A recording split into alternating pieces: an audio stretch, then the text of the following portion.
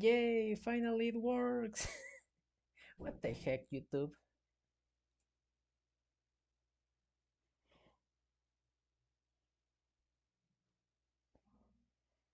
Alright, it should be working now. I think.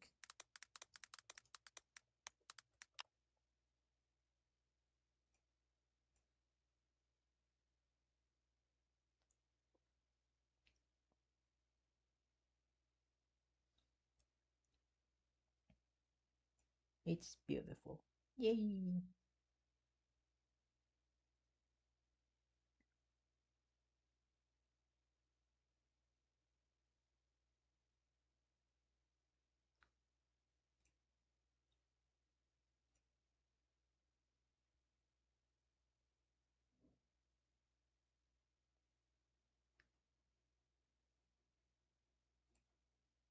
It's live. Yay, thank you, thank you. I don't know what was happening. It seems my key was not working, then I made a new one, but then the old one decided to work, so like... Anyways, what matters is that it works. I am 20 minutes late apparently because of these shenanigans. Oh boy. Oh well. Well, hello. Welcome to the stream. I'm gonna be coding. So, yeah, I just been gonna be coding. I'm not gonna be doing much in case you want to ask stuff. I should probably play some music, don't you think? Where is where could I play music? Yeah. Oh, I know. I can just simply grab one of videos of YouTube that are probably copyright free and just play those music. Yeah.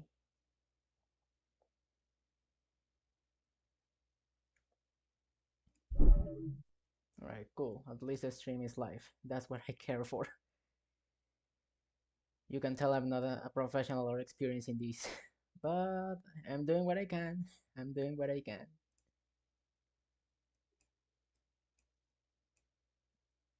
Let's use and do this and this and this and over here, over here.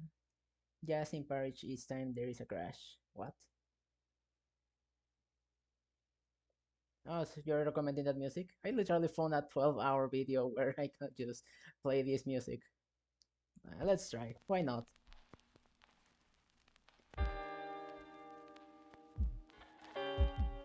It's supposed to be relaxing.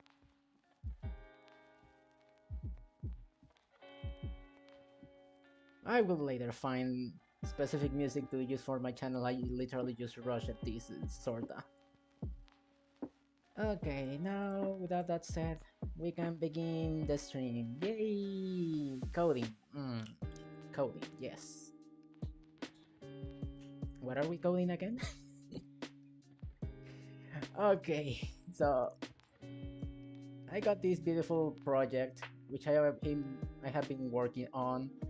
It has been under development under by 2 years. Like I have been working on this project for 2 years now. I haven't been dedicated much time to it really. Like if you follow me on GameJolt, you have seen all the progress and the posts and the reports that I have been doing for this. And yeah, it's going pretty well, I guess.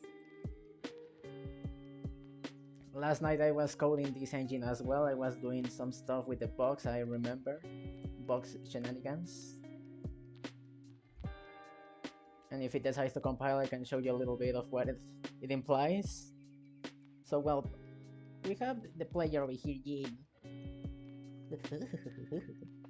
I love my player. We got also the frisk dance that everyone loves, apparently. I made that an actual feature because the way I was coding it, was just not gonna make it into the game. I also made moonwalk because some people love it. They are all optional triggers. You can interact with NPCs, they do stuff with blocks of interactions. You can step on some of them, you cannot collide with some of them. These purple things are just spawn points that I use when I change between rooms. For example, in this one, That's cool. This object was blocking in here the path, but they made some tests. Now it's down there for that reason.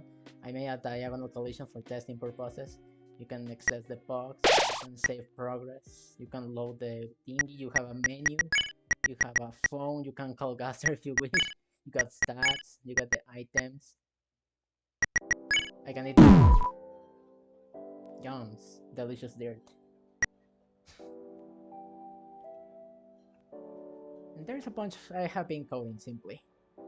Oh, that is wrong.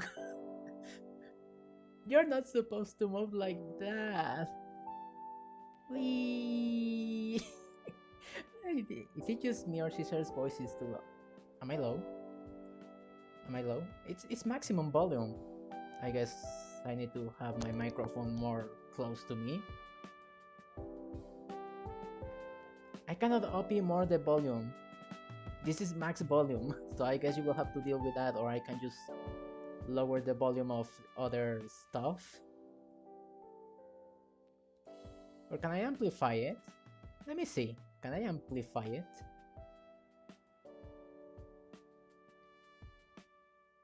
No, I don't need noise suppression. I guess gain is the word that I'm looking for. Okay, is this loud enough for you? Okay, that was too loud. I saw the bar jump into red straight up. Alright, testing, testing. I think this is fine. If you need more volume, just tell me.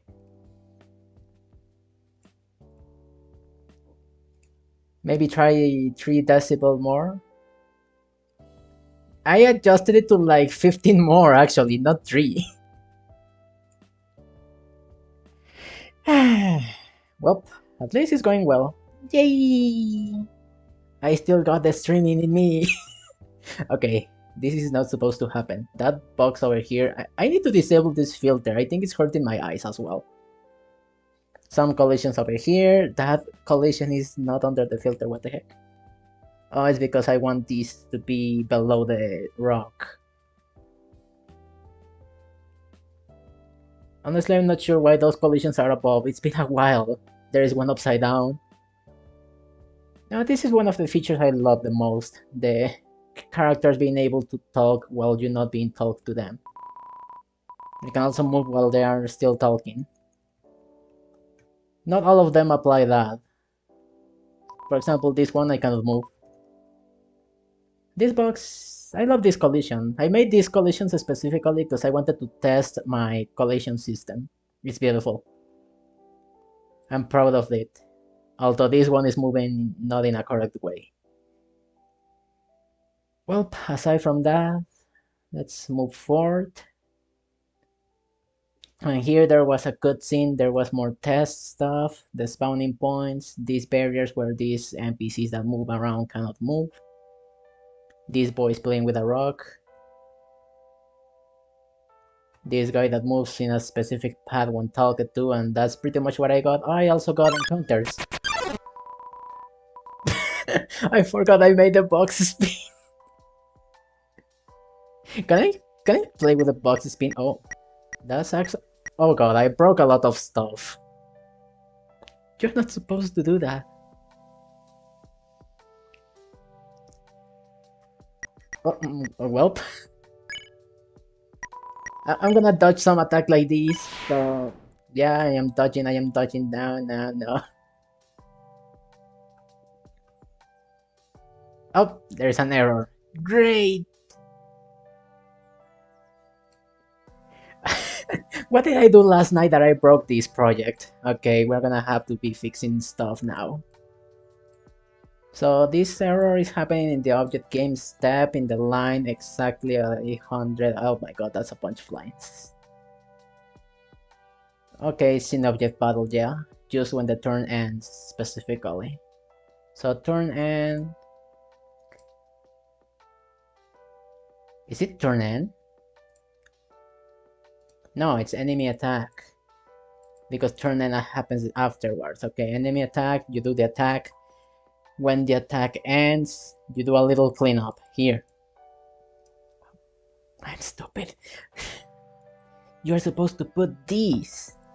Oh. No, it makes sense. Alright, last night I was doing stuff and... Wait, where's my chat? Oh, there it is. The small boxes remind me of Pokemon Black and White, makes NPC feel more alive. I guess so, yeah. It's a feature that you can toggle on and off if you want. You don't have to necessarily put them to every single one. The Fourth Sanctuary. You mean the music? Anyways, wait, what was I doing? I lost my trail of thought.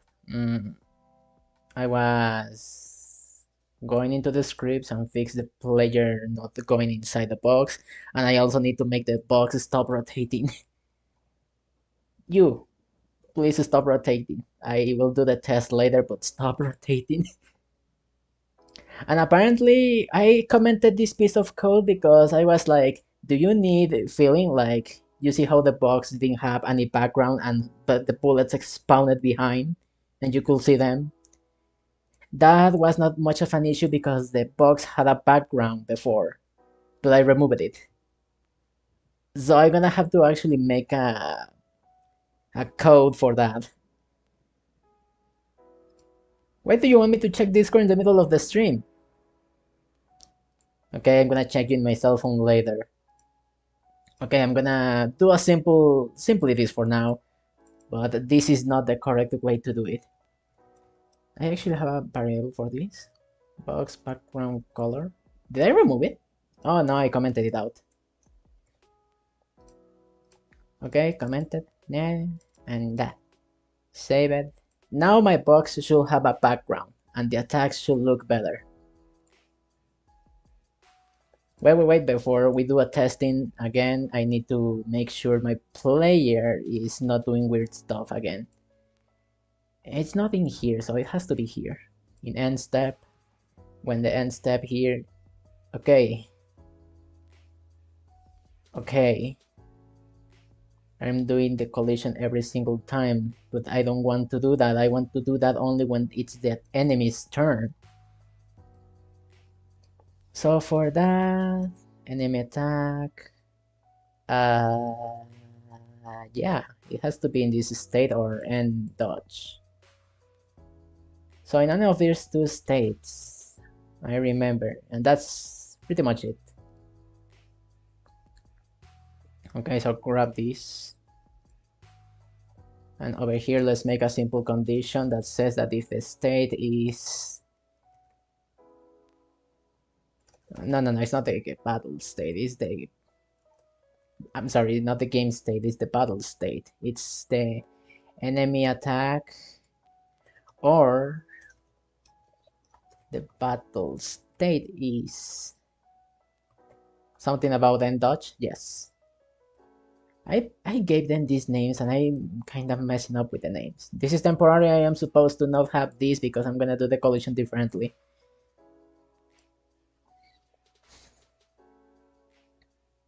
So if we test that now with an attack even, ooh, fancy attack. This is not the correct key, I'm sorry.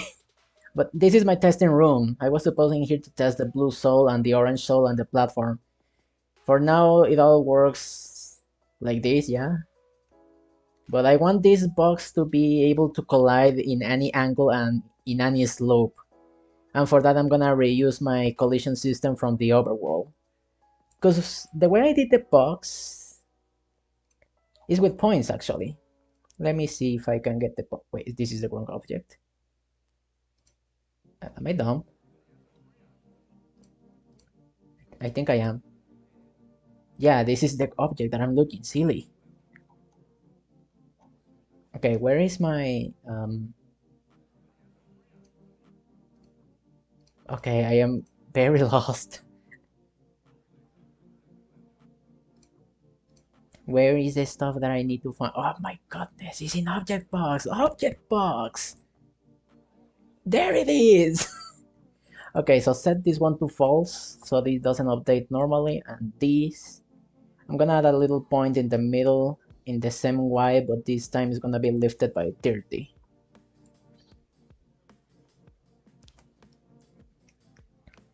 Okay, so now testing. There you go, it actually works. Hey yo, uh, guy on GT 999. Oh, I get it. Okay, so you see, the box has a little like here is another point that is defining the structure of the box. So the way I did the box is that you could define a sequence of points, and then that will define the shape of the box that you will be playing around inside. You could also play around with the box in the battle encounter, as you can see, but the only downside of this is that you will be the one handling it. Do you remember the cooler? Is it 60 FPS or it's 60 FPS? The game is in 60 FPS. It always has been. So you will be able to define the points of the box in here. Can you add as many points as you want? Yes, you can. Just be careful of that, because you might break the game. Or well, not exactly break. The thing is that if you add too many points, you're gonna get unstable. Like it's gonna lag a lot because it's doing a bunch of calculation for every single point. So you gotta kinda think as well on your point optimization. 64 is better number compared to 60. I mean, it's higher, but why do you want 64? Are you going by powers of 2? Is that what is happening? 2, 4, 8, 16, 32, 64? Dingas wing, but you're just trolling with me, right? Wing dingas. Anyways, okay, so today what I want to do is handle the collisions between platforms and the box, because the way I did it things. Okay, let's see. If I grab this definition and I do it the lazy way for now, like put this in false, go into the step, and in here just define this and place my point so I can see my beautiful box resizing, because I have to do it manually.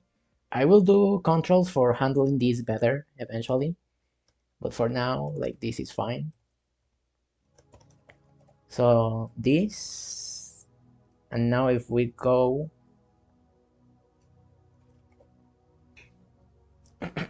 who's calling?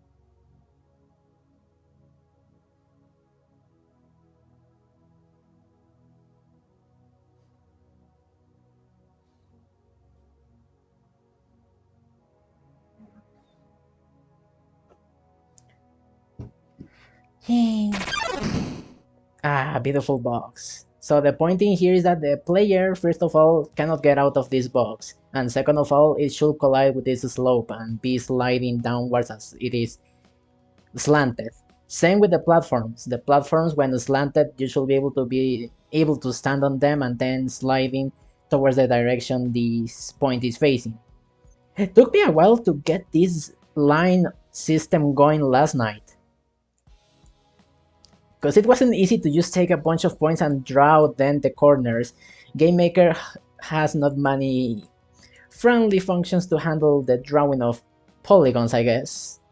So I had to do a whole shenanigan, calculate the intersection of some points, get some points, do math to make sure that the width of the box. I could explain it to you if you wish. Can you showcase the soul modes? I guess I could. For that, I'm gonna go into the attacks. I'm gonna be showcasing every single one of them. So, well, I only have to go with 3 souls for now. So you already know the blue one. And in here we just put orange mode through. And then you should see the orange blue soul. I could even make it be in another direction. For example, this gravity soul towards the right. So this is to make the gravity of the soul be to the right side. Polygons always tend to be a pain. Yes, they are, but hey, the power once it's done, it's just beautiful. Imagine all the things that you could do if you could define an arena with just points. You could make it bend in such weird shapes. It would be cool in a fun game to see that, I will say.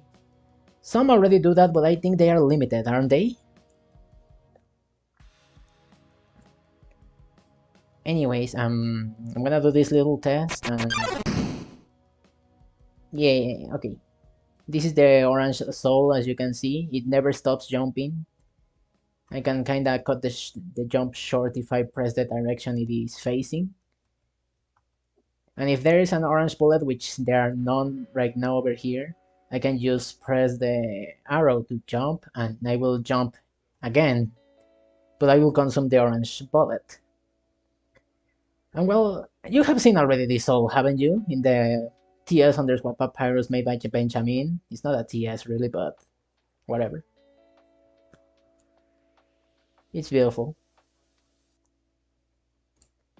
Okay, so the way I want to do this soul is that once it is moving, I want to like point where I want to move it, which is using with these variables.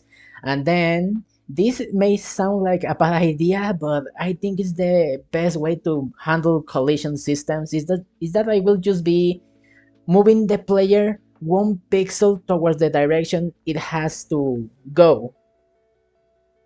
And I will repeat that process until it reaches that point. It's gonna take a bunch of loop, a whole lot of recalculation, because that is actually being done with the player over here. So when the collisions are checked, they go into the general collision handler, which is a function I made for separating stuff.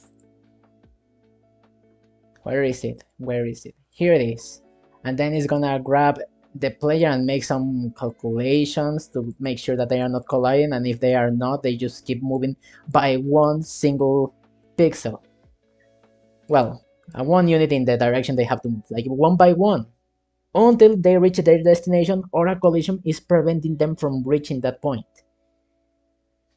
Which type of orange is this? Can you cancel? Yes, you can cancel the jump. That is the soul mode. That is the orange one. I think it adds better gameplay. Gameplay really. Oh, excuse me a moment. I'm gonna do something real quick. Be right back. Meow.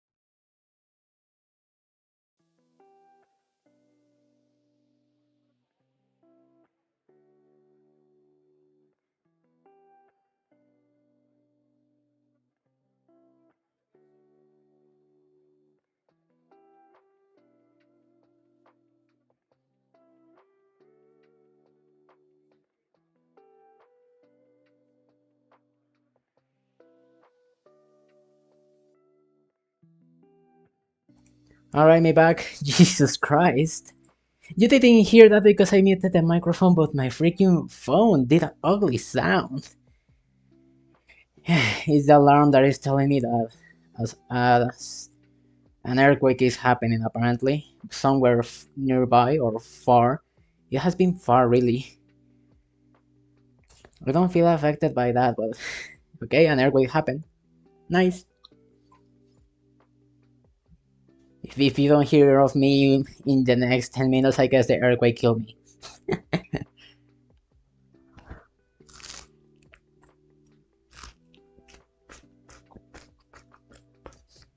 Yup. I went for my food. Alright, moving on. So I want to make a collision system kinda similar to how I make the player. But this, of course, is not gonna be checking for arbitrary collisions. It's gonna check for the object box and the platform. For now, I don't know if there will be any other collisions. So I need to adapt my functions to handle that. Now is the thing. I coded these collision systems like 1 year ago. I don't remember how they work, so I'm gonna have to see how they are called and what the heck do I do.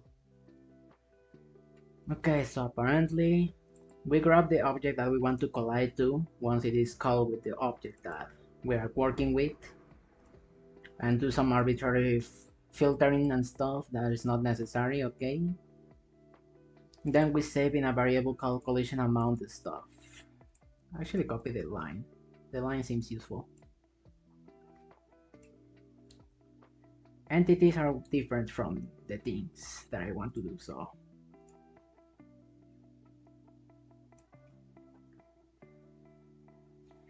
this is it. It's checking the general collision. But well, first of all, it has to check if it's colliding to begin with, no? Like in here handling pass the arguments, you just check that the collision ID is the same, but you're not actually checking if it's colliding. Why did I make it that way? Okay, so you pass the data over here, you keep the stuff, you check if it's not already one that is added, if it is, break it. Oh, in here, he's checking if it's colliding, perfect. And if not, then just remove it. That's actually the perfect way to do this, yes. And if it's colliding, and if it's ID index, why the ID index? Oh, it's saying that if it's in the colliding instances, it should be. I guess I did something that I don't remember. Crazy to see, oh my god, damn the time, hi. Damn the damn. Oh, hi, then the blah blah blah blah blah blah blah. So this is the ID, this is the instance that is grabbing the direction to, makes some math to move the player by 1 pixel, and then returns the collision amount. This is in case it is colliding? No. The fact that it is added here is because it is already colliding. Yeah. And because it is already colliding, it is moving it for that reason. And that's why it cuts short in here. If this is not set, that means it's not colliding yet. So it does a handle thingy. No, like it wasn't colliding previously. It is colliding now, but these filters like if it was colliding already before. Oh. I don't know if I am making sense. I am just making shenanigans, stop yapping about stuff. That just makes sense to me. Yes, that's my full name. Thank you, them, the them. It's not a secret. Although if you want it to be, it could be.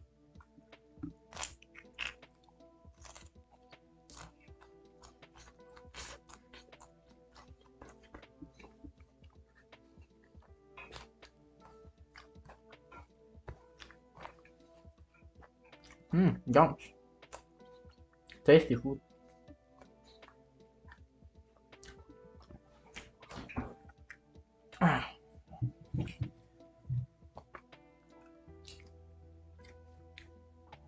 Okay, let's just continue. Make the thing, check if it's colliding. If it is still colliding, push it, and then increase the colliding amount. Okay. And whatever handle collision function we give, we have to give a direction, which is the direction it will keep pushing towards. Wow, this is actually a pretty solid system. Yeah. 22-year-old me knew what was he doing. Yeah. I'm not 23 years old. That's cool, that's cool. Alright, so if we want that to work as well with the collision system in here with the souls, we need to first define what are we colliding with. And yes, I am checking the other still.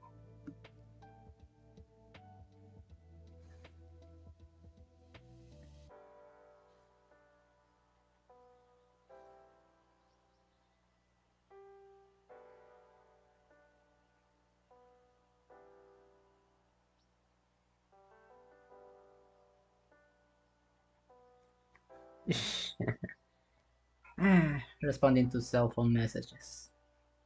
Anyways, so yeah, we check for the other. Okay, but the thing here is that I want to. I'm gonna graph paint for this actually to explain what I want. Beautiful paint. Make it a bit big so it is not disable. So my box is defined by points. In this case, I made it this way. I have it kind of connected like this.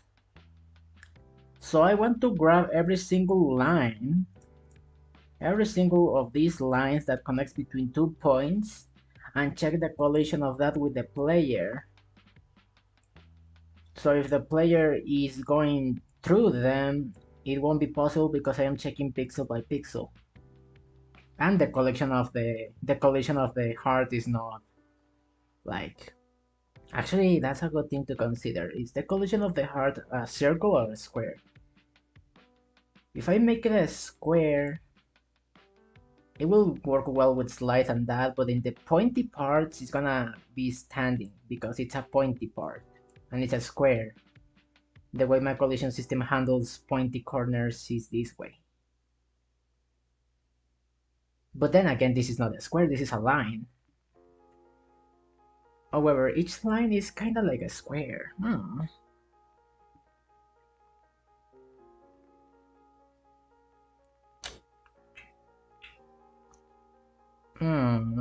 I guess I could treat a line as a rectangle. Yeah, a triangle. No, rectangle of one width, and make the calculation as if it was just a rectangle. Okay, I could do that. Yes. If it is a circle, it will be more harder to stay in these corners, though. So which one is better, circle or square? I think I think square is the best, isn't it? So this is what the drawing was for. Yeah, it's what it was for. Isn't it beautiful? Welcome.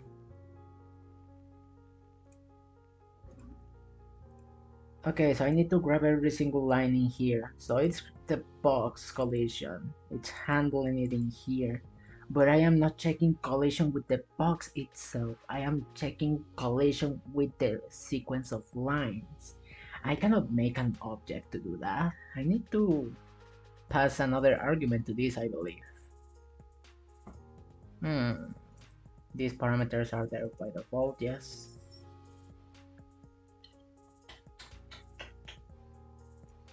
The handle collision has to be different, of course, yes. But in the meantime, I still need to check for the collision. So I guess in here I just put true, and then I have to go into the function itself and an argument that says line collision. Because the platform is gonna be as well a line collision.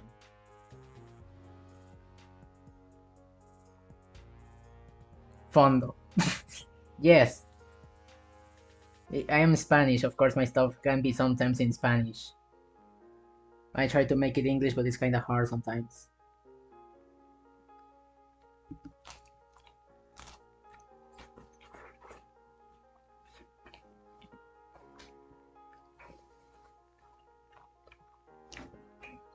How do you understand what you did? Well, I kinda know my system, you know? You gotta know what you're doing from the very beginning.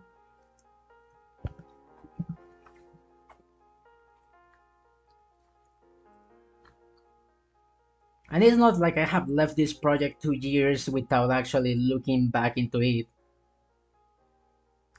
I am not Italian, you freaking goober. Silly goobers. So yeah, I don't remember exactly how my collision system works. All I know is that the best beautiful thing I have ever crafted, and I tested it with these boxes. It gave me a pain in the ass to actually make them work. Also, you just made me remind that I have to fix this. Thank you. I wanted to do the same thing that I did with the player with these collisions, but then I realized it was not ideal actually.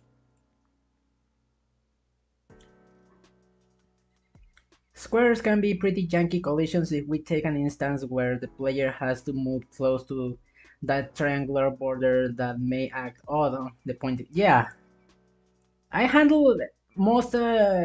My collision system can handle collision between two rectangles, which can be squares, a rectangle, and a circle, which can be an oval. Although the way that one is done is not precise. I am not really satisfied with how that ended up, but it works nonetheless. And I can make collision system between circles and circles. So I made this little playground in here exactly for that reason. This little playground in here is for me to test the collisions. The player has a rectangular collision, and the rock is a rectangular collision, so that one is pretty straightforward. The circle one, of course, has a circular collision, and the player being a square, you can see that it's a bit more harder to move around and control due to that specific. Because in theory, if you're pushing a circle from the side of a rectangle, it should move alongside you. But I made it so it's not that way because corners, I had trouble with handling corners of a rectangle with a circular collision, so that's that. I even made objects be able to push other objects. It's actually easy to see with this. You see, I can push objects, they got collision. The red one I cannot push. I made it so the player cannot push the red ones, only the yellow ones. If you press down at the exact middle of the point that the at the exact middle of the circle, how does it decide where to go? Is that what you're asking? If you press down at the exact middle of the point, then how do you decide? Yeah, I could even illustrate it for you because I took into account every single possibility. So well, for rectangular collisions is pretty straightforward because they are, come on, it's just the same side. They are parallel. So if one rectangle is moving towards this direction, you can see that of course it's gonna collide. But because this is a flat area, flat with the other rectangle, they just move together in the same direction. That's pretty straightforward. If they somehow manage to like hit in the corner specifically while moving diagonally, then I take priority X. So what will happen in here instead is that instead of the both rectangles moving towards this direction, what is gonna be happening is that, well, this rectangle is actually gonna move like that, and you are gonna still be moving towards this direction. I prioritize the X position over the Y position. So that's how it's done. Instead of squares, use tesseracts. What the hell? I am not using complex shapes. My Funny Dalton engine handles that by giving priority to some movements. Yep, that's how you actually can be able to tell these specific conditions. Like if you hit the corner. I guess the sensible solution, if you actually hit the corner, is that both of them move along the same direction. But that's... I'm lazy, okay? I didn't want to do that because the chances that you actually hit a corner specifically, it's very slim. So instead, I just do it like this, the lazy way, because I'm lazy. I mean, come on, it's a freaking pixels game, guys. It's a pixel game. Who the heck is gonna care if the collision is precise or not in a pixel game?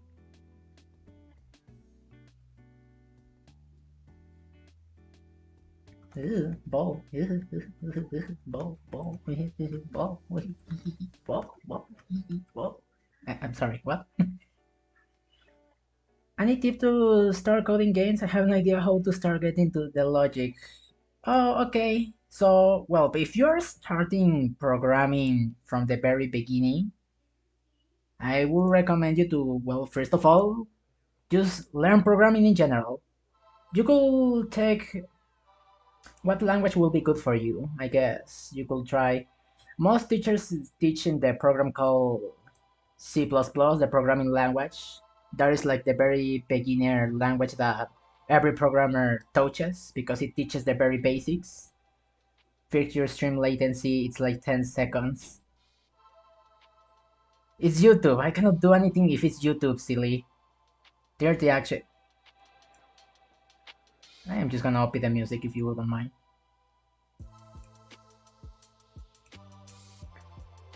I know coding already in a decent way, but the game logic kinda kill. Oh, okay. You already know the ifs, the while, the stuff, the cycle. Okay. Well, then for games, to start working in game development, game design, whatever, you could either take a tutorial. Game Maker has built-in tutorials. So if you want to take a stab into Game Maker Studio 2, you could just go and download a... Not download, I'm sorry, and just follow a tutorial, either from a YouTuber that you see on the internet or just following a tutorial to make Space Rock in Game Maker. They got their whole tab where you could see text and they will explain you what to do, and you basically learn the cycle and how Game Maker works alongside it.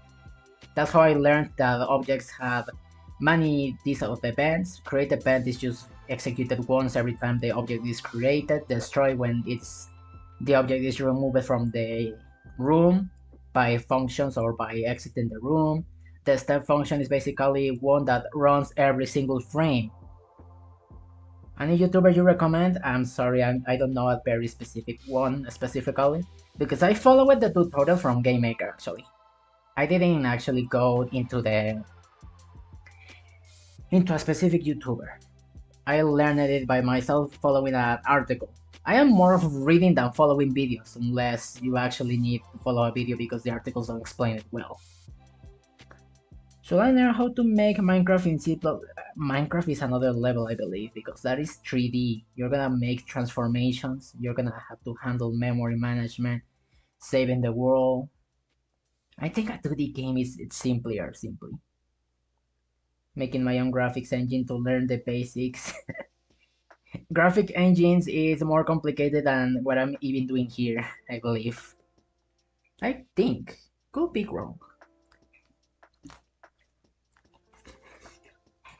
Nom, nom, nom, nom, nom, nom, nom. Eating a little bit. No.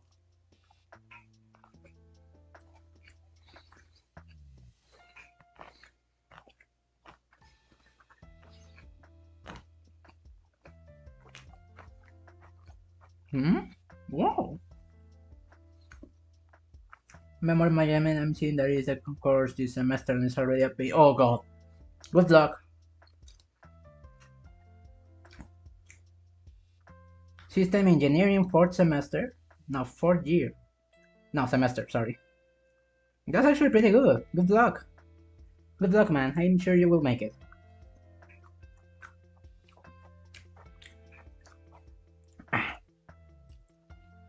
Yeah, some chewing ASMR. So, well, Game Maker already does the memory management for you. Kinda. It's a bit sloppy, but hey, we rely on that. I don't have to do the memory management. Reminder to not use pointers after free. Good thing I don't use pointers at all.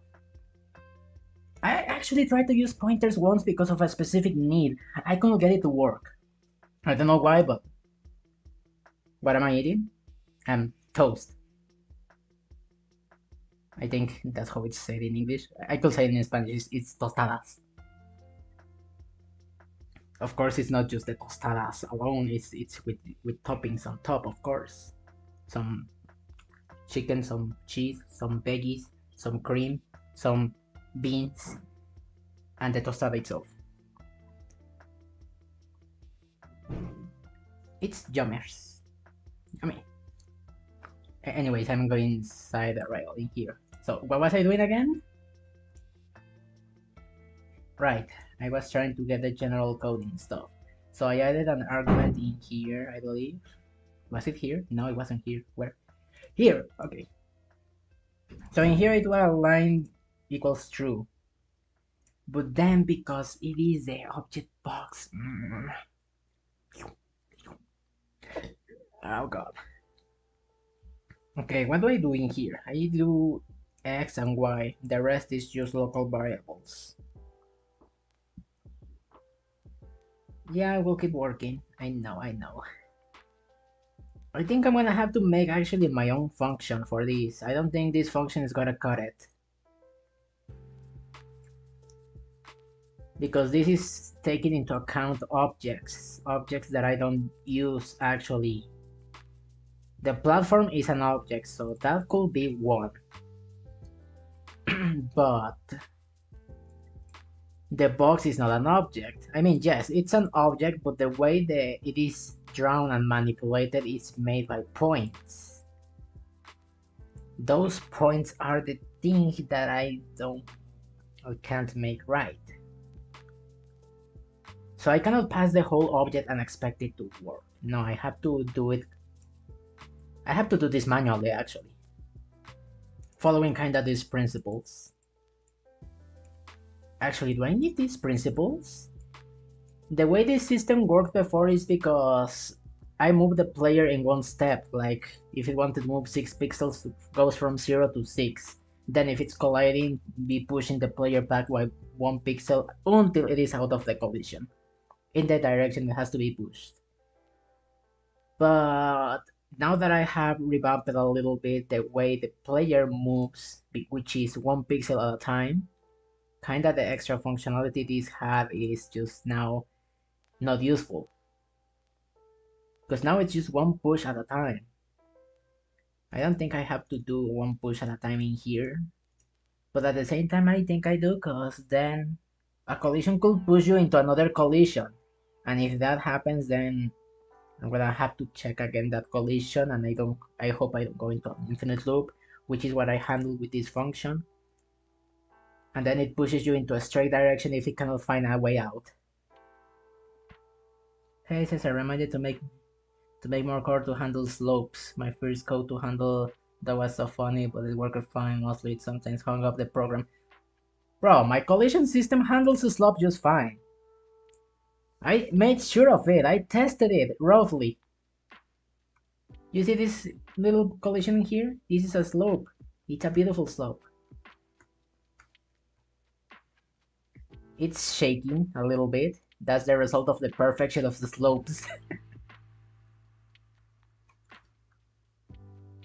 No system is perfect.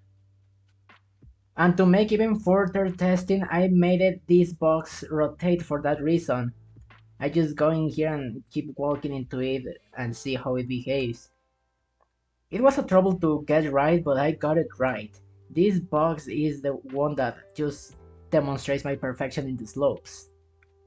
Janky ass collision, bro, fix that. Fuck you. You don't need perfection in a freaking pixel game. You're gonna deal with this whether you like it or not.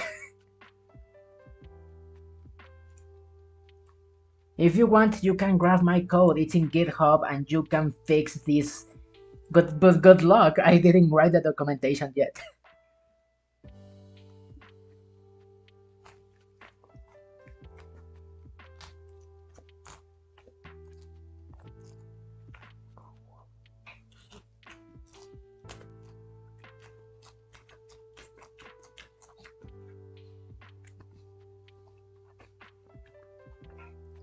Yum.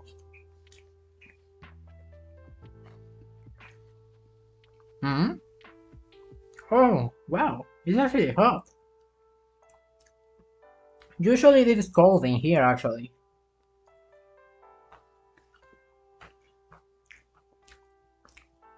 Also, thanks for the reminder. You just remind me I have to disable that shit. That's not it. How do you disable this again?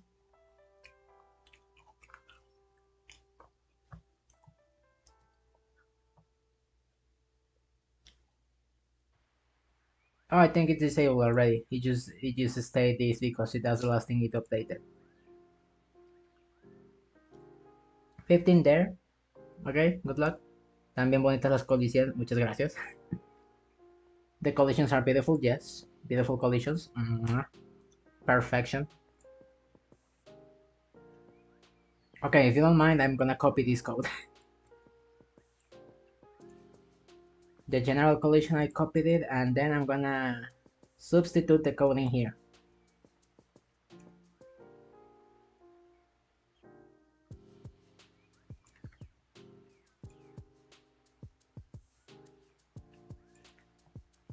Okay, so everything is here except for the ID. The ID is because it's the object in question, so it has to be self.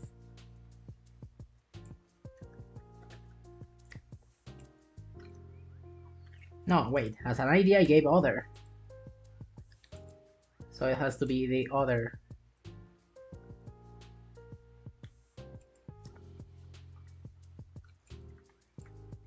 Okay.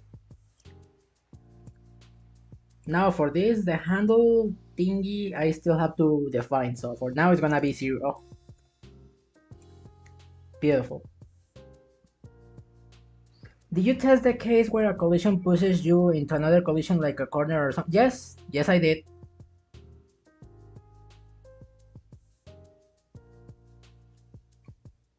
And I can show you, yes, this stream I guess is gonna be of pure showcases instead of actual coding. This is so slow. I'm gonna go into the object player and just put this to true. Can it run? Yes. Yeah, you can configure your player however you want in case you don't want it to run, in case you want a specific running animation, yada yada. There's a bunch of configuration that you can make. I made this engine so it is configurable in any type of cases. You can say move faster. Run, run, boy, run, run, run, run. There we go. You see these boys pushing the rock?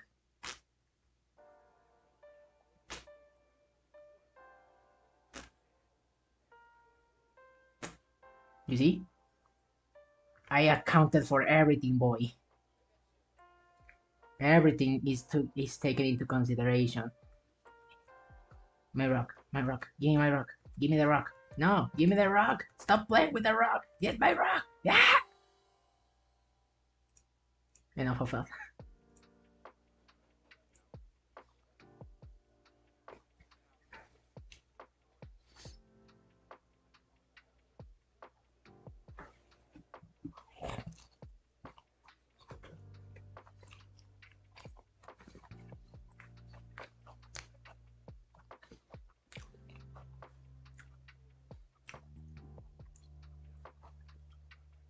On slopes, you say? That also has been taken care of. In the first room, didn't you see?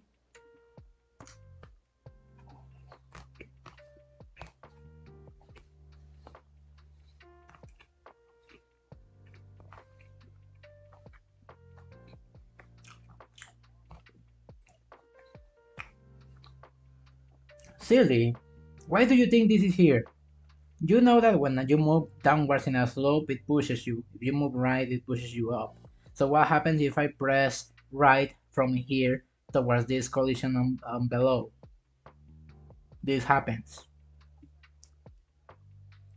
Why do you keep doubting me? My system is unbreakable.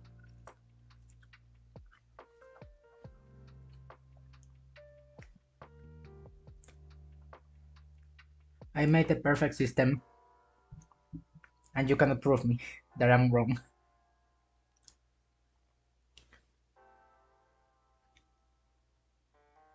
Okay, what was I doing again? Oh yeah, I was eating. Nom, nom, nom. I know I should be coding, yeah, but food. No, no, no, no, no. Food. I will be coding more if you were not asking me so much question and questioning me my algorithms actually. Not that it's wrong, but I could break your PC, but yeah, nothing. If you had a bunch of points in the box, I guess you could.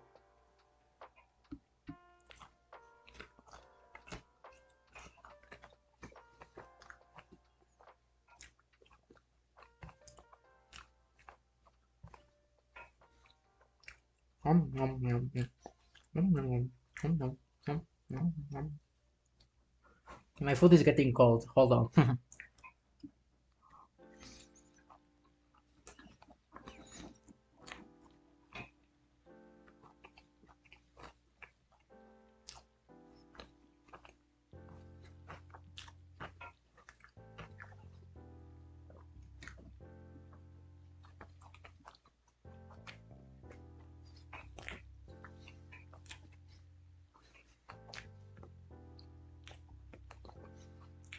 Drum.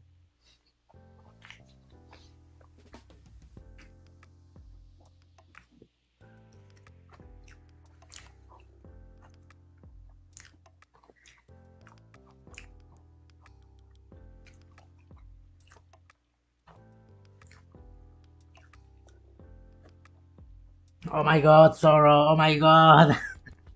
You can grab the thing if you wish and test it by yourself. It's in GitHub. I assure you my system is unbreakable. But I'm heading out. Good luck. Hey, thank you, thank you. The slop system won't broke. Don't worry. You guys worry too much. You think I didn't consider this in the testing phases?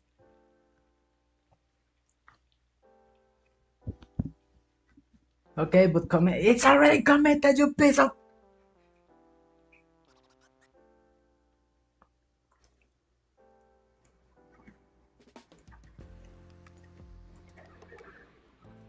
Okay, let's just continue with this.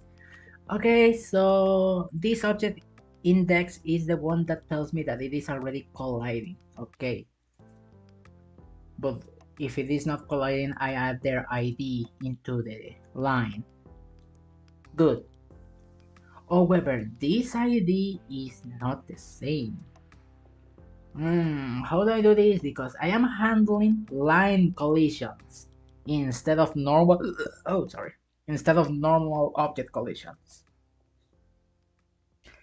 If I do give the ID, I am giving actually the ID of the object box. So how do I do? I need to identify this in a more unique way. But also, this has to be unique so it works across the other systems, which is the object platform. Unless I make up the IDs, but then I will have problems with the structures.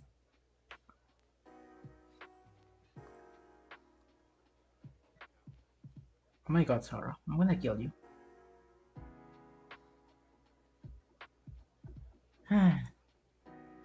Alright, so because this ID has to be something else then. It's either the ID of the object box with another data as well, or not.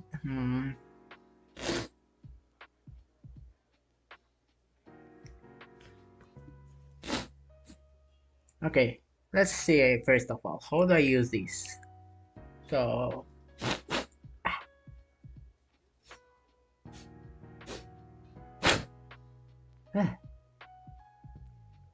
so colliding instances. In the general thing, when you are handling the colliding instances, you pass a handle function with the ID.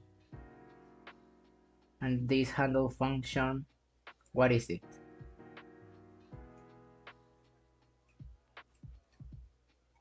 This handle function is just a function call without any arguments. Okay.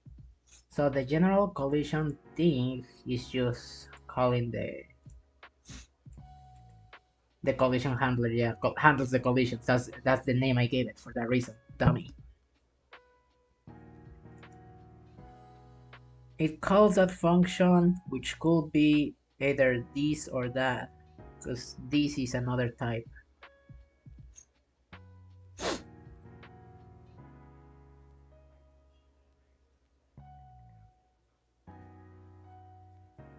And the general entity of the collision doesn't apply yet in this case. So all the logic happens here, yeah. The handling of the collision happens here as well. I don't have to worry about anything else then. So I can handle the collided instances however I please. Okay, in that case, you, instead of being an ID, you have to be something else. Wait, no, this is not the proper segment. Here. So when the player is being updated, you generate a list for colliding instances. This is not the correct function again.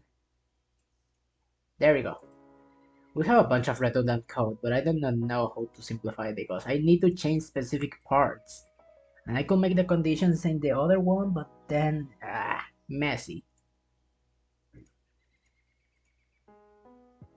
Wait, I was doing actually a mistake calling that general handler of collisions. Right?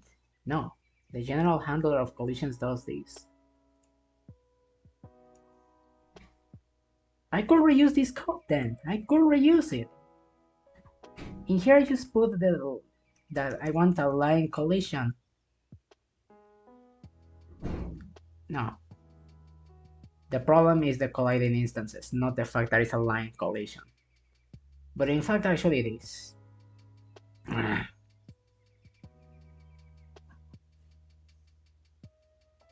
Decisions. So if this is a line collision, I will have to give the coordinates of that line, so I could use it in the line function to then check for collision,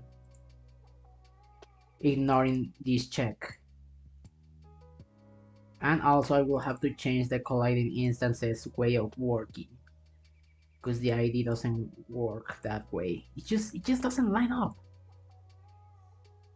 At this point, I'm just gonna have to create another general collider handler specifically for the lines, for the player.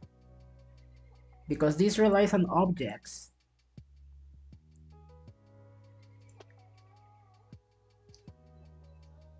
In that case, you need a rename. You, instead of being called the general collision handler, you're gonna be called the general object collision handler. Where did this use it? Only inside the scripts. Really? Only there? Okay, not much to change, I guess. Wait. What is this? Okay, this is just that. Fine. There we go. Fix it. And then I guess I can create another function for handling the collisions. So I'm gonna copy this. Let's go into the code. You don't serve a purpose anymore. In here, we're gonna be then general line collision handler. So if it is a line, it's gonna take this. If it is not a line, it's gonna take the objects. And I think that's how I want things to go.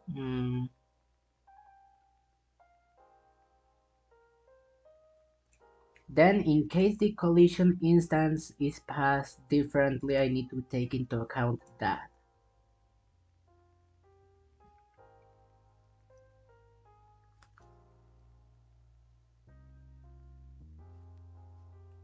Okay, ID is an ID of an instance. It's a number, I'm sure, no?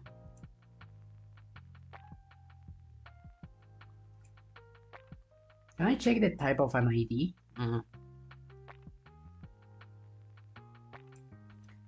So the idea will be that if the type of this variable,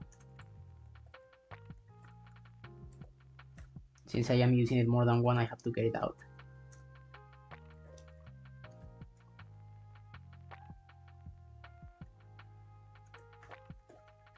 I am overriding the ID already. I need to another name.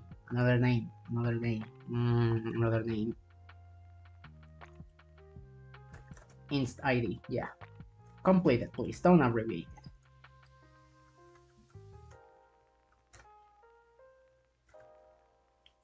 So if the type of that is number, because I believe that's what is an ID, no? I guess we could check the documentation if we need to.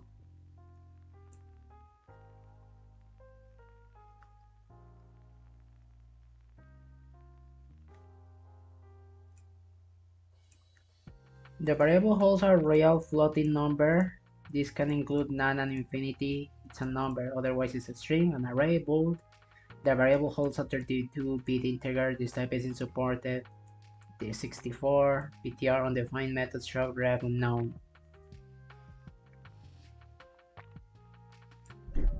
Not sure if this is gonna be a number. Just in case, I'm gonna have to show a message, I guess.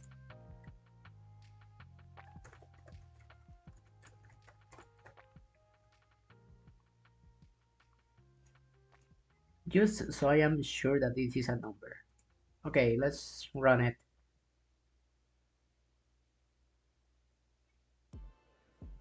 It's a ref. All of them are refs.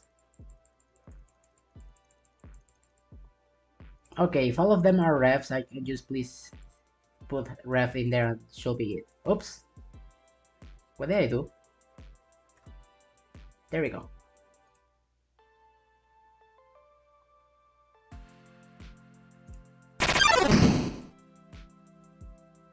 That is not what I wanted to do. Silly me.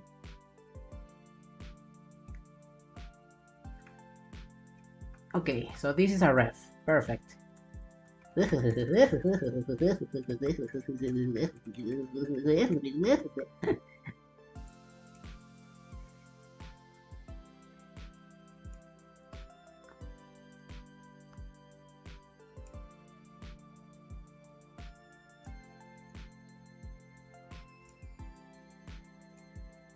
So the player is calling these.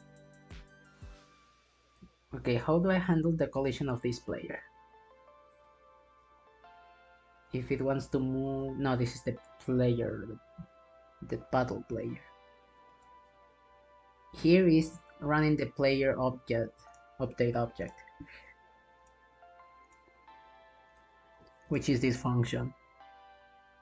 This is calling the general object collision for every single type that I define.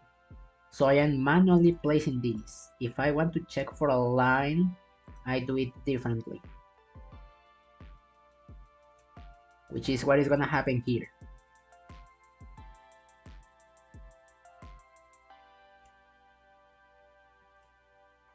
Okay, I'm gonna delete this line because this is not useful. I'm literally making a function for that. So I want to iterate between each and every single line that is in my list of lines. What is the name of the variable again? I forgot. Here we go. Let's create the length first of all.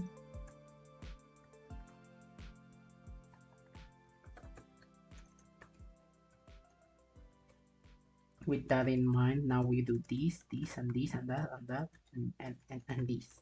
Ah, there we go. This will iterate in every single point in the thingy.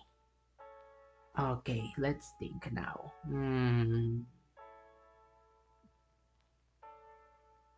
Okay, essentially what I need is 2 points. 1 point will be always extracted from the box of polygons.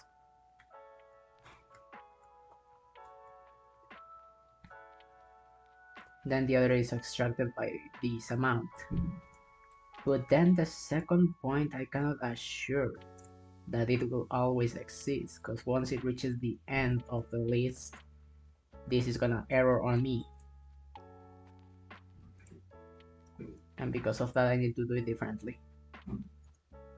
So define this outside, please. If the E happens to be the length, if plus 2. Otherwise, keep doing what you always do.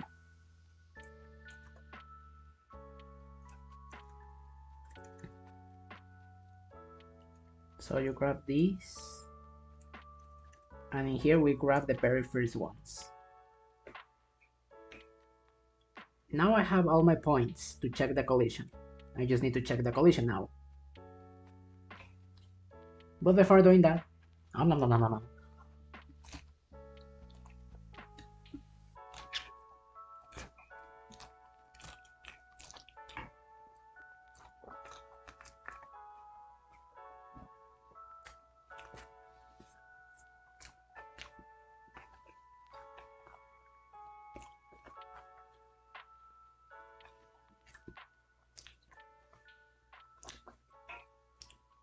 Food.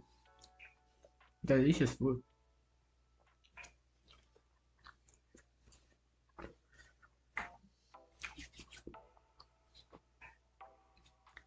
Wow, we already have 1 hour streaming. Nice.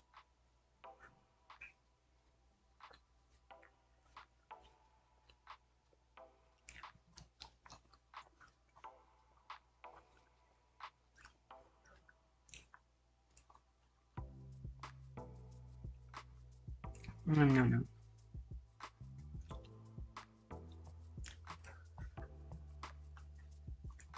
I guess chat died. Oh well.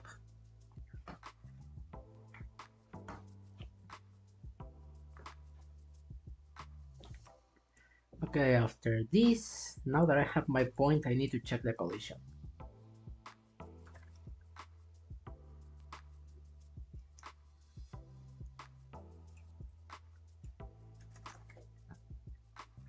To check my collision, what do I do?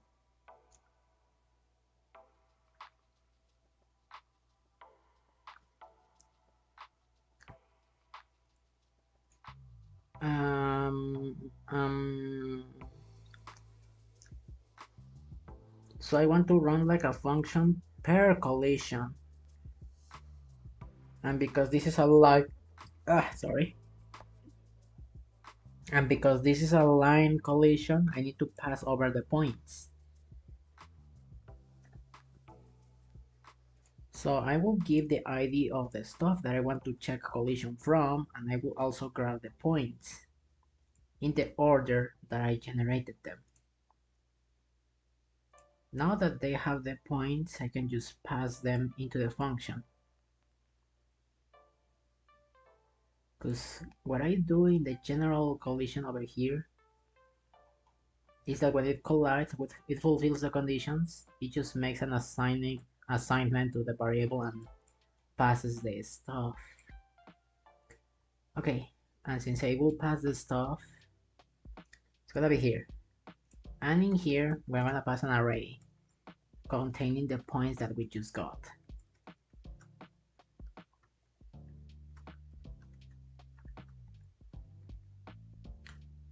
Okay, we got our points.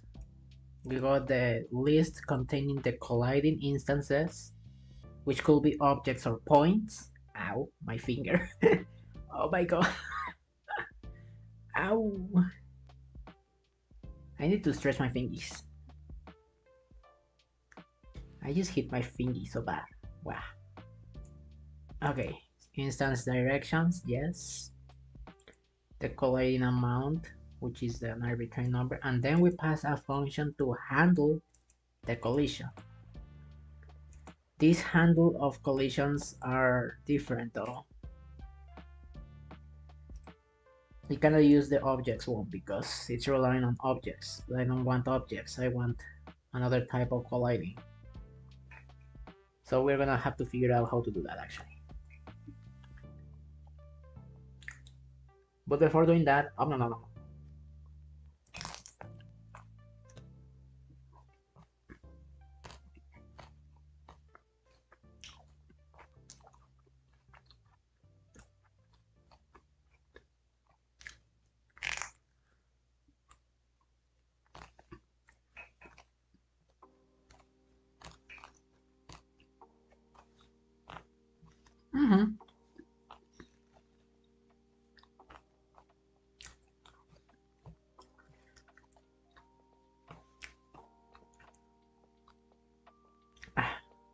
Alright, we don't need object, we need the line one.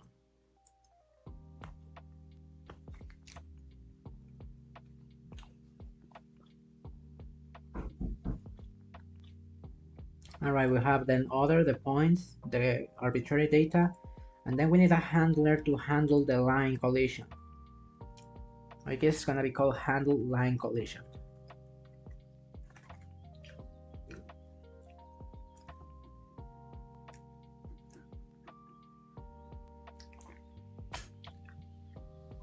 Alright, with that set up, now I need to understand how I do the other collisions. Because this one is calling the stuff, yes. The collision is there. No, not you. Silly me. This.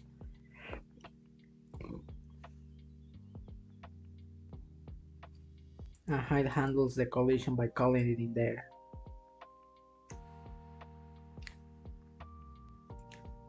And it could be either this or this. So for this, what do I do? Object, this is for the collision itself and the interaction collisions. Collisions that do not move. The importance of that. They have an angle which defines the rotating there. Facing, yeah, the rotation there are. And in here we have a bunch of collision detection depending on their rotation. Defining arbitrary points to do math stuff. And if it's a round collision, it does it in a different way. If not, it does this.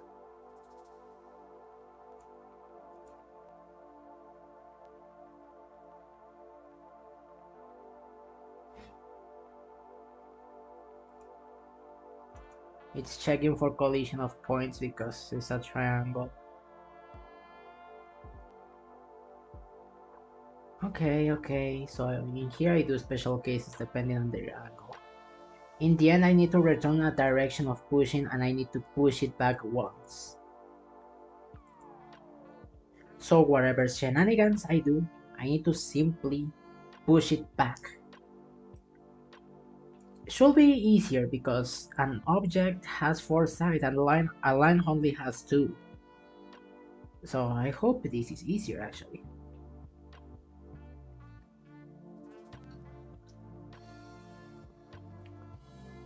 But then I also could be checking for the points themselves.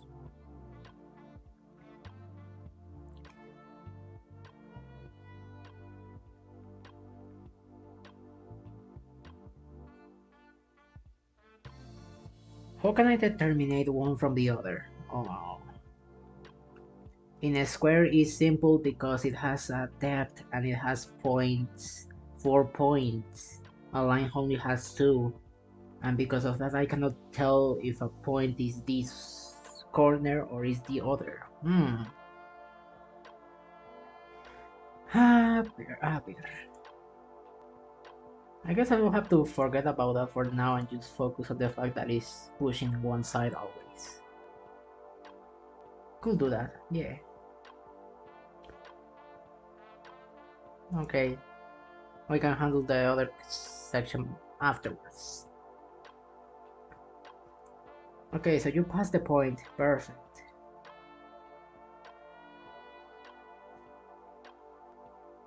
But I also need another variable.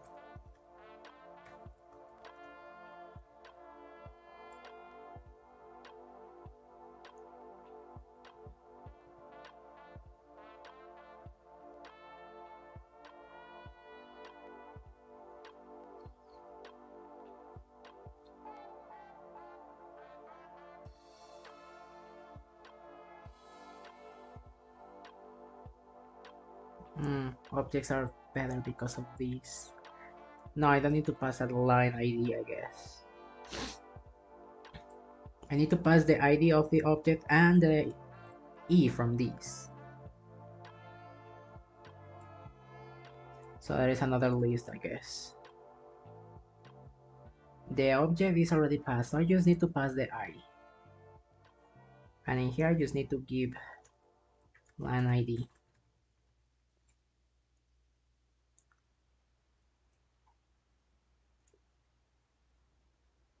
And That's pretty much it of what I need to do over there.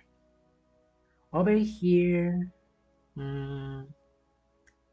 have the collisions instances, and then we are checking for the collisions. Okay, first of all, if the type of, okay, I need to bar line ID.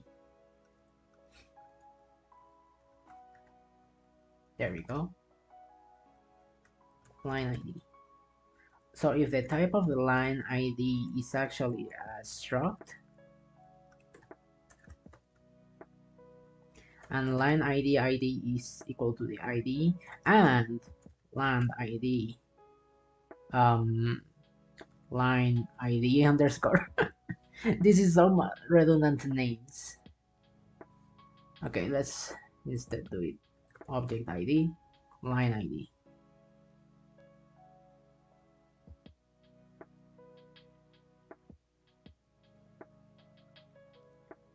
I guess you could be instead data.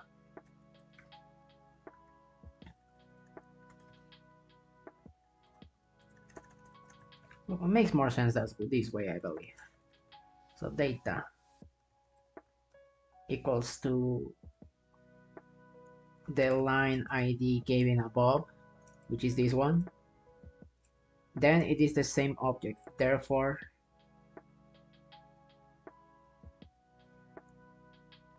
instance directions equals to I.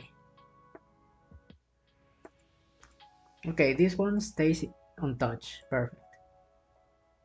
So if the direction has been already defined, keep pushing the player in that direction, as long as it is still colliding. Okay, so here is where the collision takes in place. Place, line, no, line, collision line list. How do you make a colliding line? I'm pretty sure. Here it is, collision line. Collision line, it's taking the points. Okay, so point 0, underscore, don't forget the underscore. This, that. What are the other arguments? Whether to check is based on precision collision or it's a bounding box. It's a bounding box, I believe, because the player is a rectangle. But if I wanted to be a circle, okay, how do I do this?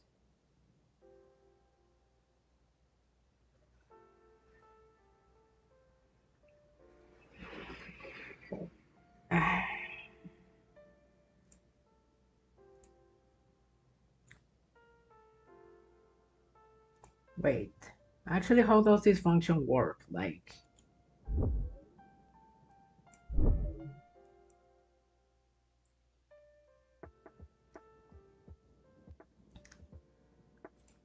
to check either to be precise or not, but like precise is the thing that I choose, or it's precise as in the shape of the sprite actually.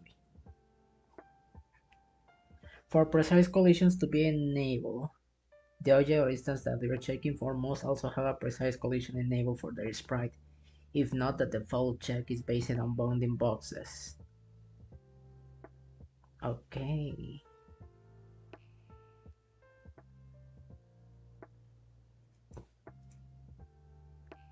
But for precise collisions to be enabled, you mean that if for the line to check for precise collisions, the object must have precise collisions enabled. Where is my object?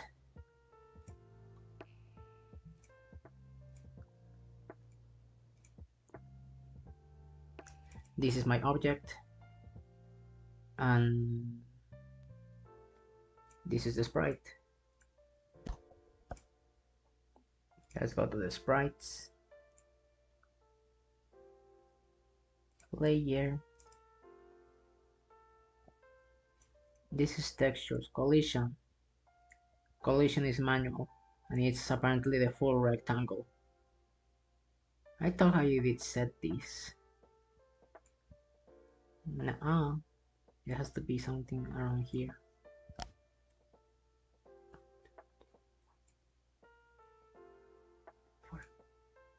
One, two, one, two. Okay, this is the collision of my player. So I can set it to precision.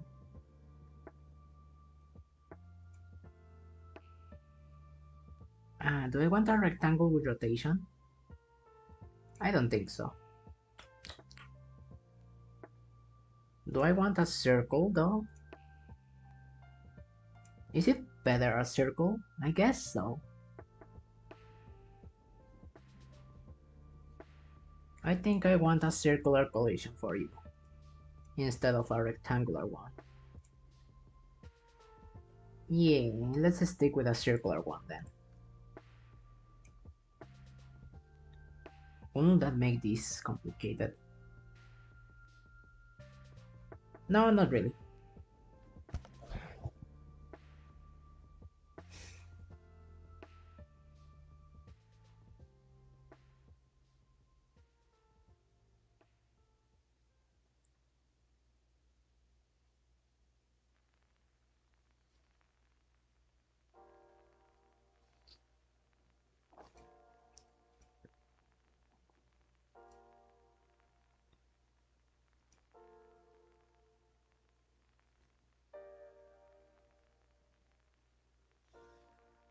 Okay.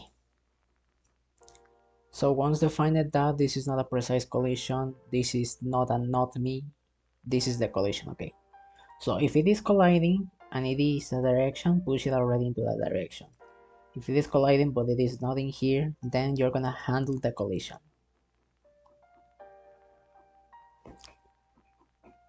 And once that is done, we're gonna check again that it is colliding.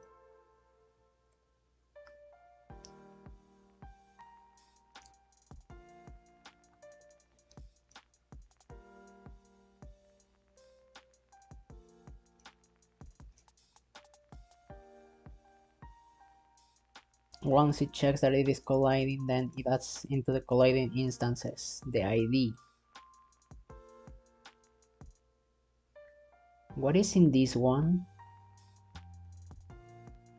The ID is the player that is colliding with. I am the guy from Deltarune. You cannot even spell your name. Gosh.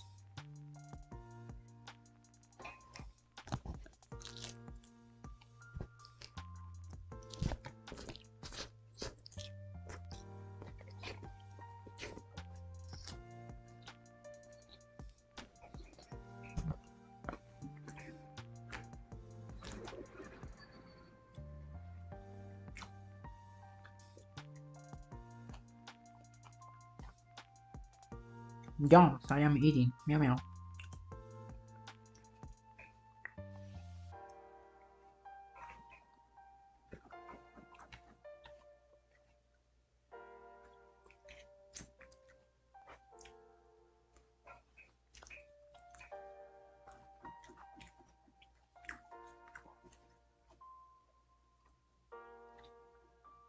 Why am I adding the colliding instances ID into there?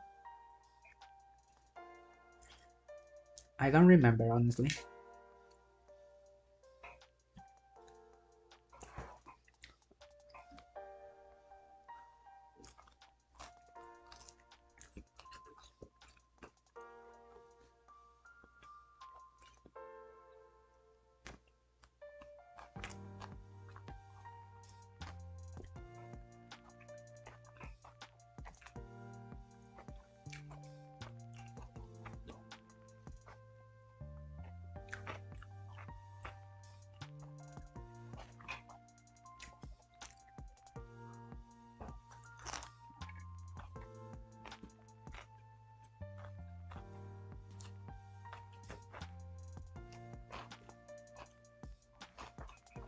Hmm.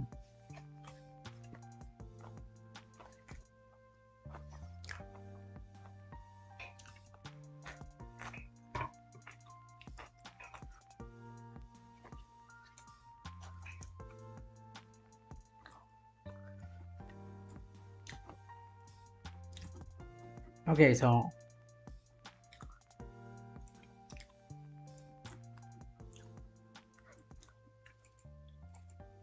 no, the normal ID is added. Okay, I don't know why I have it that way in here, but okay.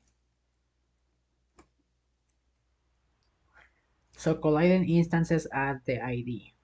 However, in here we're not adding the ID, we are adding something else.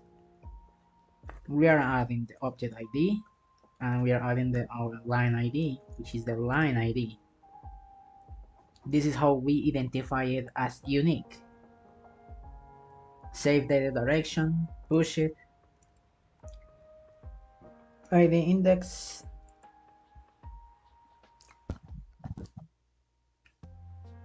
If it is not colliding, okay, find the ID instead and remove it. Yeah, this is a solid system. Perfect. Okay, so this is done. Now I just need a handle collision function, but I am not just gonna be passing the ID, I believe. I need to also be passing the specific points. So points. Because I need what is colliding with and the collider itself. And I guess in here line ID doesn't matter. Okay. So now we need to add another function.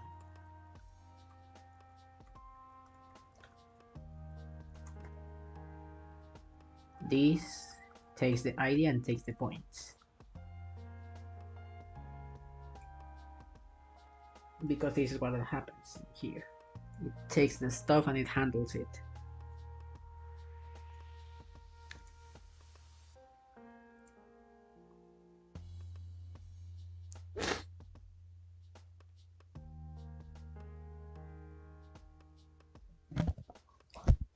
Now I guess I want to repel the object in the closest or farthest direction.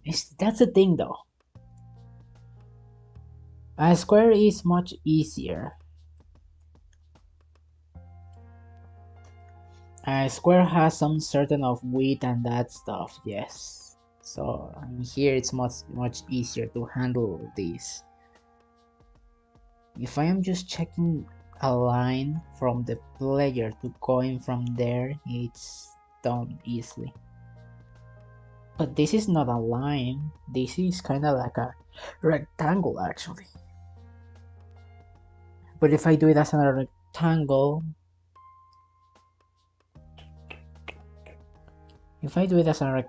I will not get the results I want.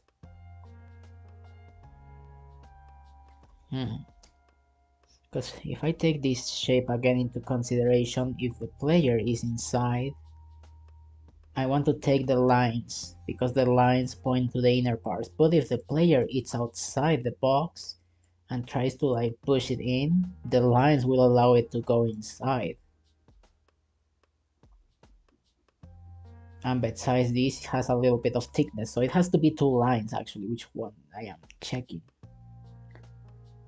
Oh, this is more complicated than I thought.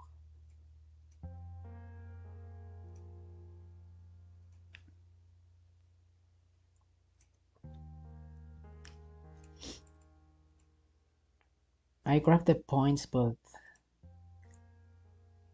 with these points I can calculate the other 2 points, that's one thing for sure.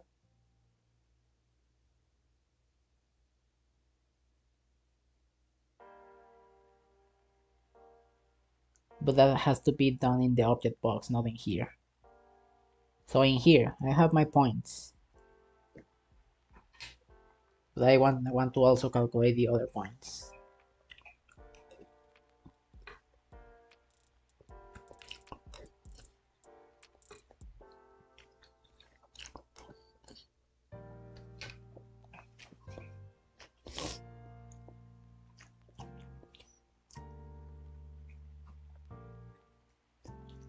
Oh my goodness, I have to reutilize these other ones.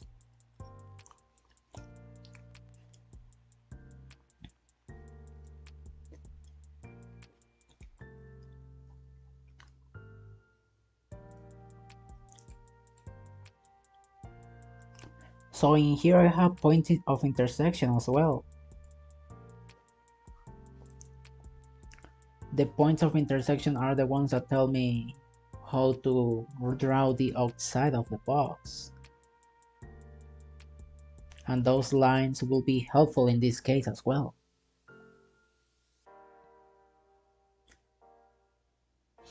If I take the 4 points as an object, it will have then a volume.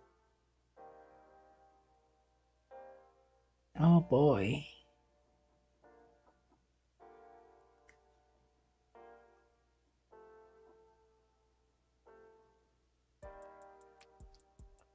Okay. So I have points in here. Each of these points are used to draw the box. The box goes like this to be drawn. And this shape makes it so the whole box is filled, actually. So what the player is actually seeing is just these outlines, but in code as the path that it took. When the player is inside, I want all of these lines to be pushing inside. But if the player is outside, I want these lines to be pushing outside. If I slice the box such as it is like this, I will be having objects, but I just care about two sides of that object.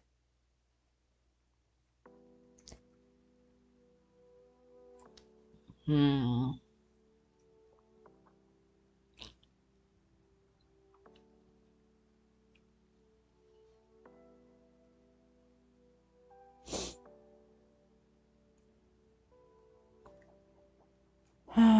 Okay.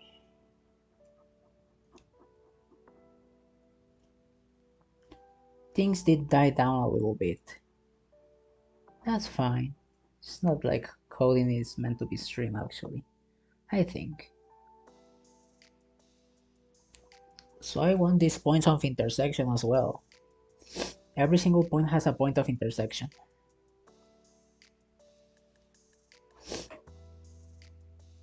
In every single frame I am calculating them though.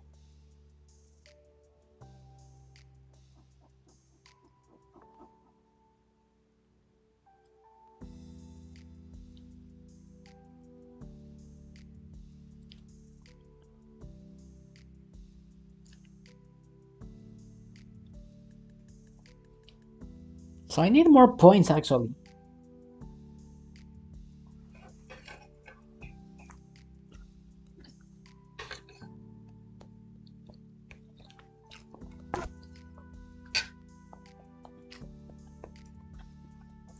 Okay.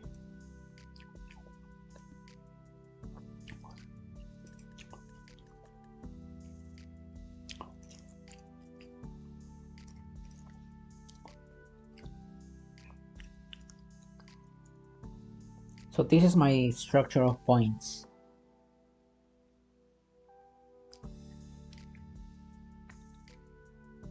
Since this is my structure of points, I need another one.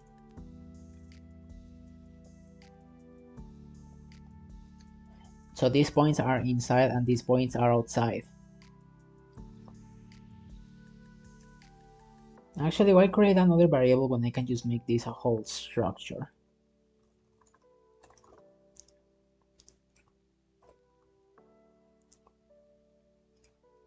Then we do it like this for better representation. So the outside points is empty as of now.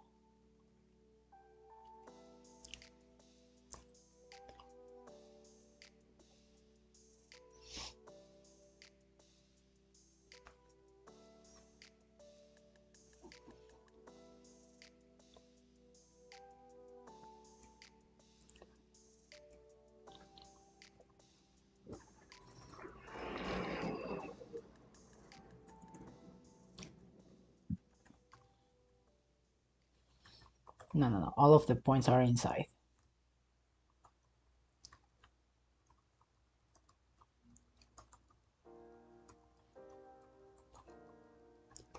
Okay.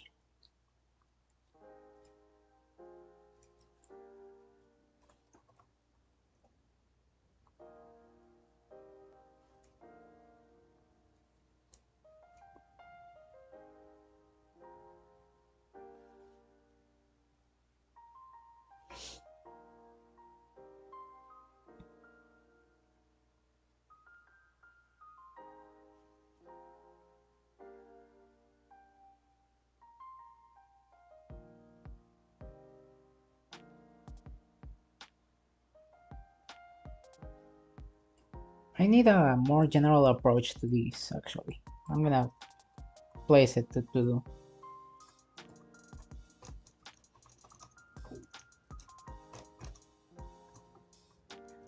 It is doable. Sure, it is doable.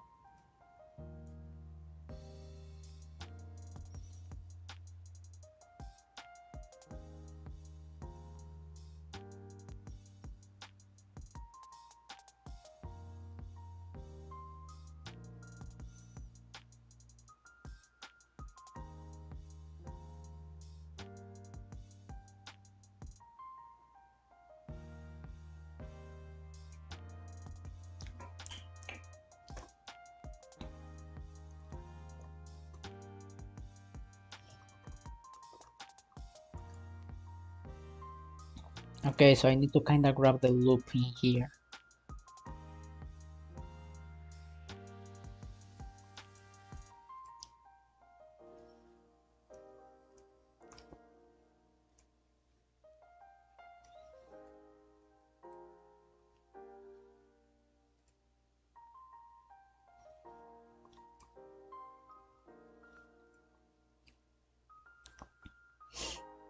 So I don't need this right now.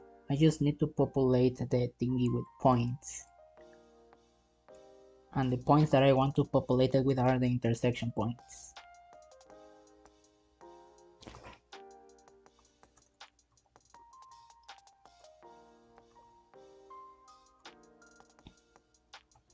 So array push.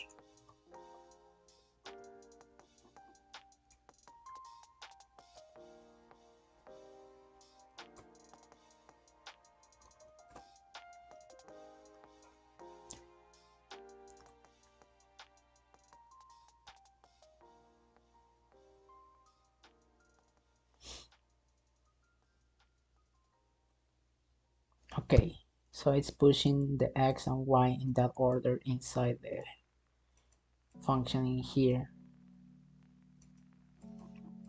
Prep direction is actually used to calculate the other points, and also to calculate the intersection of the points. The direction is needed for the first point.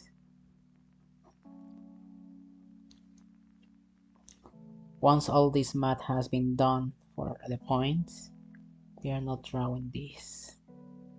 We don't need an extra because this is not one that is like that.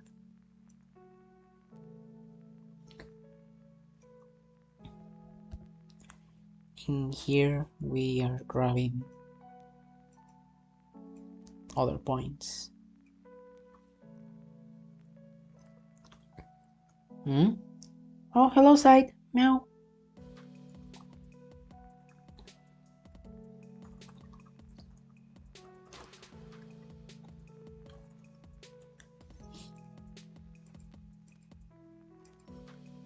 So replace all of this with this for meow.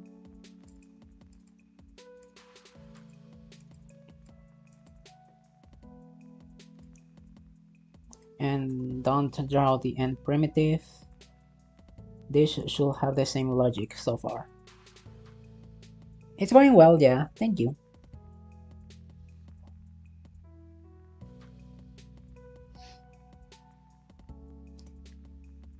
I think I'm gonna move this.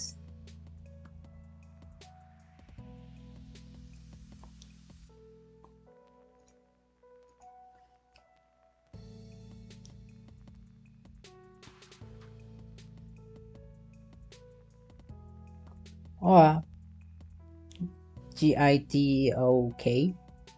Guy talk? Should I call you like that? Hello. I'm not ugly, but thank you.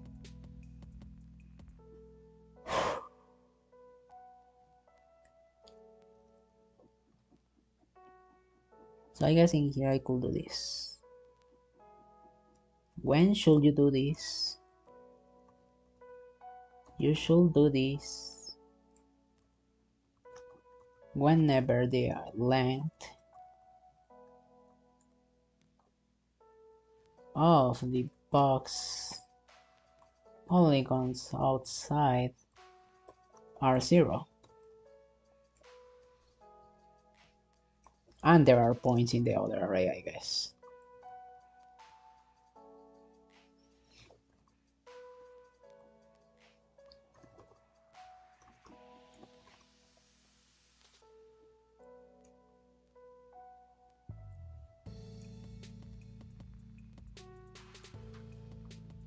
I guess I can grab this outside actually.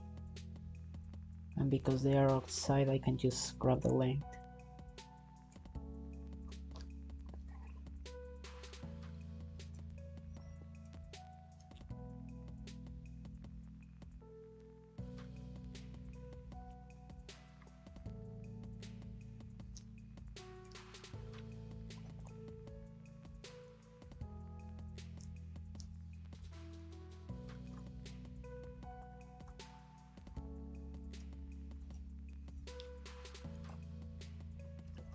Inside points.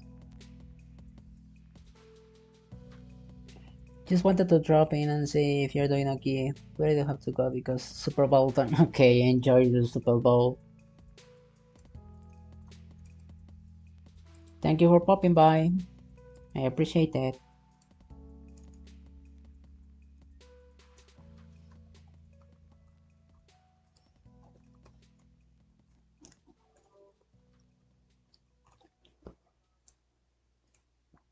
In this case, I don't need any more of these. I don't even need to calculate stuff anymore because I already did. That's crazy.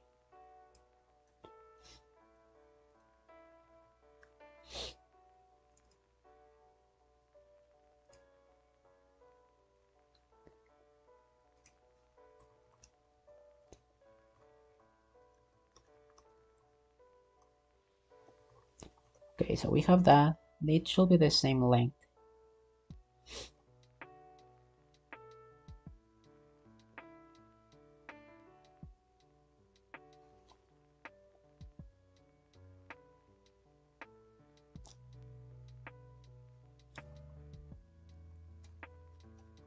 If I define this at the very beginning, it shouldn't make any difference.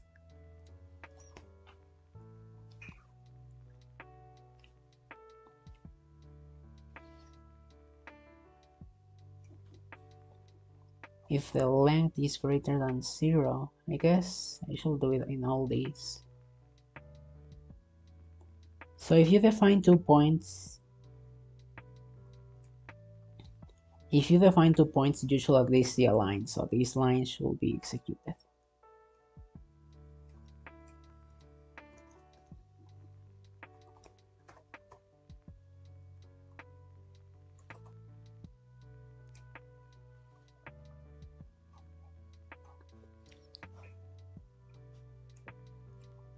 You should see some filling if you see a tier point, okay?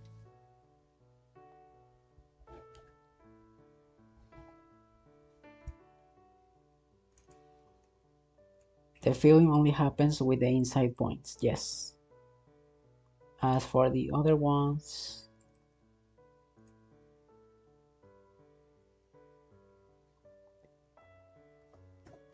in a moment, I am readjusting this. Okay, so that.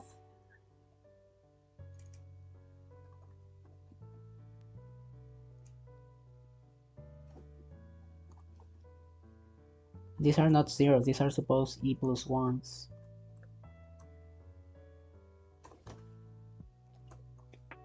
And actually you should be the outside one, outside points. And once everything has been done, in here you close the shape by running it down to the same points.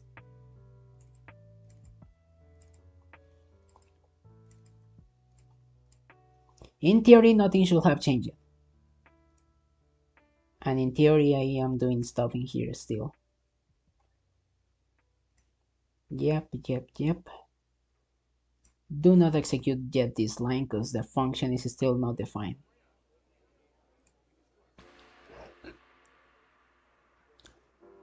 Malformed statement. Wrong number of arguments for a function contain malformed state. I have to give all of them? It seems so. Every single one of them is mandatory. Okay, it's just false and false.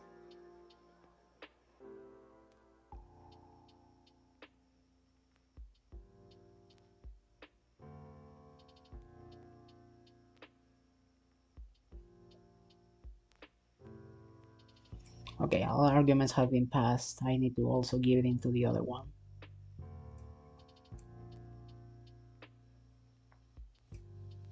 So can't ignore any of those, alright?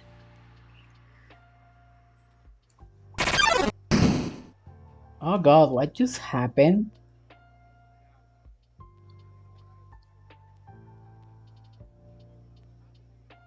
This is not okay. Alright, let's do that again. So what changed it?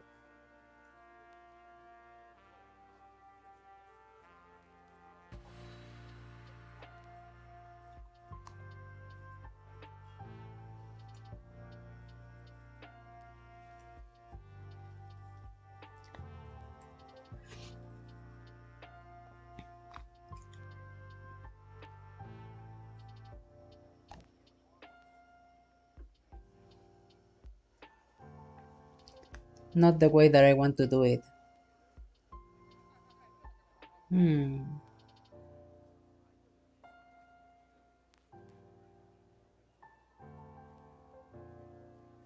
So the thing is always being updated, but then I just do the update once.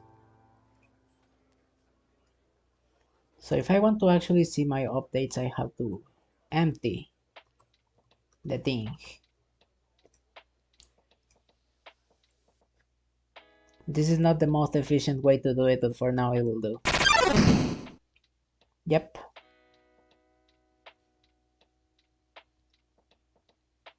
At least the box is now normal. Now I just need to handle the collisions.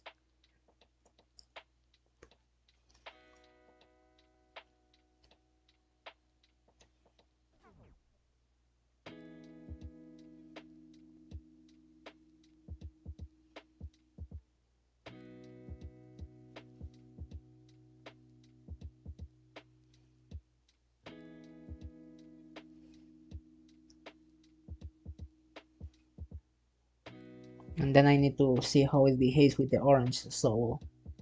But that will be for later.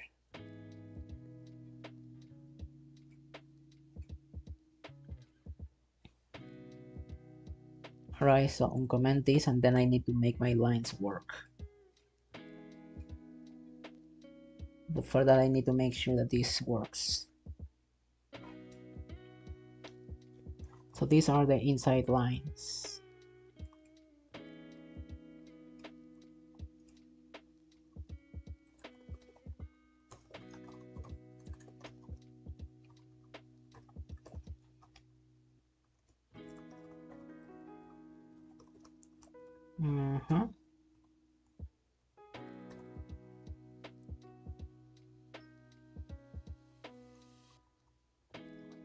So inside points.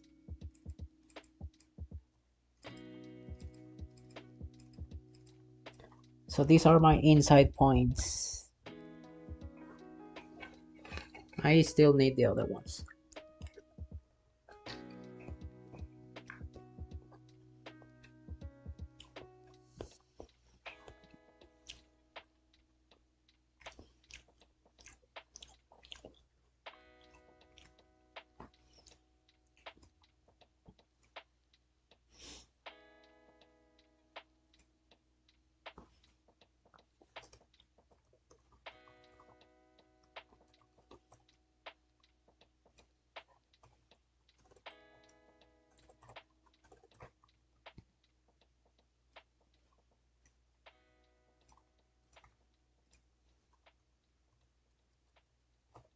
We get this out so it's simpler. This time we're gonna be using the IDs, so I don't have to redo all this.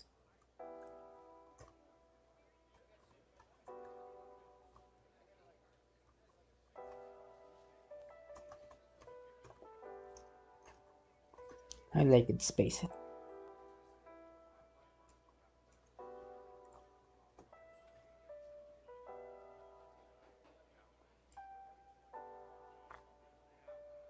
I can actually get this in the very first place.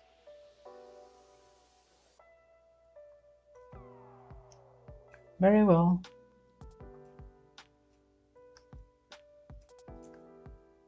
Then get the first 2 points that are inside. Actually, I'm gonna name it E for inside.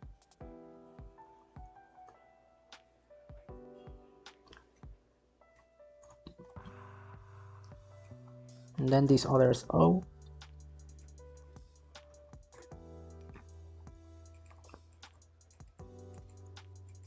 God dang it. There we go. And with that we have our selection of points in a more organized, structured way. Oh. When did I lock caps? Anyways, este vato.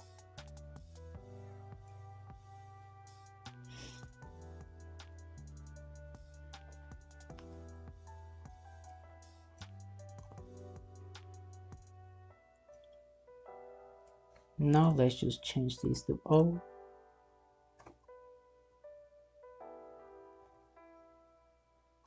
And let's just increase this by 1.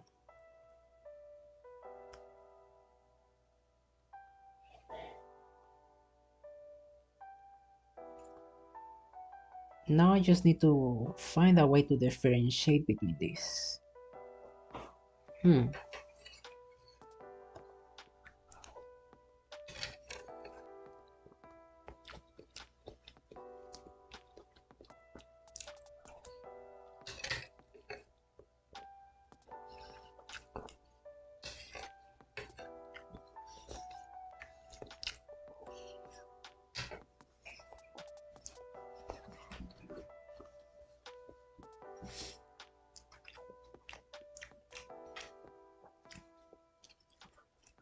Okay, and then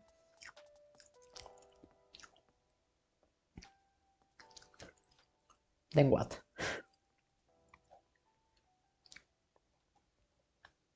I am giving 2 lines, but I need to tell which one is outside and which one is inside.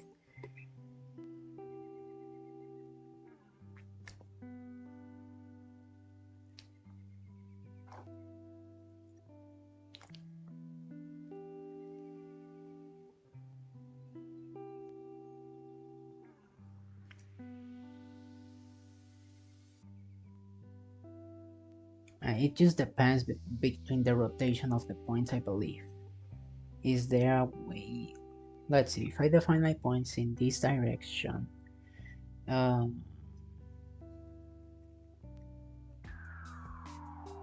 if I define my points in this direction, this is an angle, which should be 0, I guess. Minus 90, wait, this is the wrong one, this is the one. So the direction that it is looking for, I just need to rotate it 90 degrees. That is the face it should be pushing into. And for the other is the opposite, is the other 90 degrees. Given that nature, I think I just have to in here give 90 and minus 90.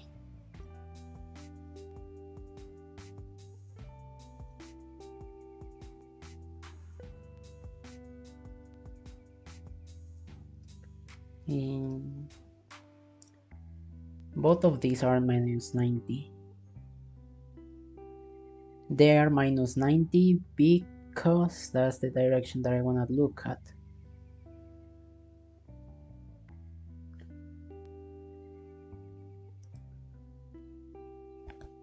Hmm. Then later on to make holes I can just invert this. No, I am not looking to add holes into the box yet. But I think this alone should do it. I just need to make later a variable to filter out the numbers. Actually, this system already does both. Wow, I didn't think I was doing both at the same time. Blech. Anyways, this is gonna be direction offset.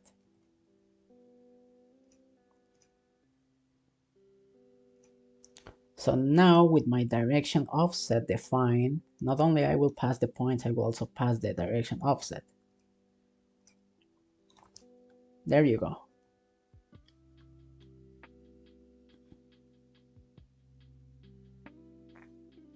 Should I save up on memory calculating these directions and save them into their own list as well? It will help. It will help a lot.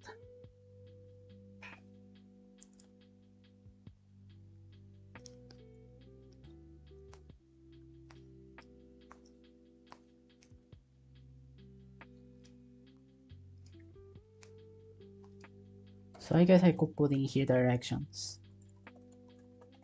Just to save me some calculating time. Because it is already doing it in here, so why do it elsewhere?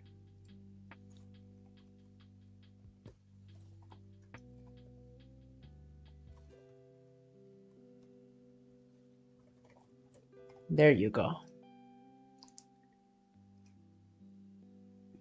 Then I need to make sure that it is empty. So if array length of the thing happens to be greater than 0, then delete it.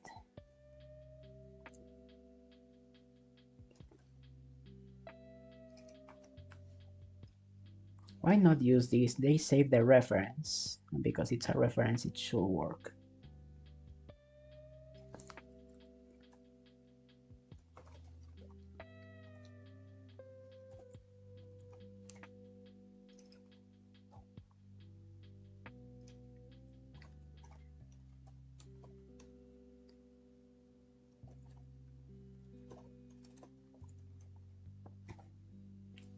It's not called, yes it is.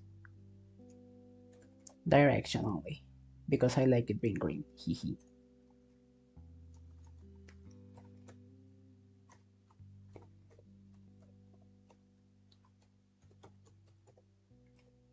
Ok. Hola, me aparecen las recomendadas, no sé por qué están hablando en español y en inglés. Because I am English, no, I am Spanish, sorry, and I like to speak English.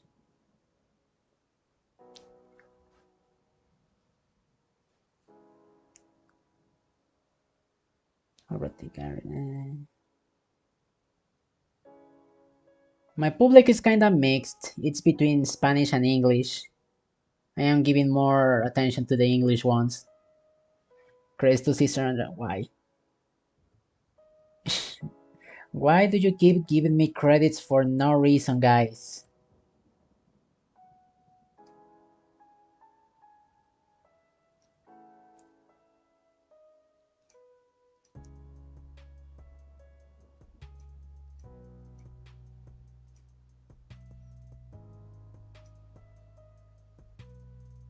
I cannot change this. Okay, it's gonna have to be length 2.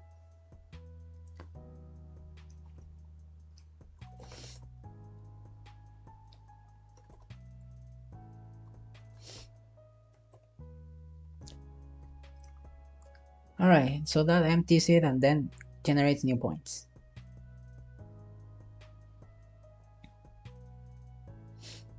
With those new points, I can just keep them.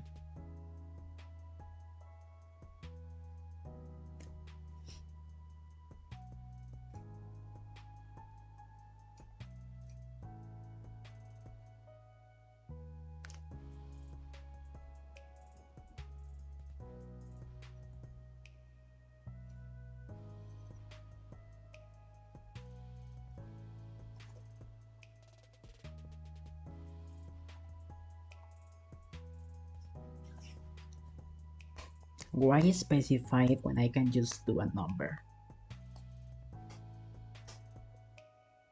It's not like anyone else is gonna touch this, right? What is the best way to represent this? It's 90, it could be minus 90 then, to represent the outside from the inside.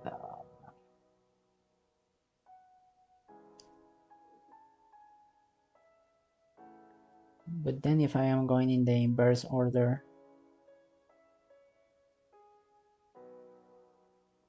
won't that break? If I do it inverse, the whole system will break.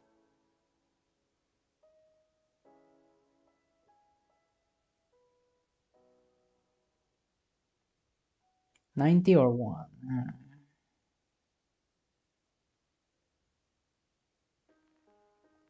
Kaitok, if I wanted to do this directly in my style, yes, I will do it, but I am considering what is the best effective way to represent this for people that in the future want to edit my code.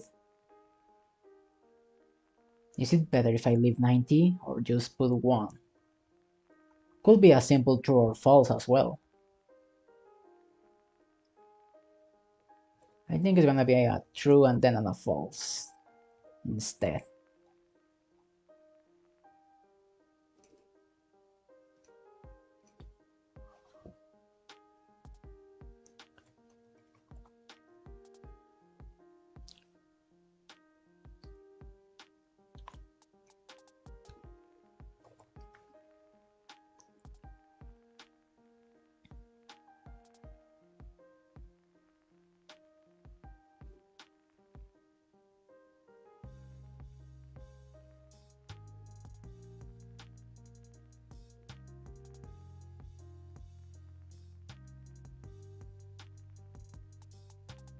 Making a box that requires a bunch of polygons to be represented.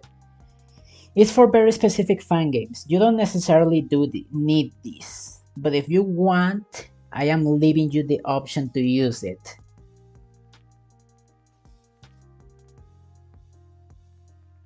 How many points? However you want.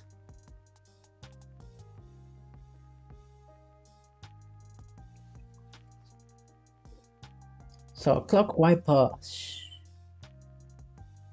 Is that name correct? Essentially, if it is true, I want it to be counterclockwise actually.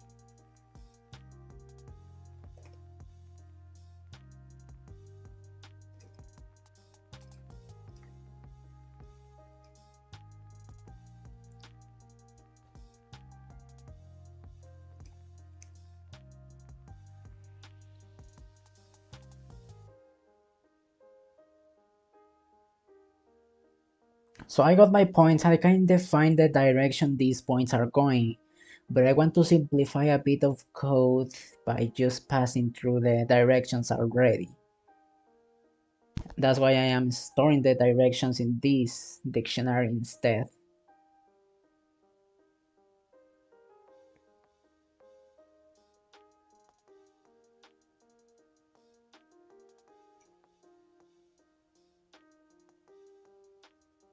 I think I just want to calculate the directions again.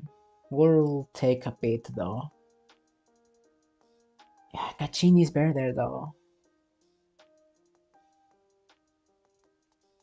No, it's better if I do it this way, yeah. So in here we do direction points.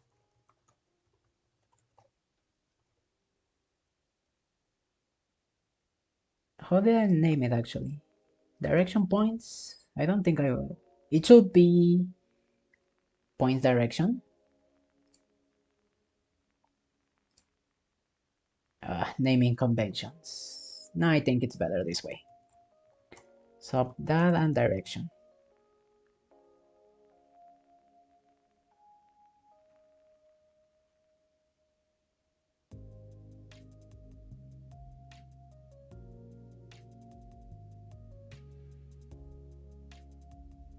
I prefer to do the thing.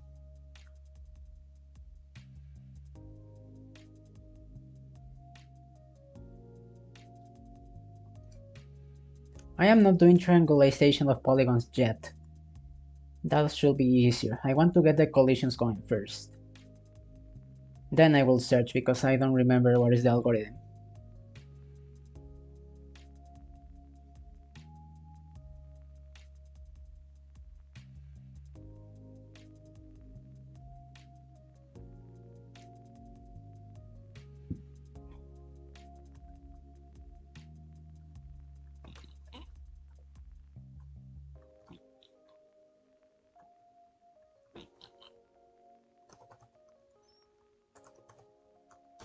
Just in case.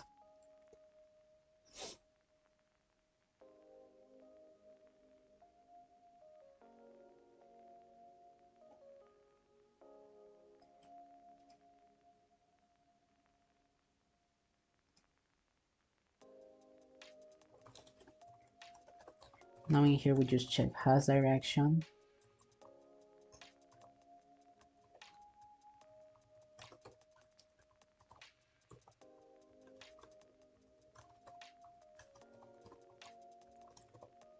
Very well, that's how we check we have a direction already.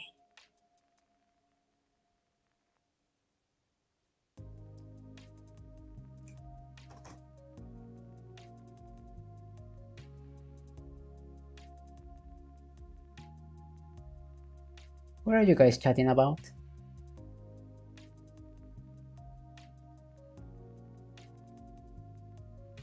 I see.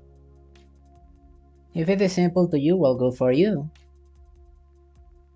I am trying to adapt it in my own way. I have very specific needs that imply I need to implement this in a different way that you probably didn't apply.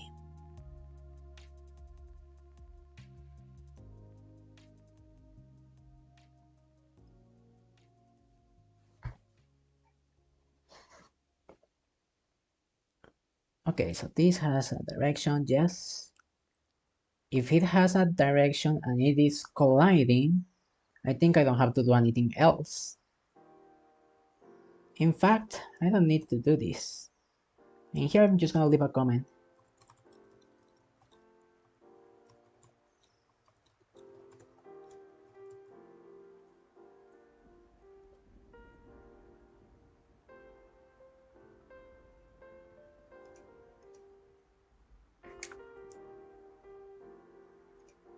Actually, I could just be in here like has direction.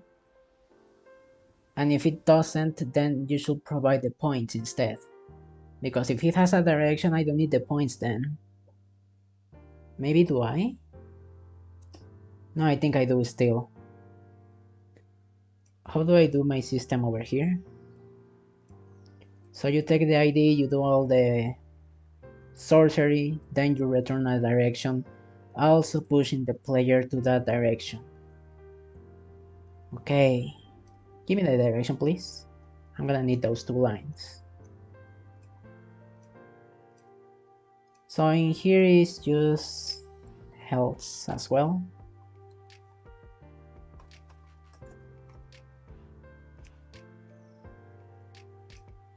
Actually do it outside. Why do it inside when you can just leave it outside? Then return the direction.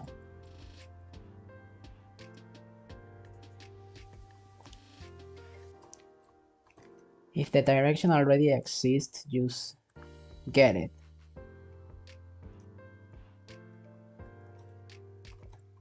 If the direction doesn't exist, it's just gonna calculate it.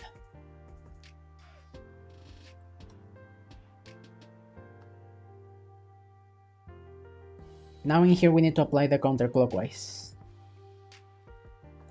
So if the counterclockwise has been set to true, it's gonna subtract minus 90. But if it was set to false, it has to go to plus 90. So to do that, I'm just gonna do this. If it is not set, it will be 0 multiplied by 0, it's a 90. If it's counterclockwise, it's gonna be minus then. No, wait, I think I got this wrong again. No, I got it backwards. It's not supposed to be like that.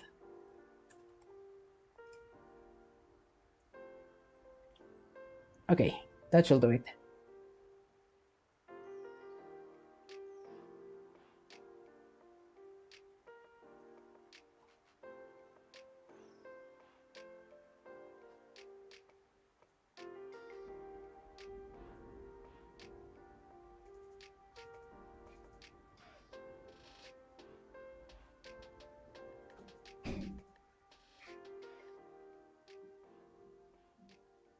I mean, doing this box as a polygons is also beneficial that I can just rotate it simply as well, and the system will handle it as polygons.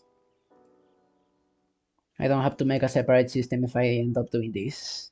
And I make for a very specific use case in case a specific fan game actually needs it. Kinda I will actually want it.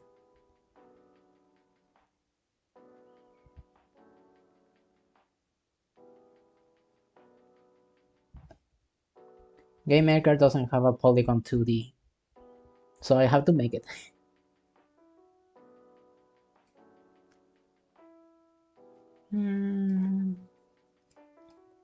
Alright, in here, we're gonna calculate it. Nope, that's not the function. Point direction, yes. 0.0, 0.1, blah blah.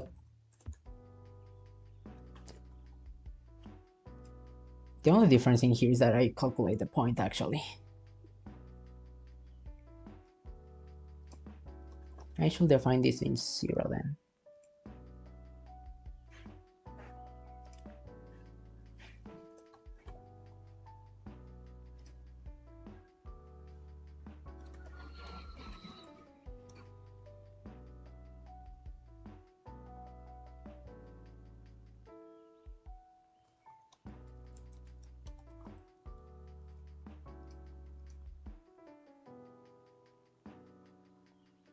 This could be simplified a lot. Do I seriously need to pass over the points?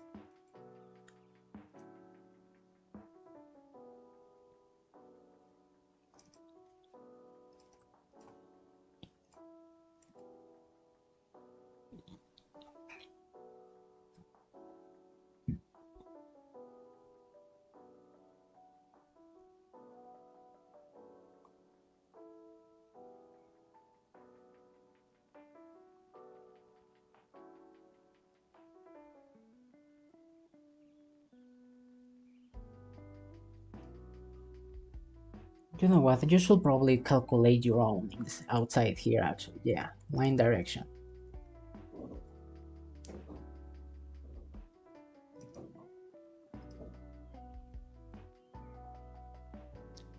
So instead of giving the points, you just give the direction actually.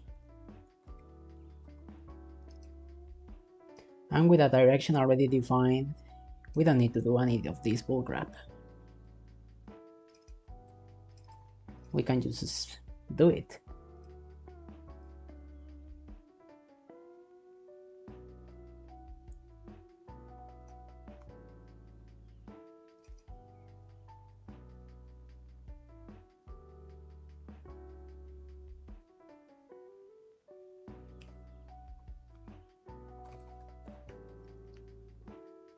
I cannot secure that every single time they do that, the direction is gonna be there. But what I want to avoid is recalculating the line.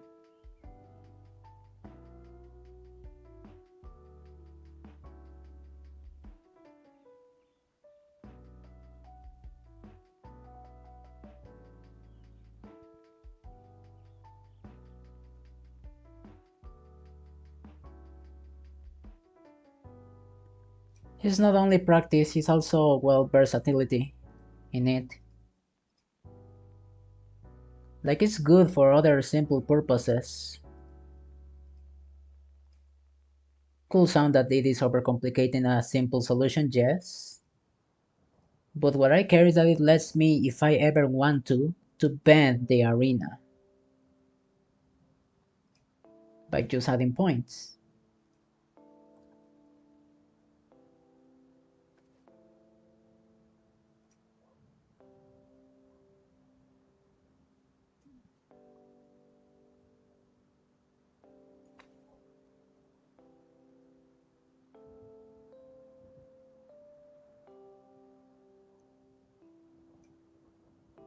I think I'm gonna give it separately. Like, this is the object that I will interact, this is the lines, this is the direction those lines go, which I already pre-calculated. If they need to calculate it, they can just do it again.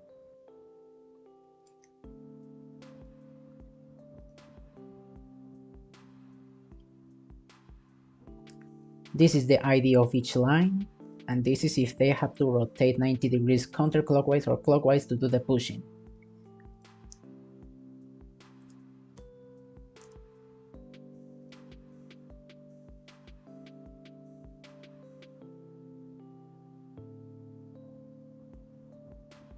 What do you want me to do about the chat? It's YouTube, silly.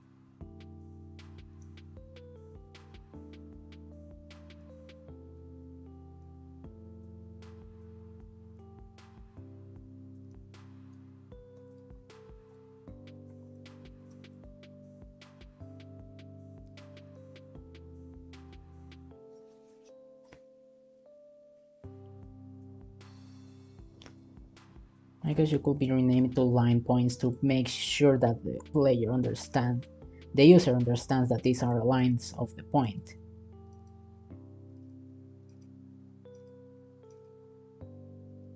And in here we just give the line direction. Honestly, since this is a simple function, I could just do it in here.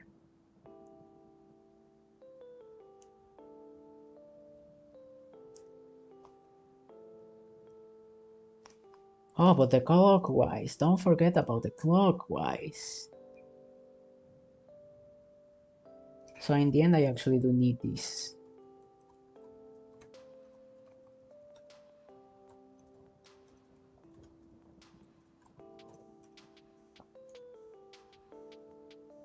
Given that this function is so simple, I think I'm gonna just remove it and move everything.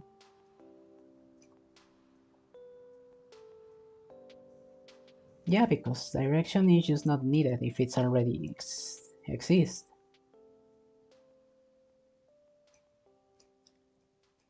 So it's gonna be in here instead. The direction gets calculated, the stuff that is needed is already used. I was doing a function because I thought it would be more complicated, but it's not. The direction gets passed into the instance directions, and it suddenly should work.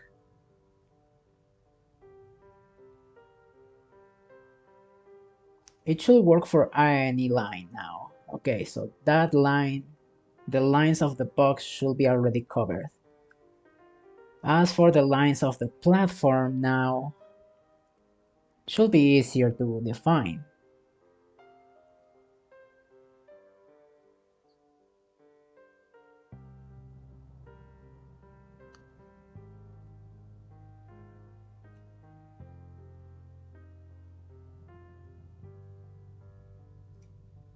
And I can add an event of onCollide.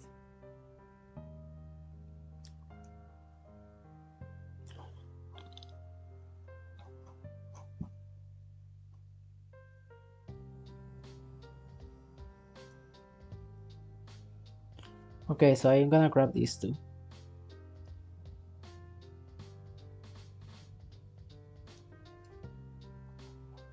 Where is the object platform now? Here you are.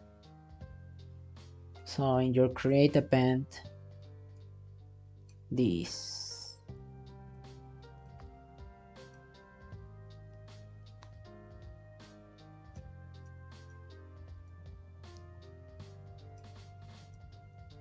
Don't need to specifically specify image angle in the platform. So this checks if it has collided or not.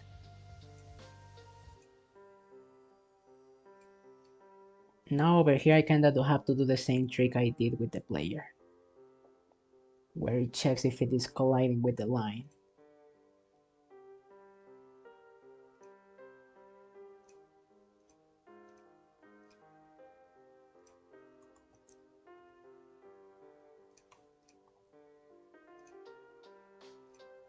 It's inside a function called canCollide, because the player can like not collide sometimes.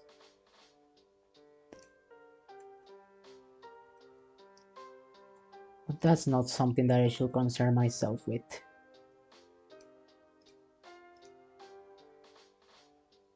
So in here it has to be the line again.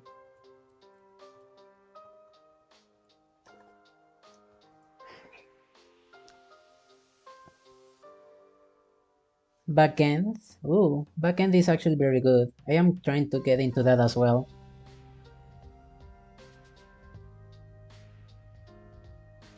That's interesting.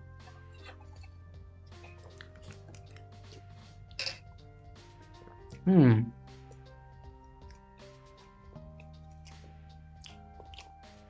Okay, how do I define now a point of collision for a platform? To begin with, I don't even know what is the center. So to help me on that, first of all, I'm not gonna run this code yet. So comment it out for now. The object box should be complete. The platform will do nothing for now. But I need some calculating stuff. So go into the draw event of this. And once all the stuff, all the shenanigans have been done with this platform, go in here and draw me a beautiful point under the coordinates that you are on.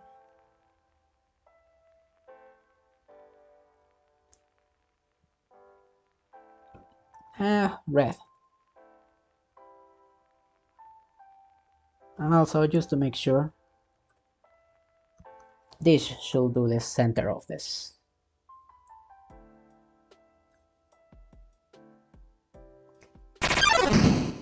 Did you break on me? No, you didn't. Nice.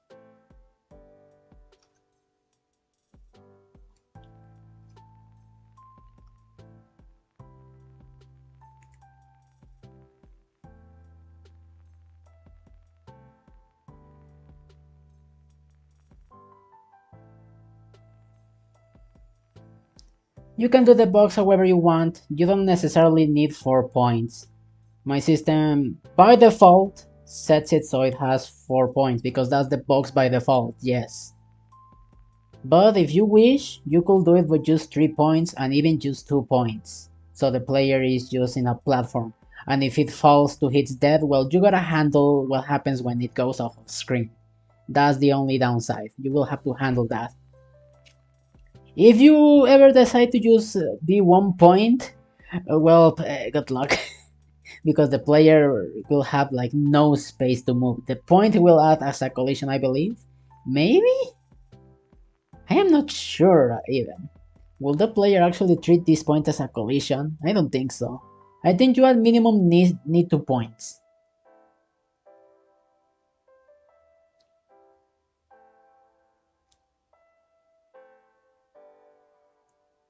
Alright, so what was I doing again? Okay. Oh, alright. So the line is actually in this section. Perfect, actually. Perfect.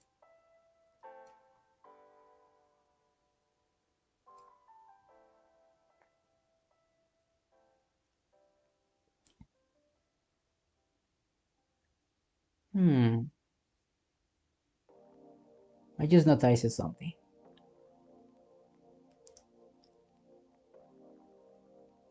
My collision for the player is smaller than the player. Since the lines are next to the wall, that means my player is gonna kinda clip into the wall a little bit because the collision is there. Unless I take the whole collision as a bounding box instead.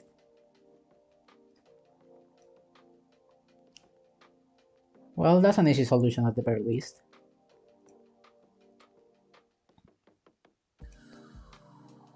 Length, alright.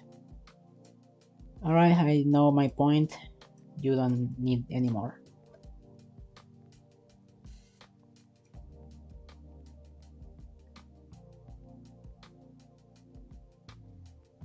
Yeah, it works if the box is moved, because the points move alongside the box.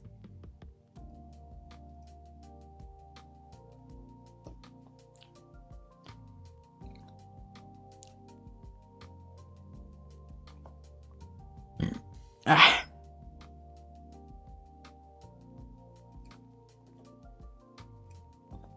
Okay, so for this one, I'm gonna define my points again. For now, there are gonna be zeros.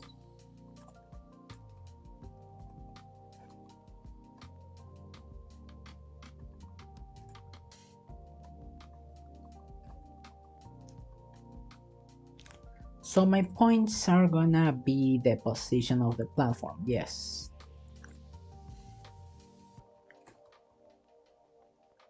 Now my platform has a certain width, so of course it's gonna be this. This its length divided by 2. The other side is also that by 1. And all this is multiplied by a cosine of its angle in both sides. When the platform rotates 90 degrees, the y is gonna be plus the length of this, but in the sign. Since the other was plus, this one is minus. And this is my platform line, which I am checking. Very well.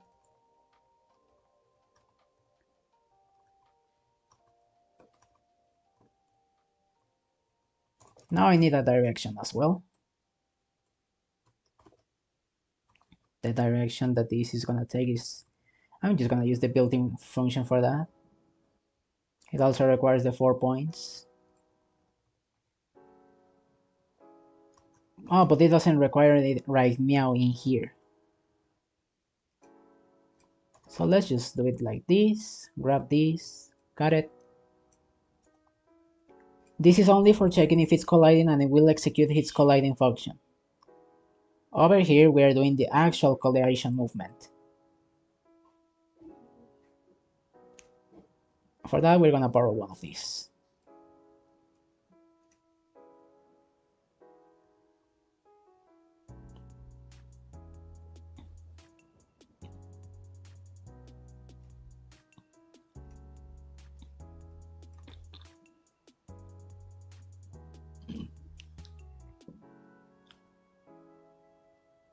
Yep.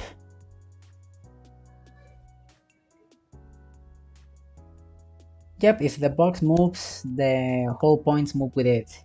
Mostly because when you rotate the box, the points follow along as well. It's kinda all tied up. That is yet not implemented, but I want to implement it that way. You get it? How much time have we been streaming? Ooh, almost reaching 3 hours. Nice. Okay, so I'm gonna pass the direction. We need an ID for the point. It's gonna be 0, because this is the only line really.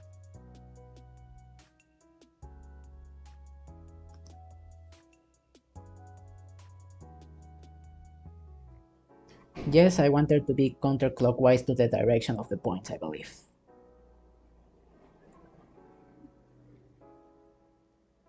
Everything is done. We don't need this function because the line is actually handled itself. We don't need this argument then.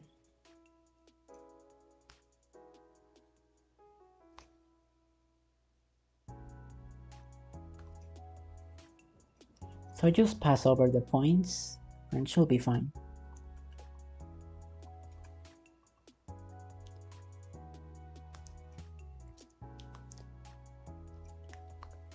Alright, my platform should have collision now, in theory. Now let's go to the player. Where are you, player? Are you my player? I think you are. Yep. Now, in theory, I do not need to do this anymore, because the collisions alone will do the lifting. I will have to kinda refactor my soul though. So let's see. If the state is those, it happens. Alright, let's see. Did I do it right? No, I did not. Wrong number arguments again. I forgot. So the object. Right, the object. It has to be other.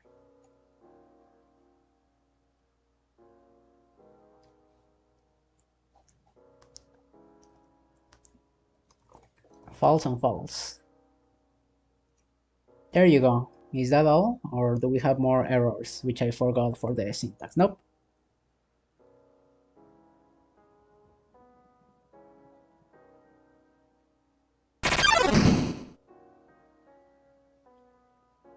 It kinda works, and as you can see, I am colliding with the... Oh, fuck. Oh, we got an error of typo. Excuse me a moment, an error happened. Um, it's in the general light collision handler line 217.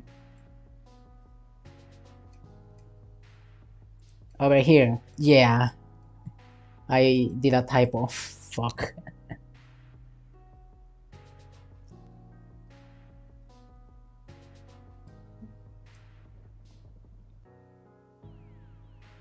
Alright, I'm very happy.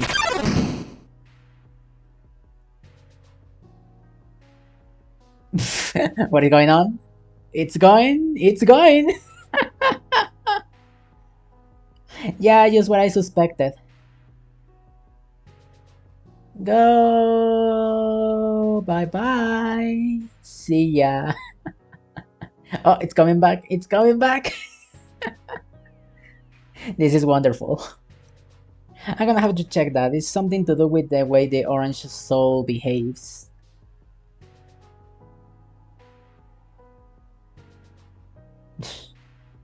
Alright, but I love this now. The collisions work because look, I am colliding with the platform, as you can see.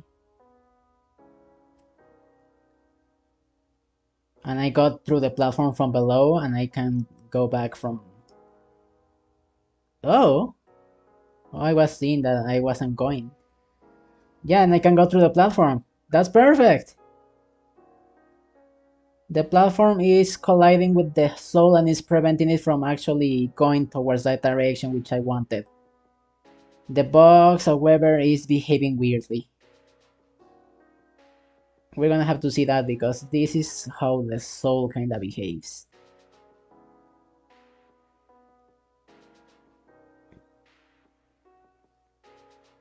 Okay, enough testing. I love that my platform works, but I need to test the box. So for now, no soul modes. And no platform. Without platform, the box itself should do the collision alone.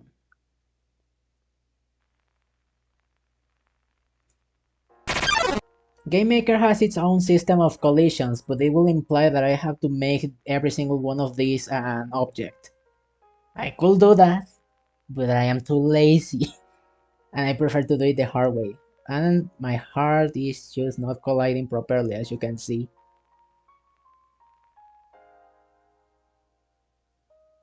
Whee!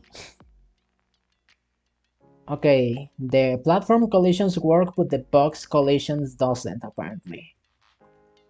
We're gonna have to see that.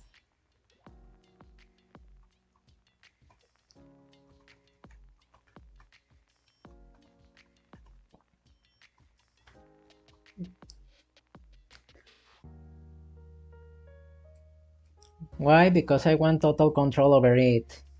I think it's harder to manage objects. And actually, it's kind of problematic. Because you see this type of corner that happens here? If it was done by a normal object, a normal rectangle that was stretching, it would have some points exiting like this. I don't like that. Another consequence that could happen is that, well, there could be gaps in here. Because the points centers will be exactly in the intersection point, which will be over here. And I guess I could do a round shape to cover it, as well as the connection point, but I like my pointy thingies. So if I go into the code of the box actually and edit it a little bit, like over here, copy the... how much? 100. Then run it again.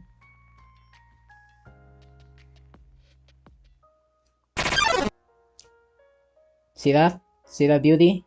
That corner is beautiful. Whoops. This corner is what I lost. In here, the corner doesn't reach that far. But in here, yeah, because the point is stretching out. And the point is there. It's just there. This is what I like. This is why I kinda decided to do it myself, because of that little stupid detail.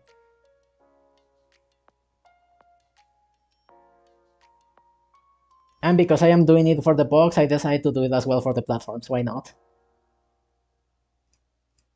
But yeah, the collision, as you can see, is not working properly. So let's see what's going on.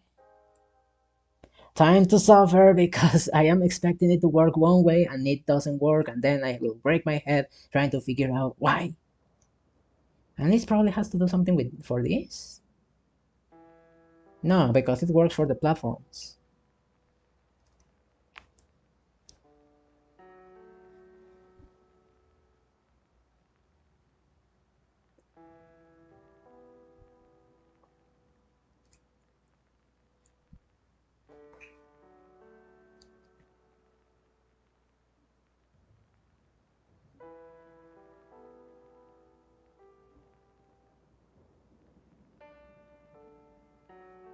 Este tipo está matándose la cabeza con los bordes cuando es solo cambiar una opción en Godot. Game Maker doesn't have that. So yeah, you have to deal with that. Although it's fun, it's a fun challenge, don't worry.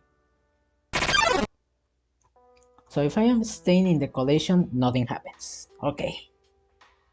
No, how I am making it is that if the player is inside the box, it cannot get out, because the collision, as soon as it collides with the line, is gonna push it back inside. But if the player is already outside, which you can do by just changing the X position, then the player cannot get in, because the collision would push it out. So it acts as a box containing it inside, and it acts as a barrier.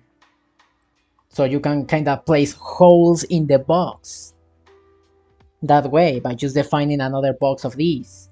I'm gonna create the object eventually for that. But for now I wanted to work with the box. So let's see what's going on behind the scenes. Most of the code is already done, which I'm glad about. So you, yes you. It doesn't work because I am not giving it a proper array length. Okay, now it should work, in theory. Let's see.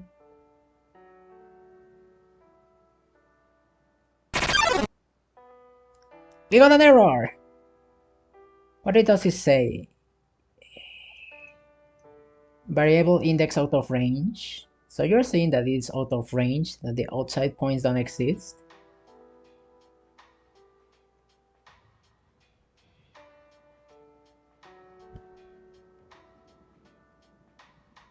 And it's saying this one.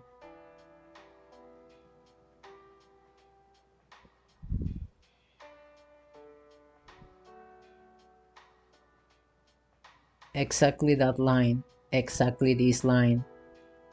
It's saying that the outside points, which is the outside variable, doesn't contain anything. We can debug that by showing a message about that. So show me two things. The points that are inside and the points that are outside.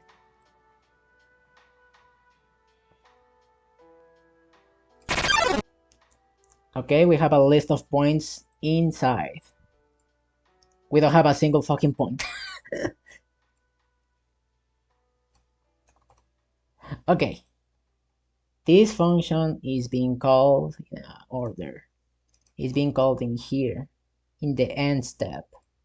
The moment you enter into the step, you are doing stuff and yada yada yada.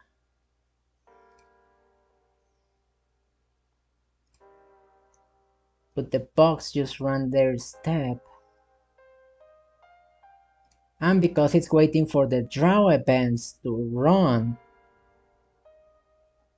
outside is not being populated yet. Ah, that makes sense. Okay, so I need to grab this somewhere else actually.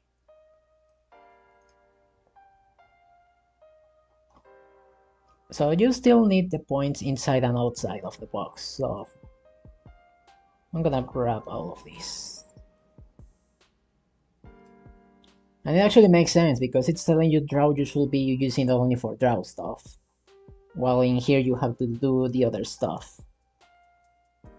So just move the code a little bit into the step function. Alright, we have the inside, we have the outside, got the math and stuff again. This time it populates it in here.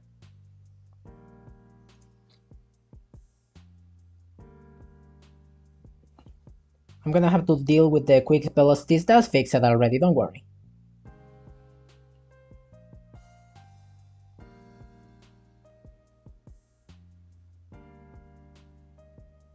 Oh yeah, if the box moves really fast and the player is also going, there's a chance that there is tunneling and it teleports inside the box. Could happen, yeah. But for that I will implement functions to help with that actually. In theory it already does it though. Well, not quite actually. The box will have to move one by one and then check for that, okay. We can do a test for that, I guess.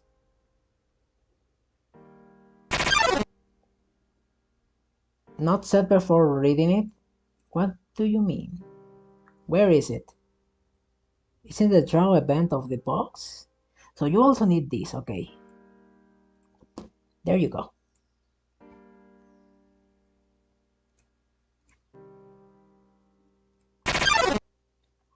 Beautiful box. I am colliding with the box. It's a bit wonky, but I am colliding with the box. I cannot get inside the box. I am forever outside of the box. Oh, what the fuck? Incorrect type? A struct?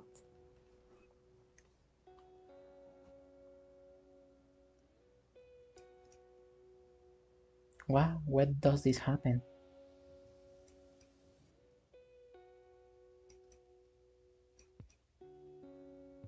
Three, three, two. Okay, let's see what the heck happened over there. I think it's something to do with the code next. This whole section. Yeah, because the place meeting is not a line, it's a object. ¿Cómo le cambia el idioma? You can't. I am forever English. Checkmate.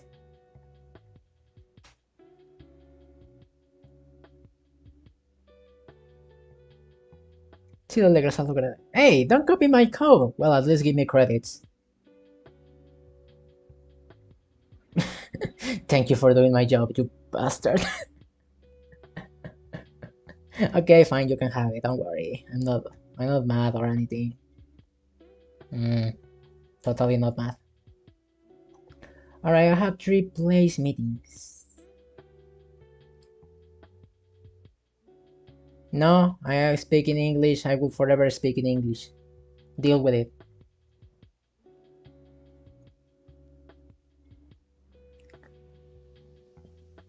Besides, you understand me. Why do you want me to not speak English when you can understand me?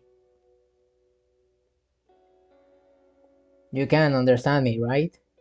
You do understand me. Don't you, Atun? Don't you?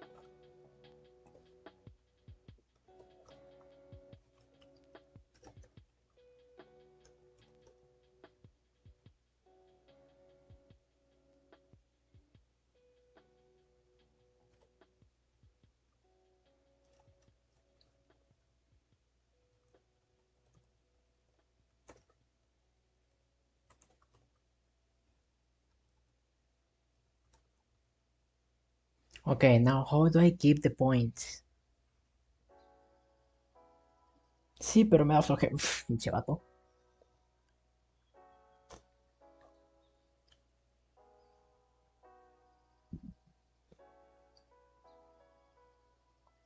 The thing is that I passed the reference.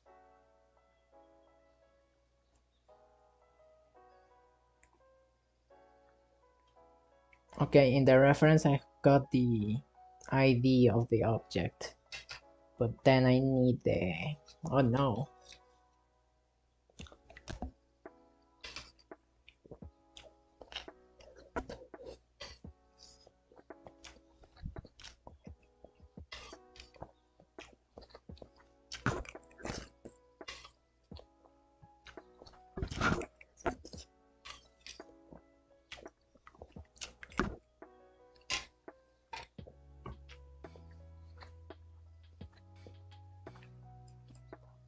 It seems I need to put more data into my points.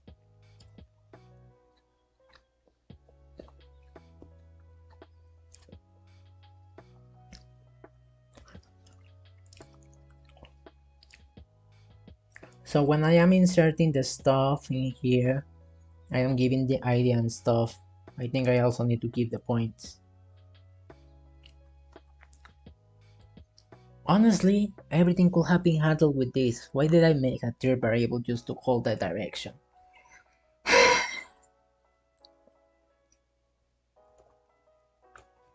Okay, I'm just gonna pass the points in here.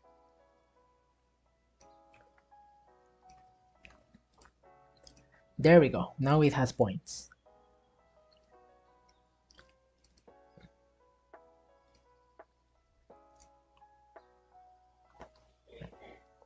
With those points I can do stuff now.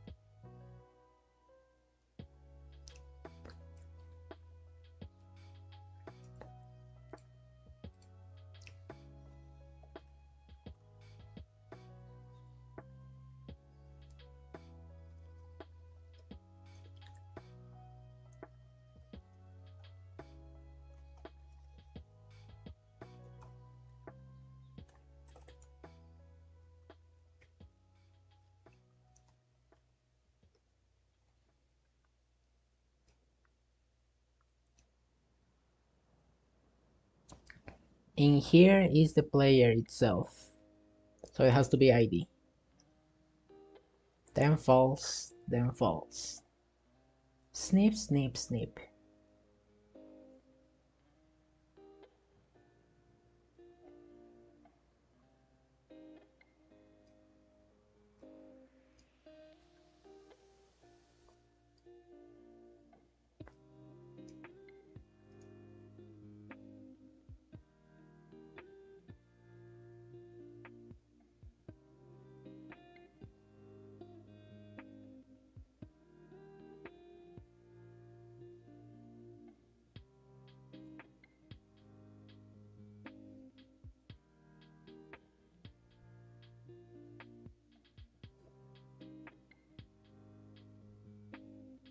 We're gonna have trouble.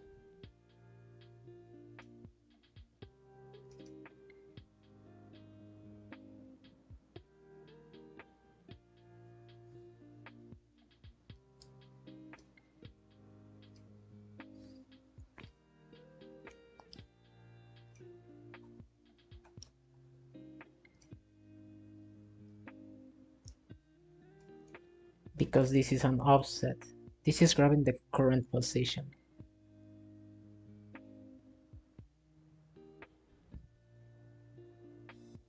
And it's generating an offset.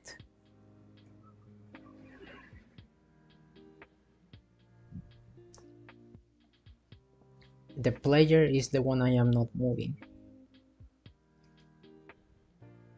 I am basically telling move this object and check if it's colliding with this.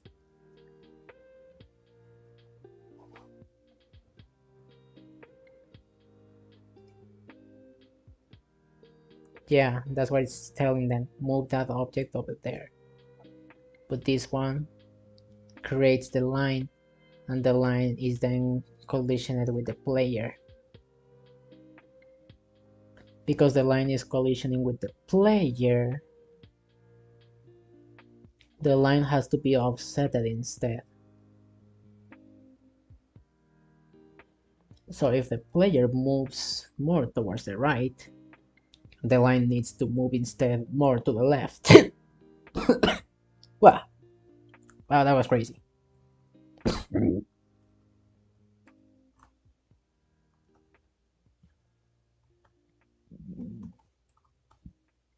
All right.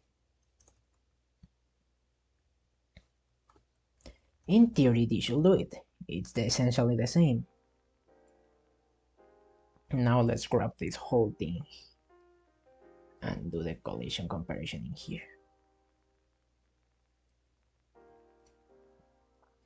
Here is comparing if it's not colliding. Over here, it's if they are colliding. No, it should still be not colliding, right? Where else is that collision check going? Over here with a J, but this time it is checking if it is colliding. So that you are right, you are not right.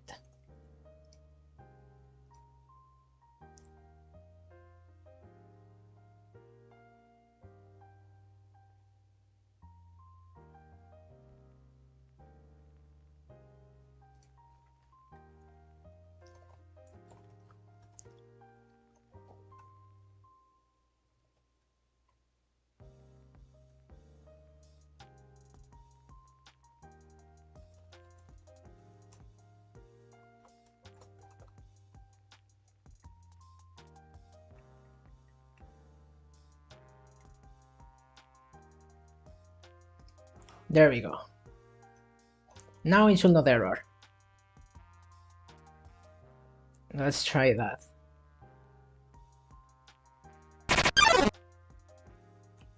Beautiful. Okay, so it does that when I'm trying to collide in here. Which I guess is to be expected from a corner. It decides if you go to the left or to the right. This is perfect. Yes, this is perfect. Yes, yes, yes.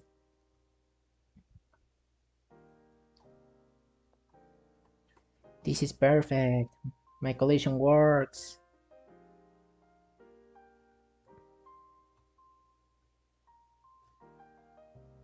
Now let's put the player inside. Hi, Picat. How is you doing?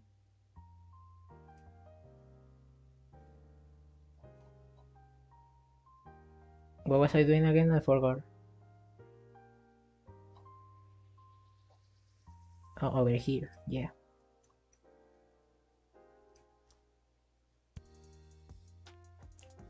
How is the Ipicato? Ipicatoin.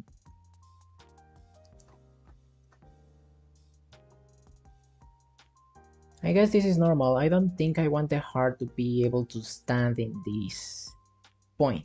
Although it will make sense, won't it? If I stand with the heart in this point, I should be staying there as long as I press down. I believe. Not sure, honestly. That implies some extra checking with the corner. That's why I made it a function, silly. Oh. Okay, but how do I check for that?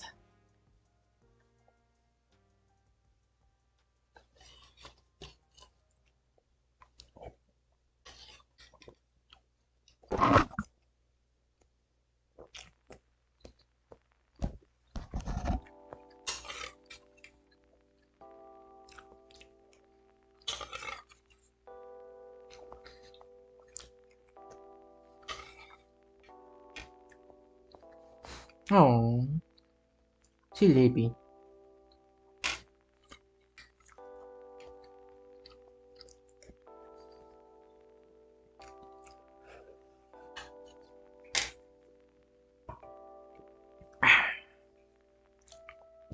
It's a bit dark. I'm gonna turn on the lights.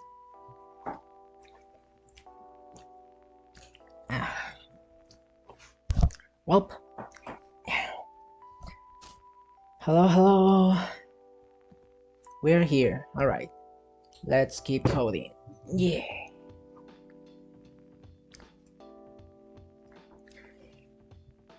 So this is only temporary. I will refactor this later. For now, I need to figure out what to do with the player.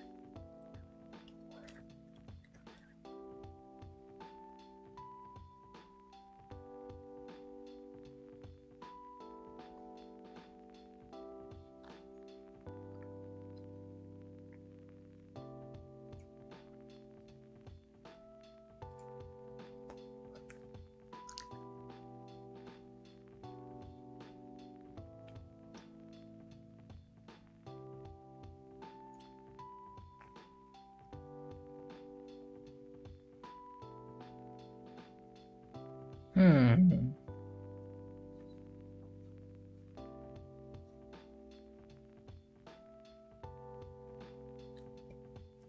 In theory, it should be okay though. I think I like it that way instead.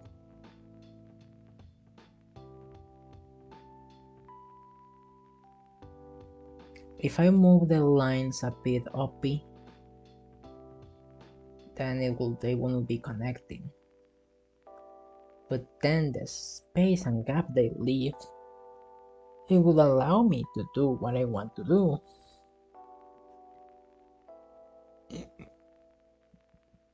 So I should be connecting every single point? Maybe.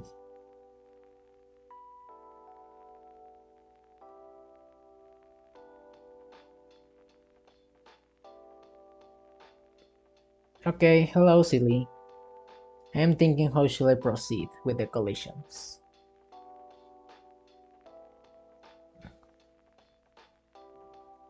Essentially I will be implementing the pointy thingy, which is okay I guess. So the player slides, but if it's in the corner, it's staying over there. If I move the dots this way, okay. So I will be doing more line collisions, but the logic is already implemented, so that shouldn't be much of a trouble.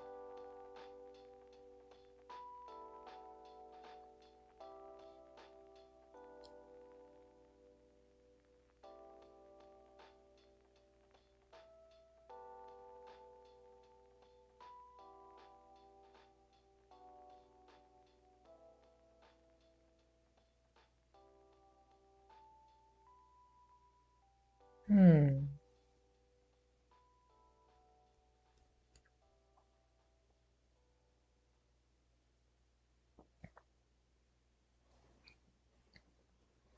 Okay, I think I got it. So in here we have these points. We're gonna have to use another one.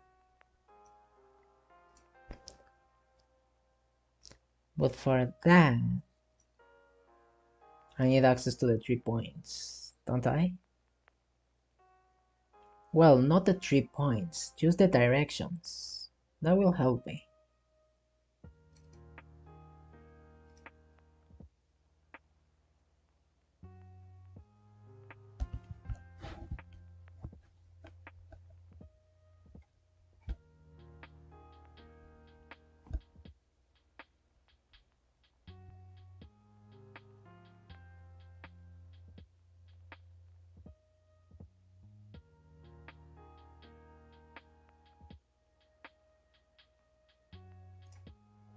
So over here we're gonna use direction 1.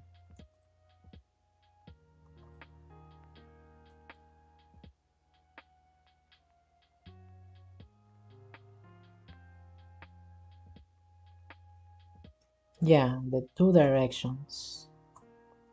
Below here actually, because this is 2 points. So direction 1, that,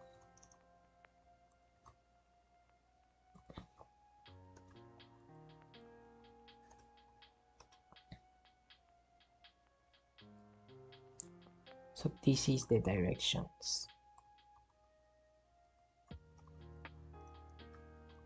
The next direction is basically this, followed with the ID of x divided by 2.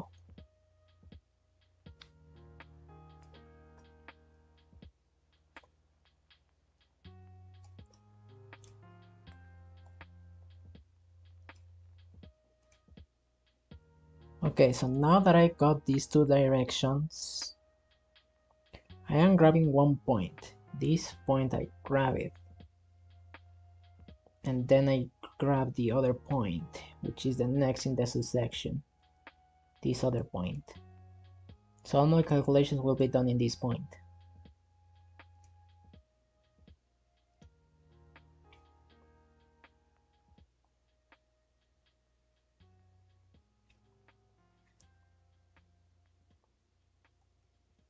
So the directions are there, yes.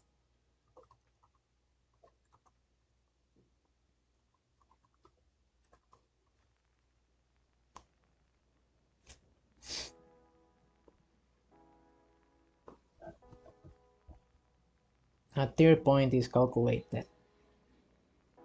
This third point is essentially the second point, incremented by a number. This case is 4. But this number should be instead something else.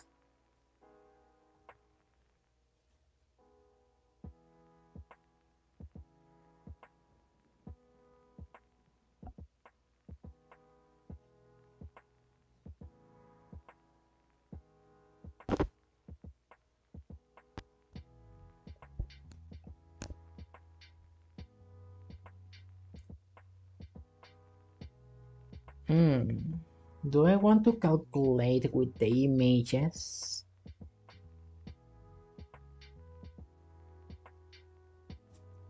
So I could get their offsets.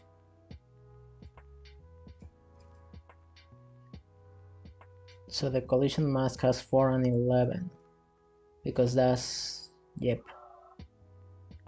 I could get this from the sprite that the player has currently to decide the collision. So the whole image is based on that actually. Hello site, welcome back.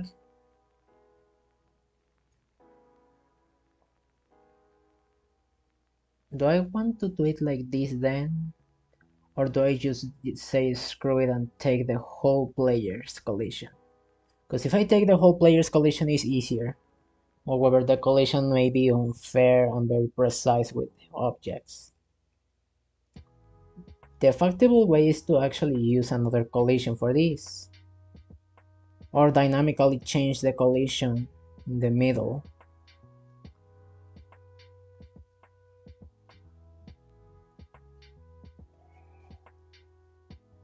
But then it will allow the behavior that I am trying to do though. So maybe it's better this way.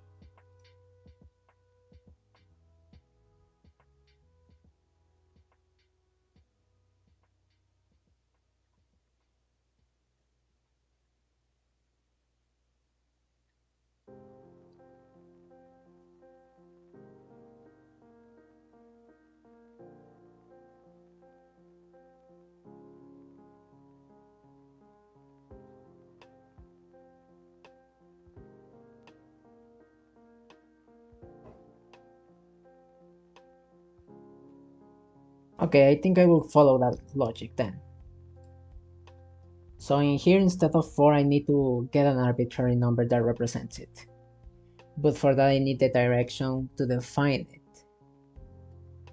That way I can decide better which direction is best for the collision. To take the whole image.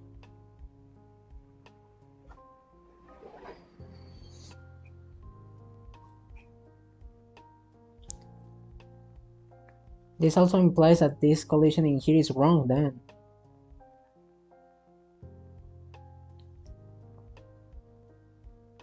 But why does this work in comparison to the other?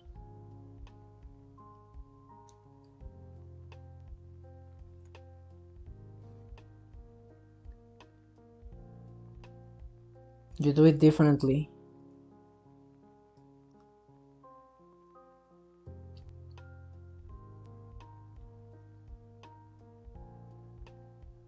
And this is expecting always to be of the same size. If it's of different sizes. Oh, no, no. This is complicated.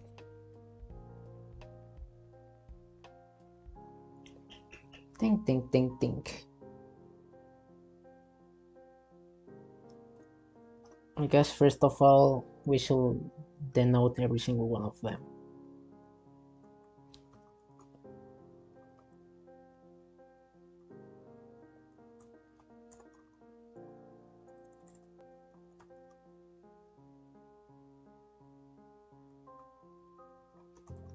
Quite a long name, but necessary nonetheless.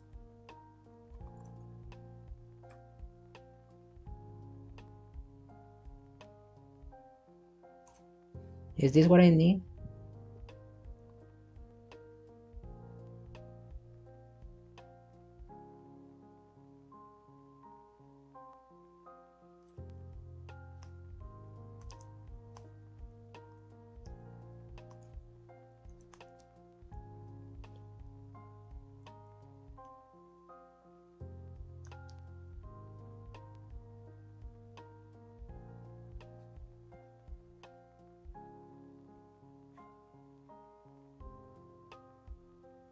Okay, so for that we are just gonna grab the other sprite index.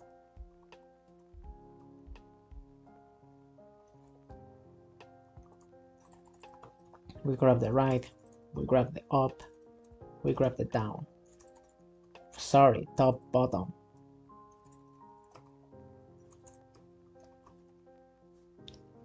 Now let's notice that the number is actually different.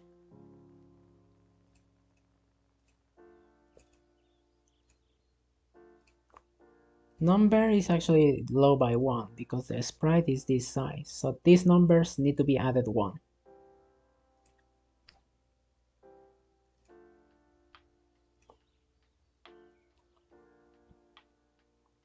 So the right gets added 1, the bottom also gets added 1.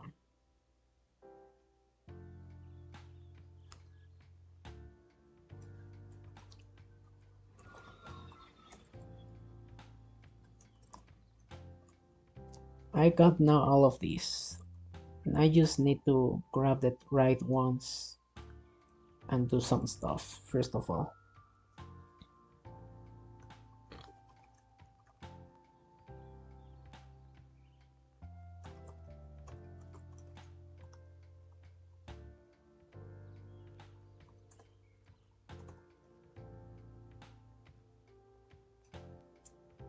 Like this. Alright, with this done, I got a solid precision now of what is the size of each side of the collision.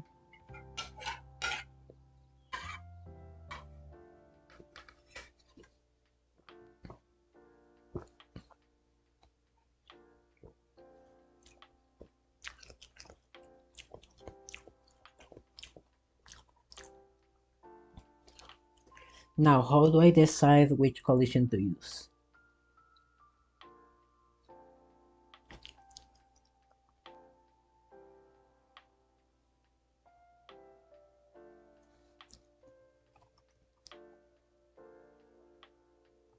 For now, I'm gonna call the variable a, but I think it's as follows.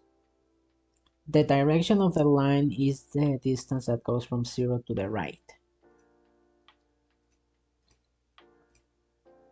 So this line for the inside one, it has to be up. For the outside one, it has to be downwards. And any other intermediate line that gets calculated should copy.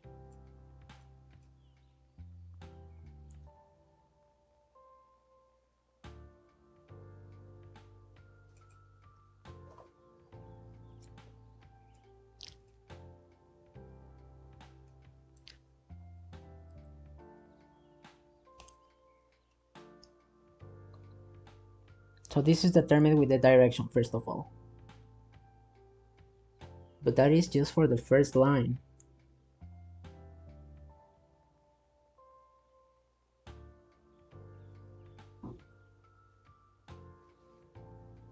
Wait, so I should calculate this all the way before even.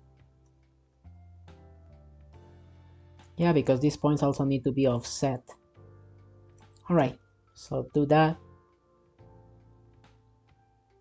And over here,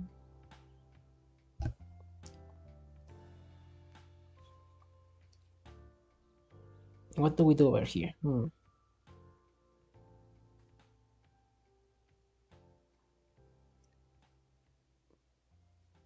So if the line is pointing towards the right direction, the line should be moved up by the amount.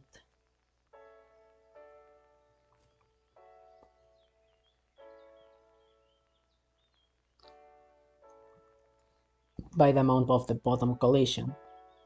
As long as the sprite is not rotated, of course.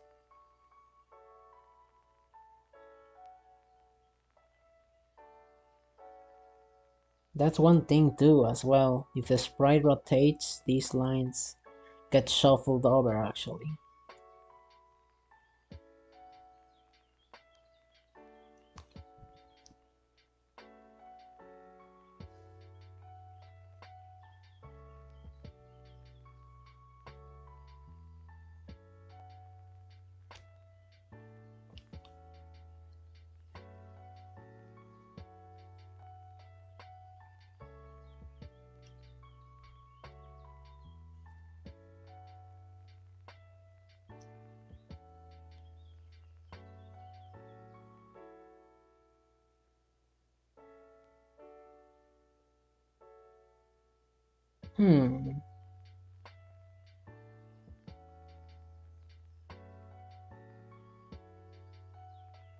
It's facing one direction, then it rotates.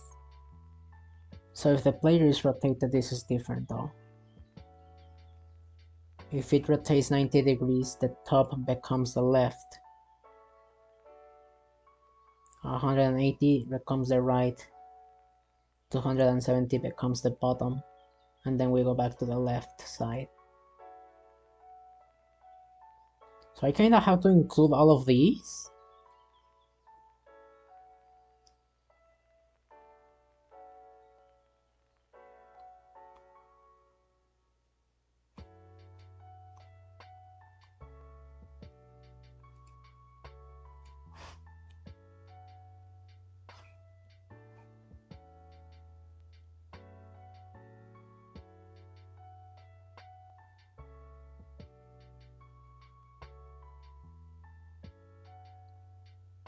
I am overcomplicating this, but it's necessary to cover all the cases.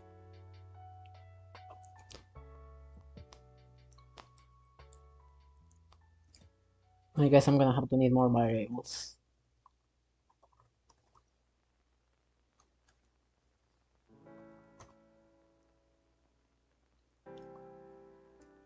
I am saving them in variables so I don't have to recalculate them.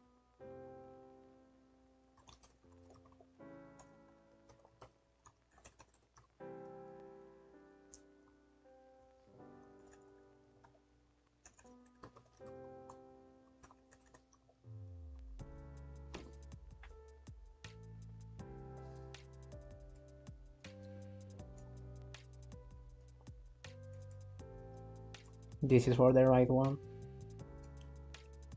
This is for the bottom one. Now to define the actual left collision offset.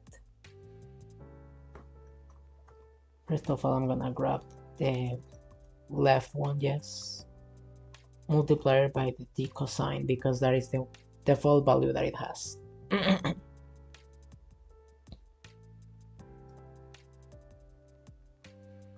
In this case, it's gonna be the direct. It has to be also the player's rotation. Player angle. Save it in the variable so I don't have to access it like this.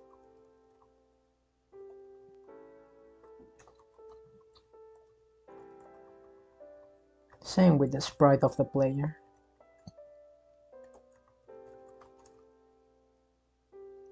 Alrighty, once that's done,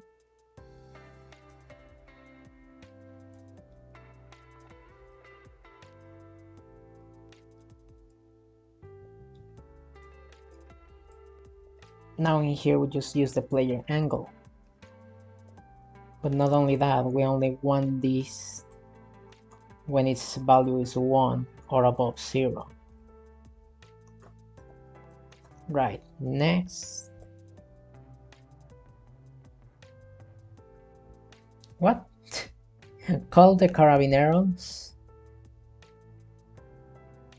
Not sure what exactly that means.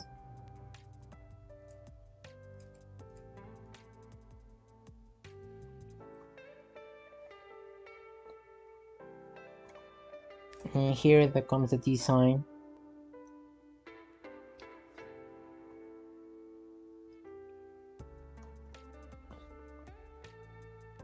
And then we kind of grab the same, but this time is the right side. In the right side we want the cosine, but only when it's negative. So the right gets multiplied and is actually added as a positive number to the left collision.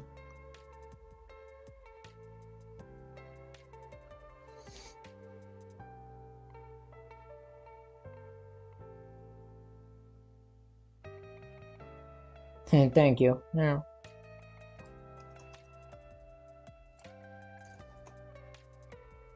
we grab the bottom part in here.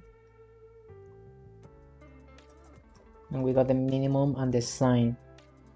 This is convoluted, but it works for what I want. Now let's just copy this to all of them. And let's kinda do the same. So the top, then the right, then the bottom, then the left. And we cycle yet again. Right, bottom, left, and top. And the last one starts at bottom, goes to left, then gets to the top, and lastly arrives to the right. Alright! Cool, cool, cool. Yeah. Now I have all these. With those defined, I can continue with the thing over here. So we got the direction defined, don't we? No, we don't. We need to define the direction first. Or well, it could even be second.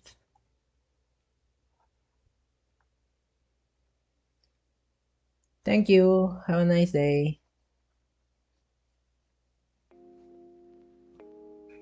I am kinda overcomplicating stuff in here, but that's because I want to make it work in all general cases. Because this engine will be handled to the users, and I don't know if the user will follow set conventions that I put, so I gotta be prepared.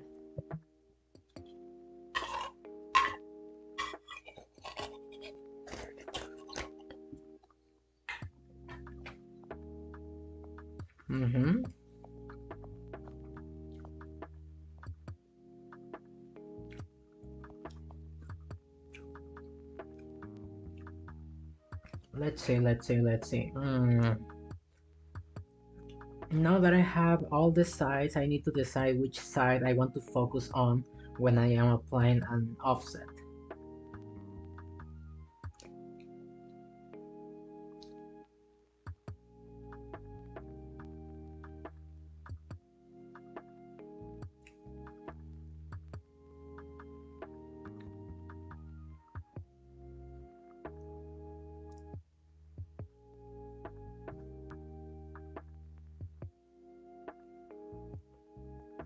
So in here I'm just gonna call it offset, I believe. Yeah. The offset will be defined by its direction. But for this I need to do stuff such as the cosine and the direction of the line. Because if the line is facing towards the right, I want to be pushing the players upwards. That means the line will be offset by 4 above, or the bottom collision space between the heart. So if it is in that direction, yes, I want to use the bottom one. Only when it's in that direction though. Otherwise, if it's rotated 90 degrees, I want to use the right side.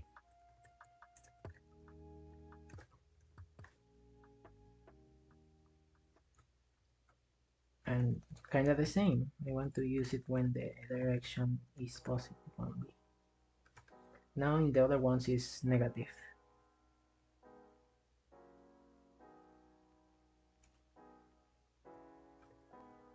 In here I want to use the top part only when the direction is 180 degrees.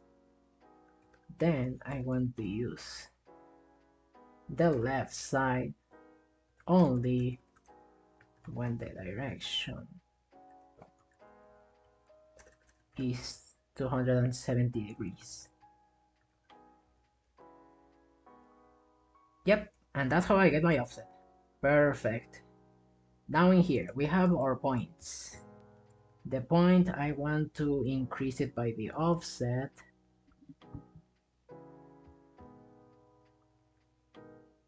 Multiply it by its direction. Plus 90. Because this is the counterclockwise.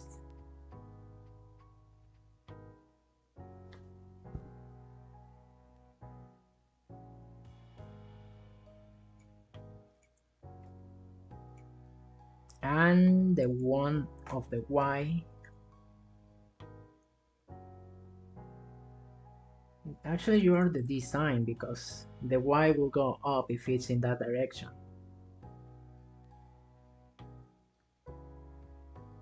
I don't need to do the plus 90 then. I can just do the arbitrary combination in here.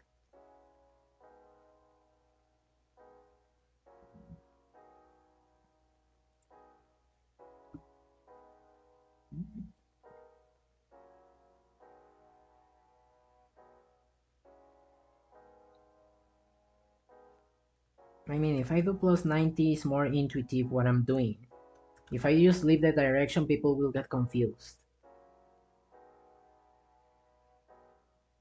Oh my god, Taufi, why do you want me to check Discord? I am not even in there. Because I don't want people disturbing me while I am streaming.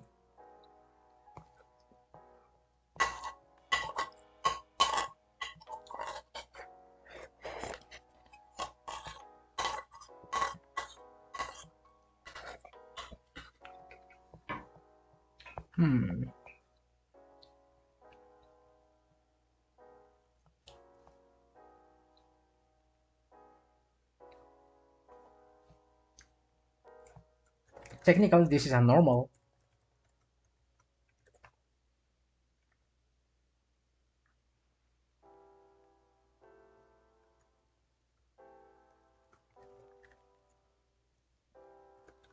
And that makes it more intuitive even.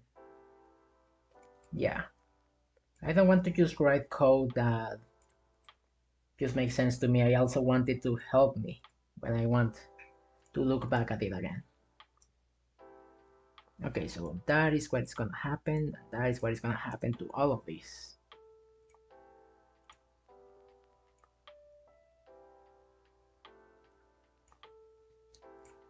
It will behave different, however, for this other one.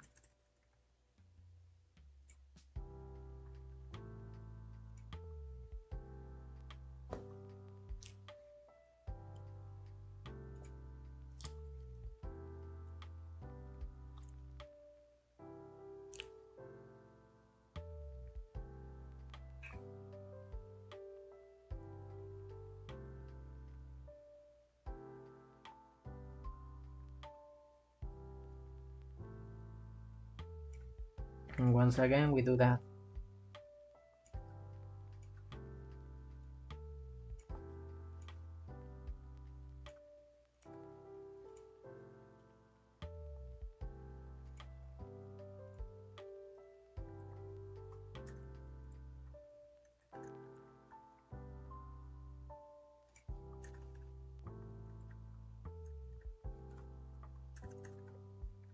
There we go. So we got this. Perfect.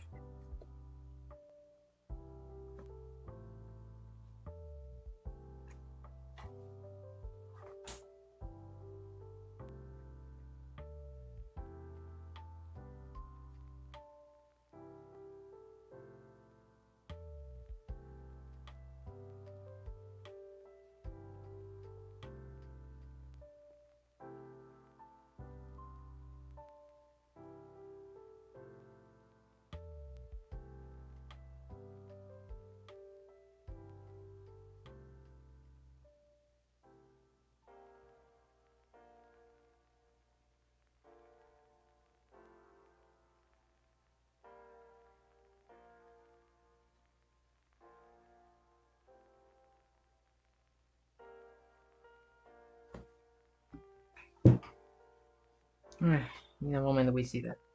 Drink sounds. Yes, drinking sounds. I was drinking. Wawa. Meow.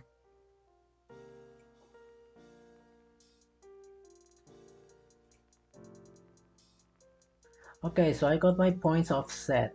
So the points are gonna apply the offset now and then it should work. Now we need to define the other set of points though, which is gonna be 2.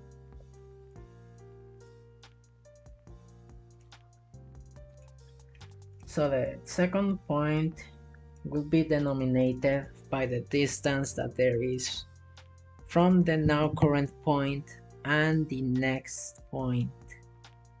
So for that,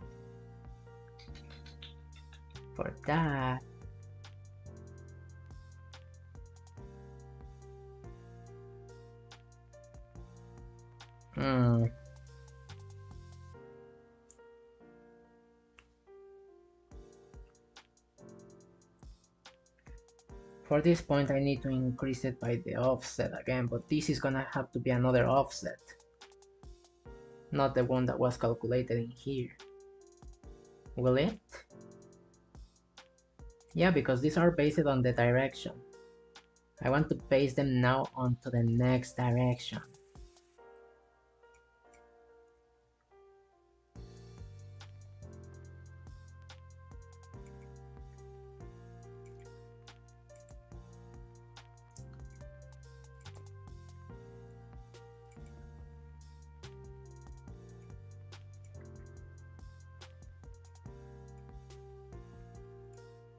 So that offset will be applied to these angles. Oops. Normal angle.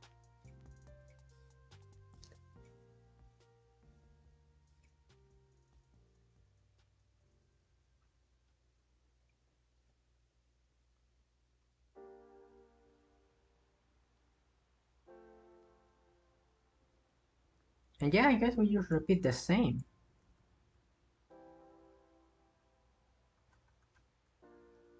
Oh yeah, but I need to calculate the normal angles again for this angle.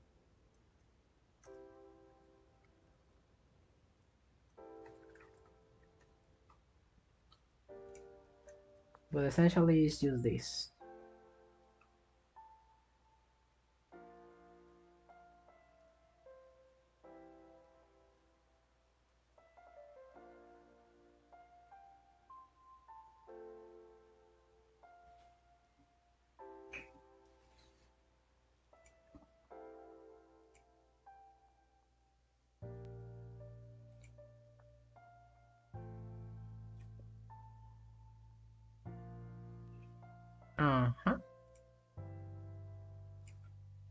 And then is the sign.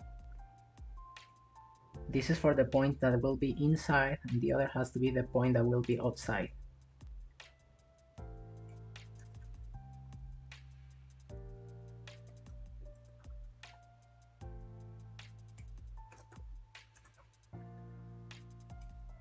Once those 2 points are defined, now I can actually do stuff. For this I need to define the direction as well of those though. But I will be only using it once, as in exchange of this being used a bunch. Next direction was use a bunch as well. Okay, so in here, we're gonna grab the inside points first.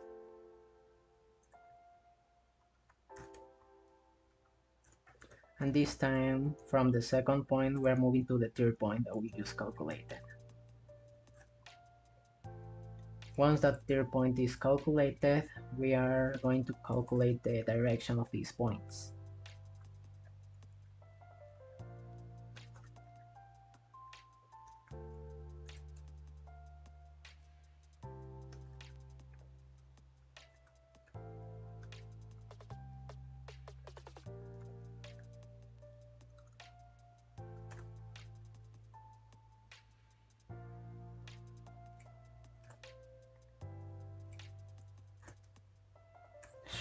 I swear one of these days this is gonna be a huge trouble, the fact that I forget to change X to Y.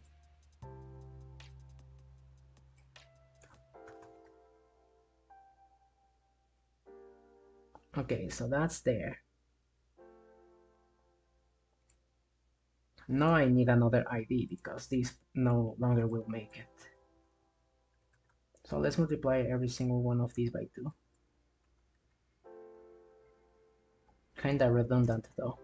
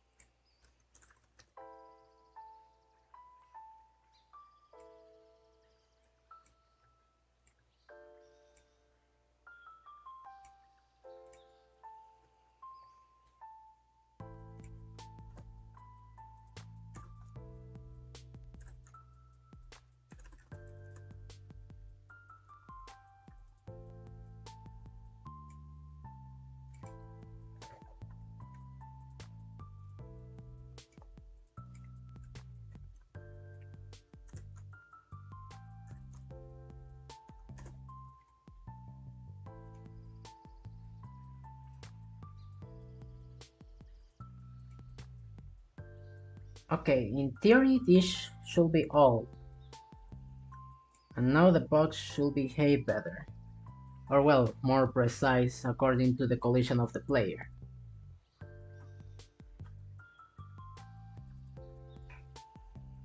We have an error.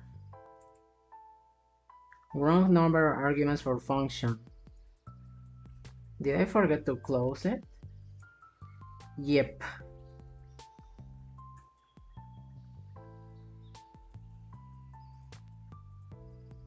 Okay, seems okay.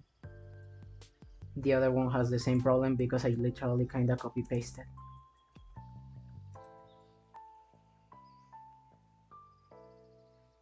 Very well.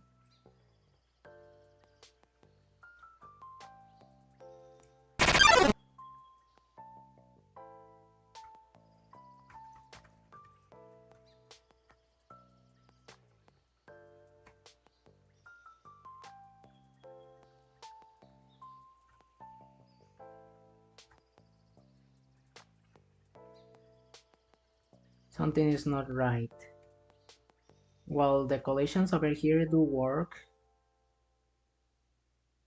it seems I kinda overdid it by 1 pixel.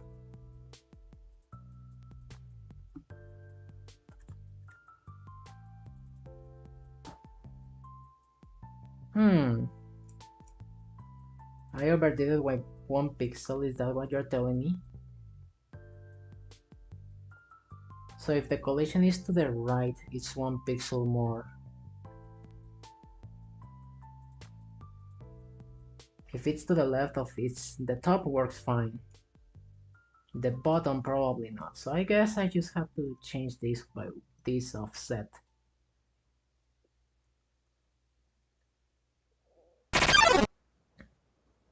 And yeah, it's better. Yeah, you can see the player kinda wants to get out.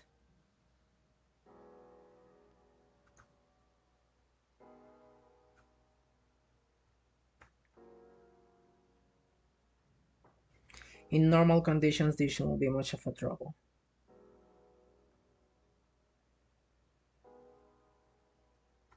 It also happens in the right side, but that's because the diagonal collisions are kinda messy. Then I shouldn't worry about this. Okay, don't touch that then. Something is wrong with the way I am doing this though.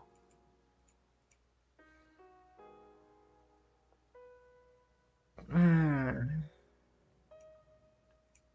gonna have to show me the debug of these lines.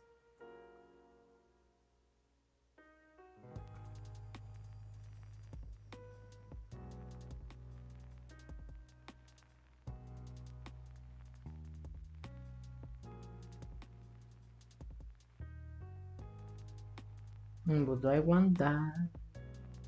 I want the first ones though. So let's see. What is the order?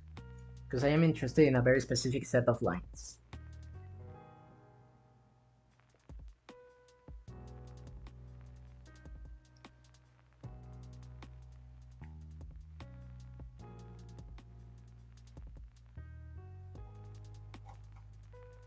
Ah, there they are. So this is the first point. Then it goes to the second one. Then it goes to the third one. So we have to grab the first and the second point. And from there we start. So the very first one already tells me. Then yes, I want to show every single point now.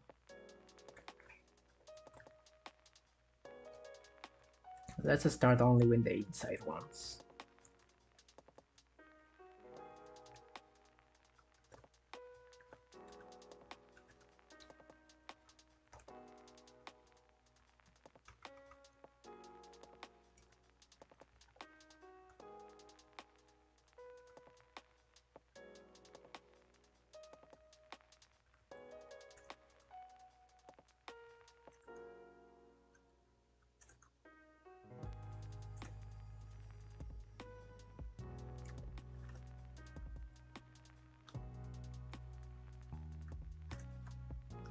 And then we can check the outside points again, because these are also important.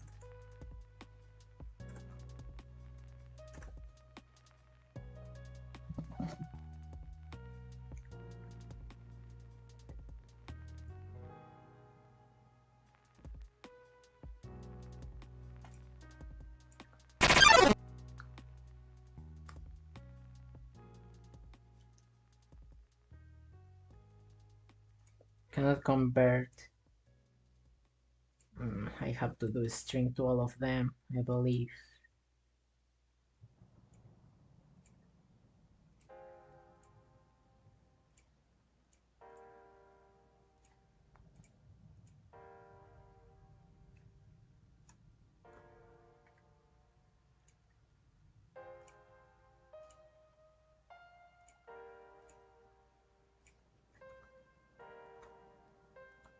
Debugging this thing, debugging, because our formulas could have been wrong.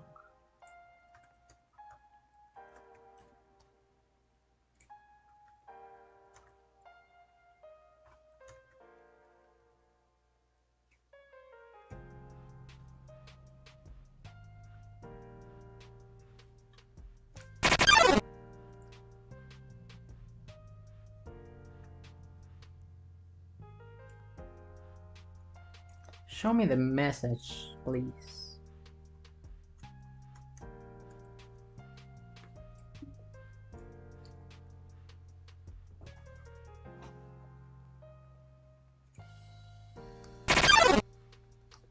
So this is my points.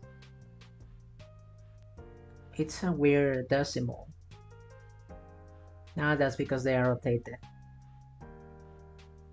Okay, so kinda let's try to pinpoint them out in this black square. Let's do it like this for meow, but I know it's inverted. So 37, 380. There's a smaller ones in Y, so let's assume you are here.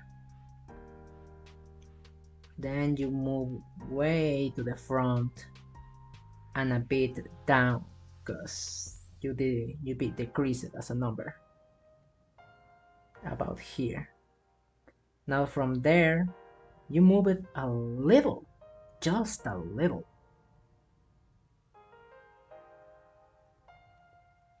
and became a little bit more downwards like this, causing kinda a slope, a very small slope, but nonetheless it's a slope.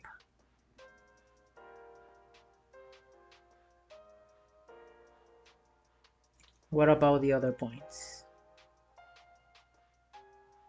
So 37, it's a bit higher of course. Then you decrease again. And then by a small fraction again.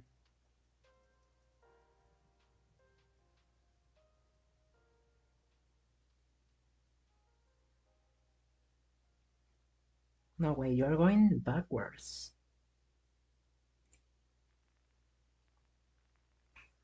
What? Yeah, something is odd about that.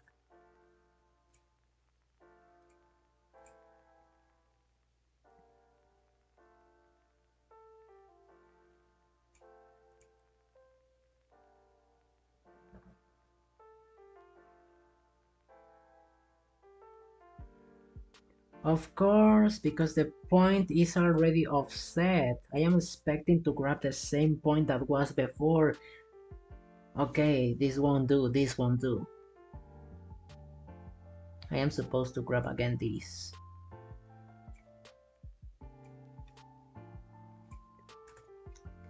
That's why I will never do.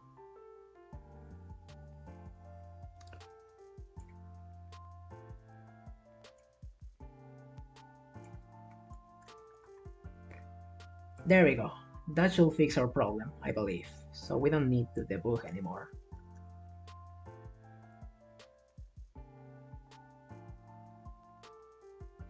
Look at the other side. Let's see. Ah, it's beautiful! It's beautiful! Yeah, it still does the jittering in the corner. But like, God, this is beautiful. I cannot go past this. But then, oh, this is beautiful. Ah, perfect. Absolute cinema.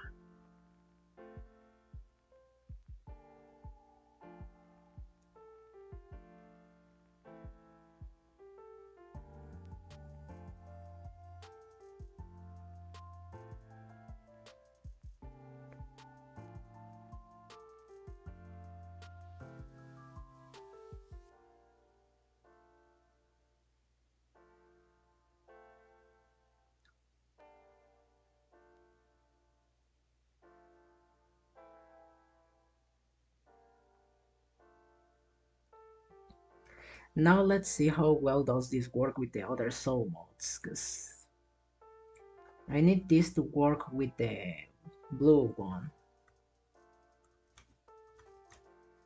which is where the most physics will be applied.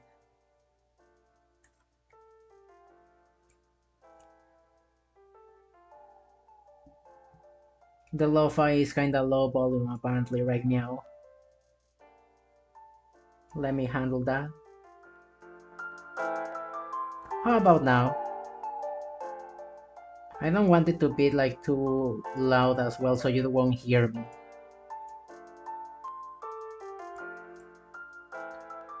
Okay, I don't think I need you anymore.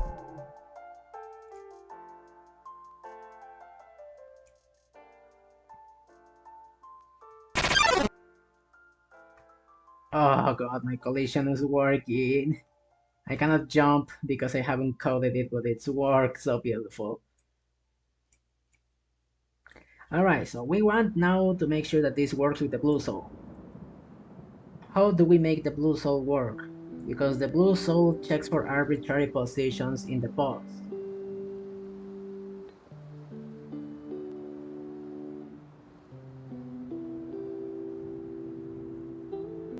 Do you have an idea about that arena? Yes, I made it myself.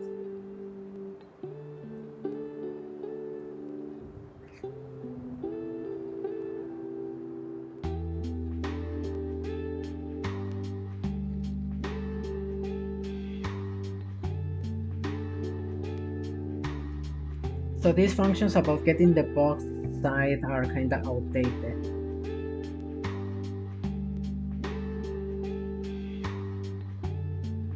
Huh?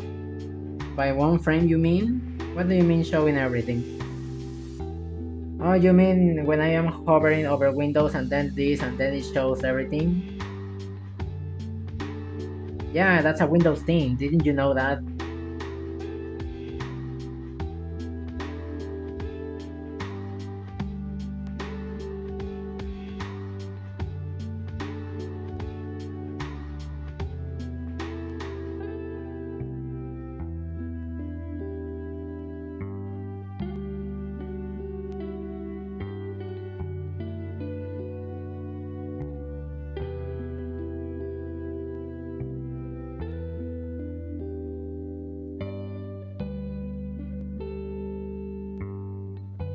Now how do we do this?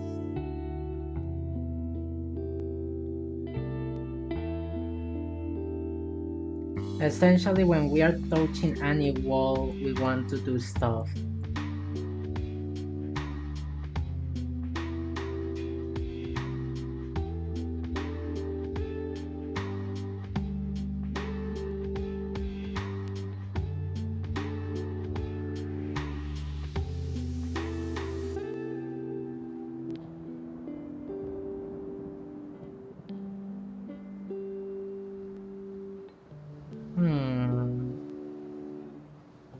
More like you're not being descriptive enough. Yeah, that's what happens. Because I press a key to enter this state of battle, silly.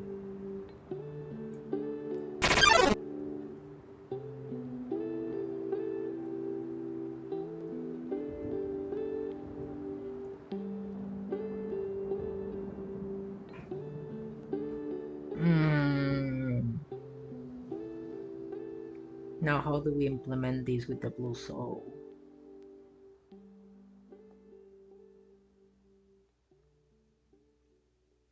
We will have to play a lot with the movement speed.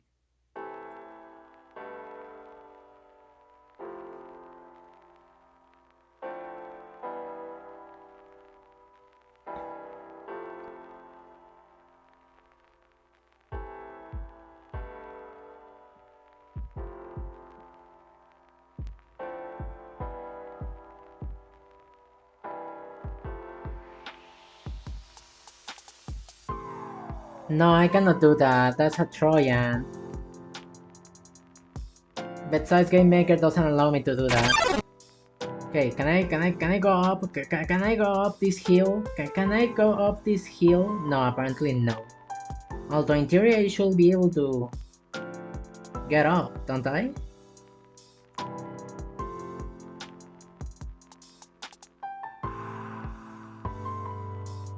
Let's see, if I just simply make the point not be that.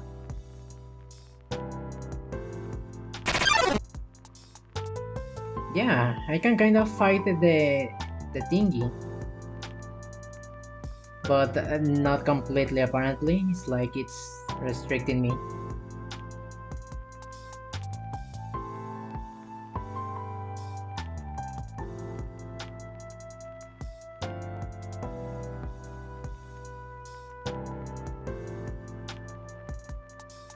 Let's see, the movement gets scheduled.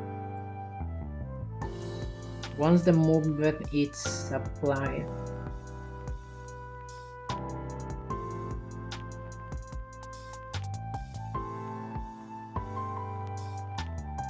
it's because the Y is making it go downwards. And because the Y is not set to 0, I cannot go back into those slopes. So if I fix the Y problem, the X problem will be fixed. Perfect, perfect, perfect.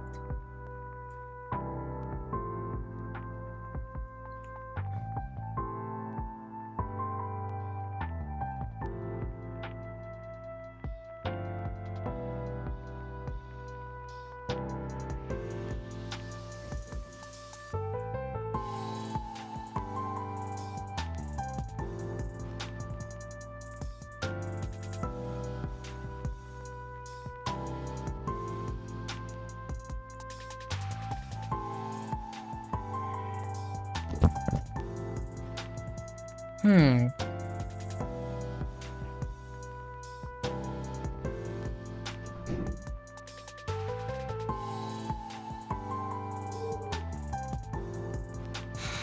Silly. Thinking, thinking, thinking.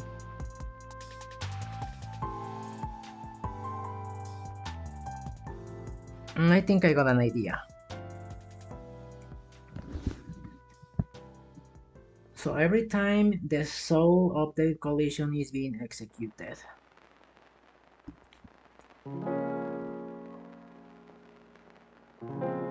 every time it is performing a collision upwards and the soul mode is gravity, it should be setting the jump to 0, I believe. And many other constraints as well could apply.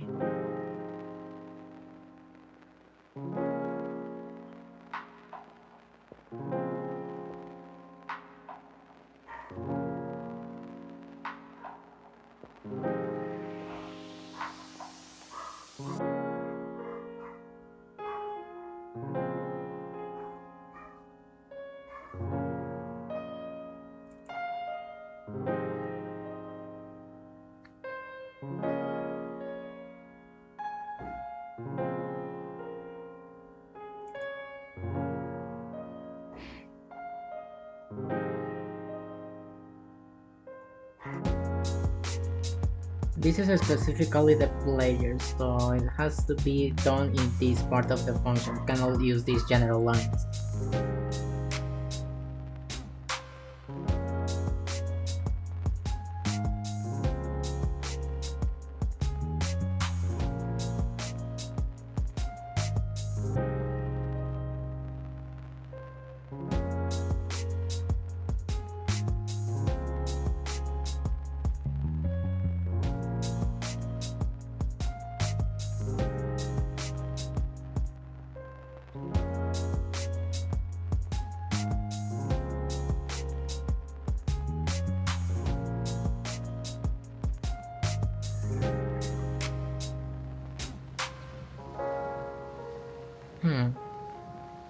Okay, they will all do their stuff. Over here, I should check then every single one of them.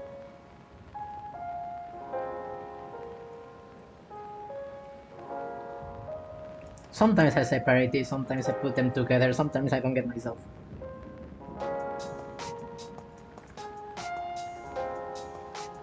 So get the length of the instance directions.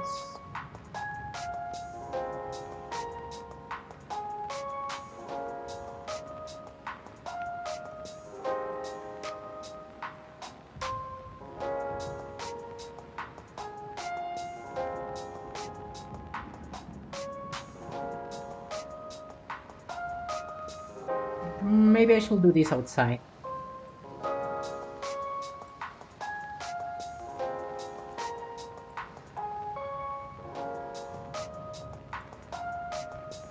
No, but then if no collision is being applied, okay. It doesn't work like that.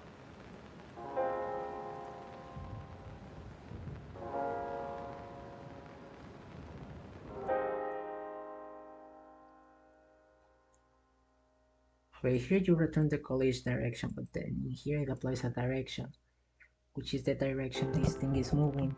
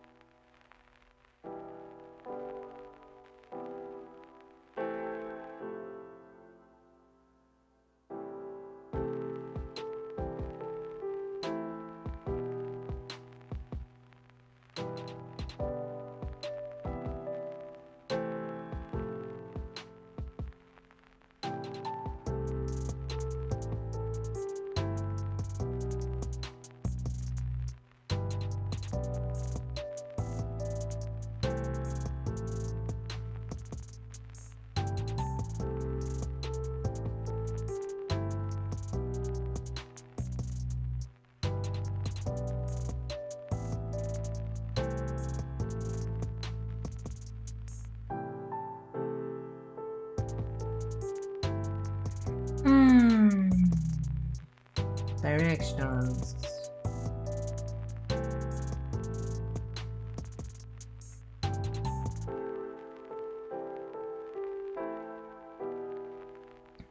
This engine has like 2 years in development, but they have been sparsed, separated, because of responsibilities that I had in life.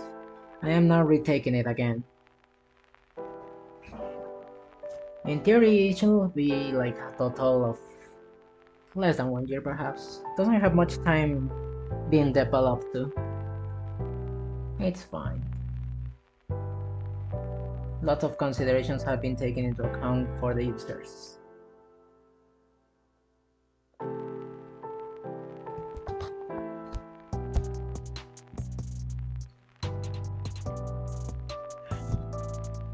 I think I need to return this direction.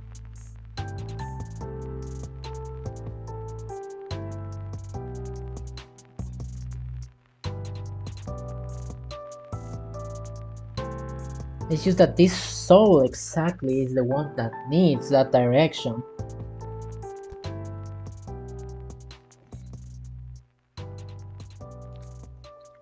And I guess this kinda helps to tell the direction that I am kinda pushing it towards actually.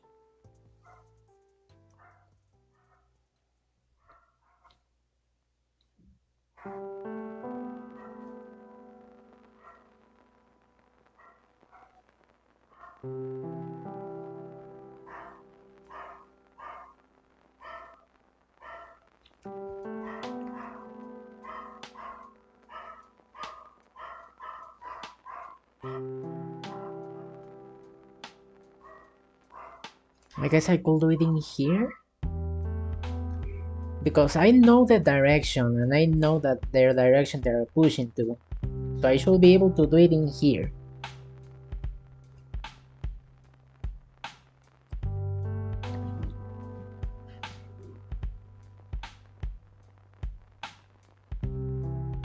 But I need to make sure that they are colliding, that's the thing. And even so, that's not enough. Because this one is handling collisions as well.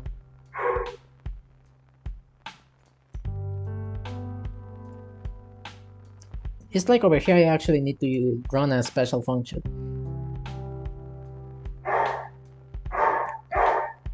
Say hi to the dog.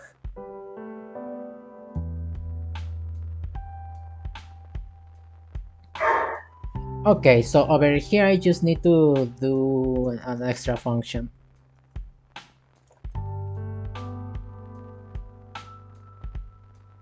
But what is the name of the function that I should give? It has to be a very descriptive good name.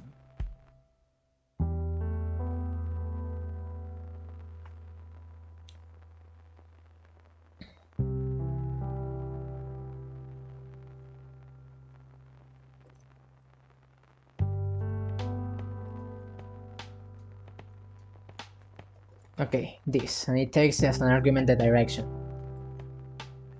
Function, custom function. Bark, bark, bark, bark, bark. I am a cat. Meow.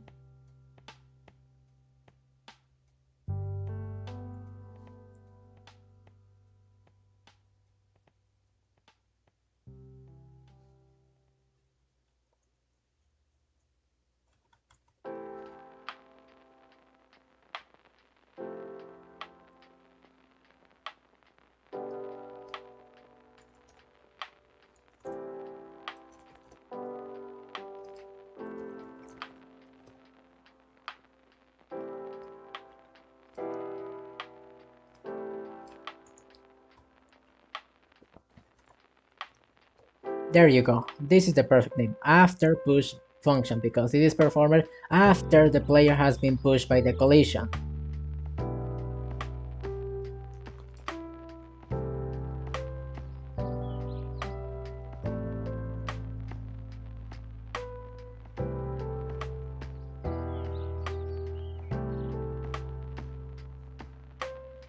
Now, on every single one of these, I need to define a function first of all, a general one.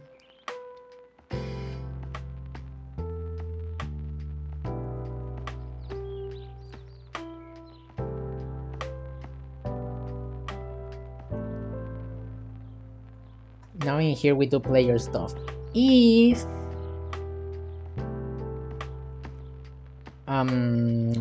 I lost my juice. Where is my juice?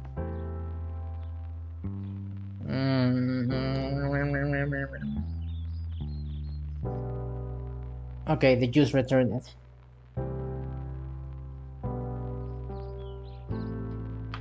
What is the variable that is used for checking the modes?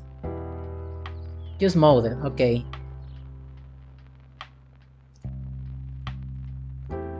So if the mode is soul gravity, and you receive an argument, which is the direction. The direction that the player is being pushed on is between two numbers, which I will decide in a moment. Okay, let's think this through, because I also need to take into account the rotation of the player.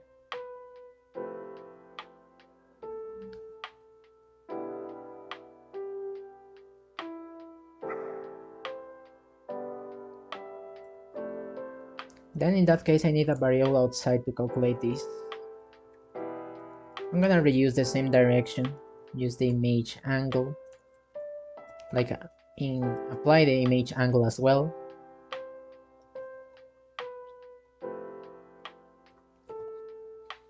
Get only the angles that I care for.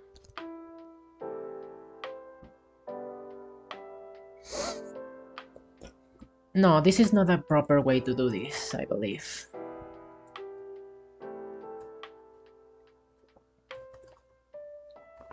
So instead I'm gonna do it this way.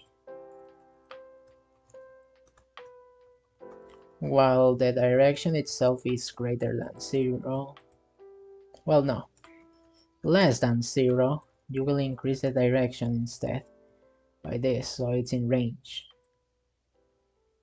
But if the direction happens to be greater than that value, you're gonna decrease it. Much better.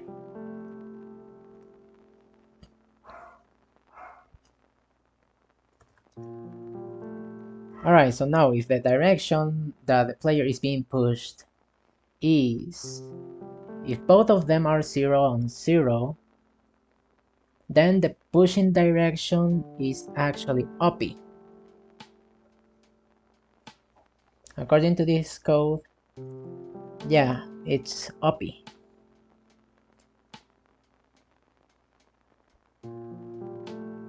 So because the pushing direction is uppy, it should be between 90 then. 90 is the angle that I want to push. So if it is greater than that number and less than this number, it's a platform I can jump from. But that is very... I guess I have to decide what will it be.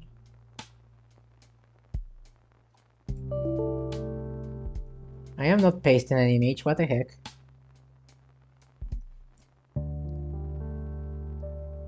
So let's assume we have my little player. Assume this is a blue soul. In a normal platform such like this, you should be able to jump. But how slanted should the platform be to still allow you to jump? Because the moment that point is reached, you won't be able to jump, you will slide.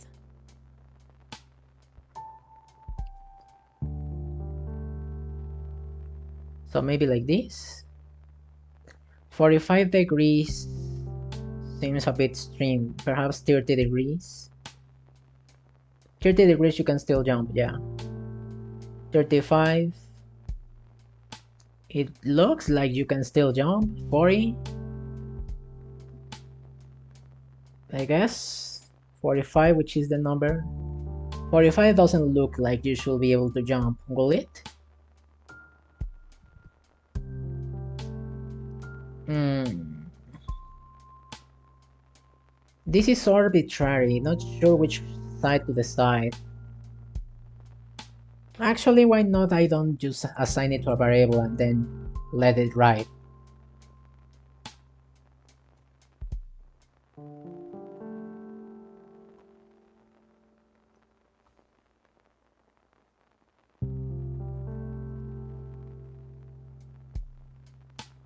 Yes, the name is long, but it's fine.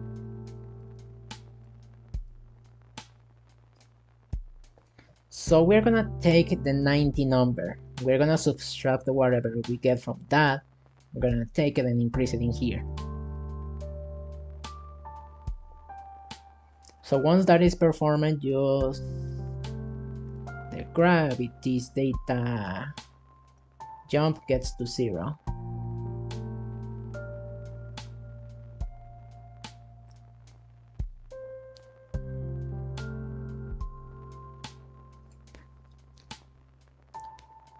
Yeah, jump speed equals 0.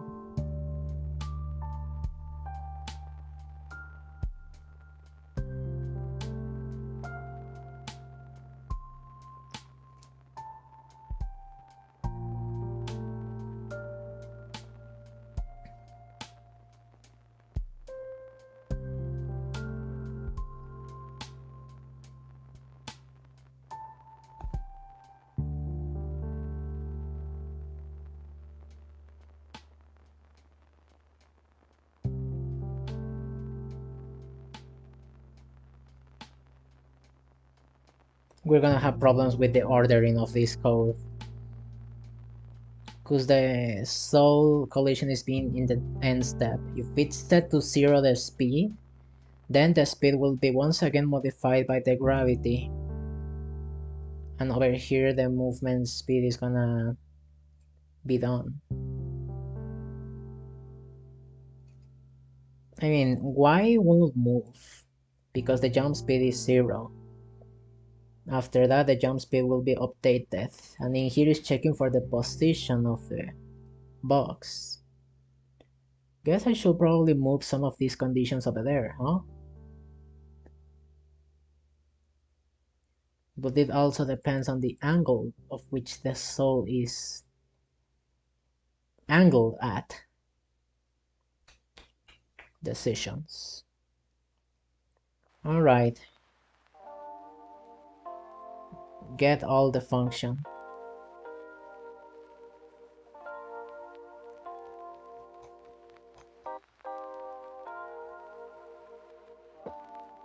Not all the function though.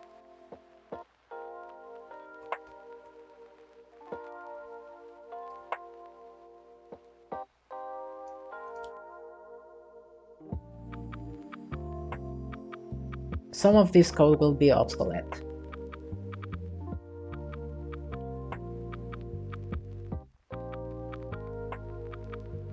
And in here we're gonna be doing other stuff actually.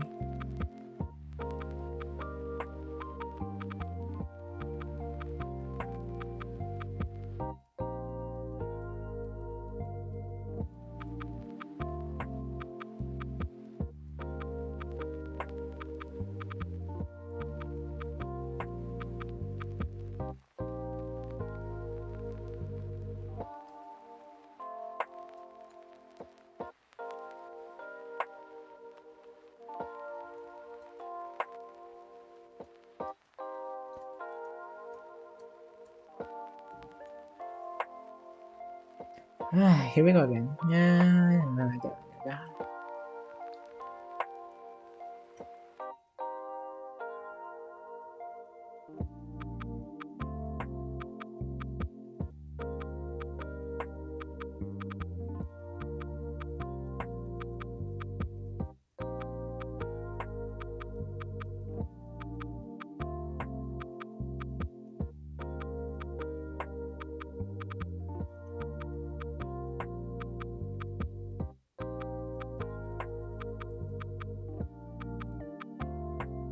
There we go.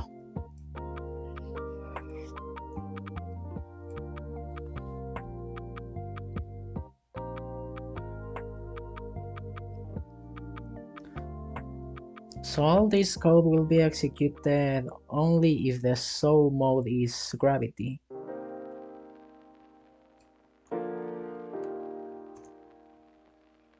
And screw this for meow. Well, no, I need that for reference.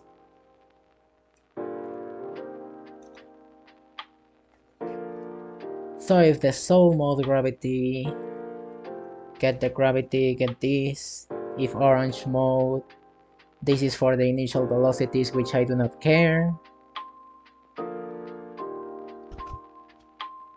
Yeah, we do not care about the initial velocities for meow.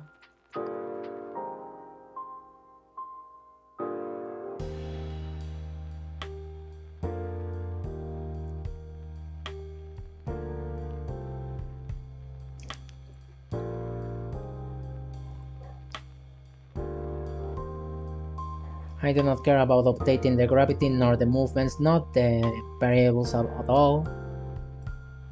This, we only care when the box is supposed to be colliding, sort of.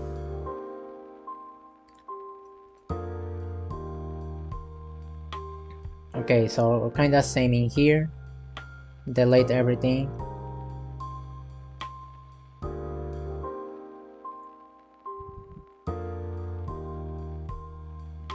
Do not change the angle. Wait, it still had the angle change? Oh my god. You are not supposed to be there, boy. Don't tell me you also have it. Okay.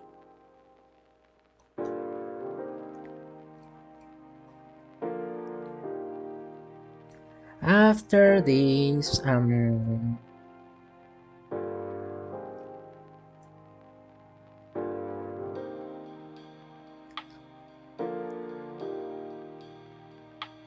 so I need this declaration.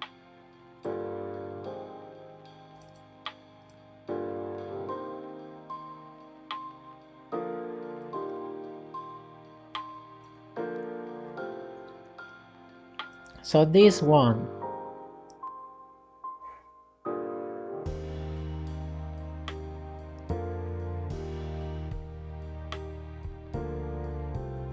Jump speed is 0 if the Y is lower than the top. Okay, this is basically bonk. Greater than the box bottom. Okay, here is the part where,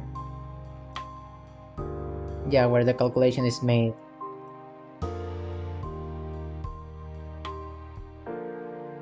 I need to check into my constants real quick. No, wait, they are here. Down, right, up, left.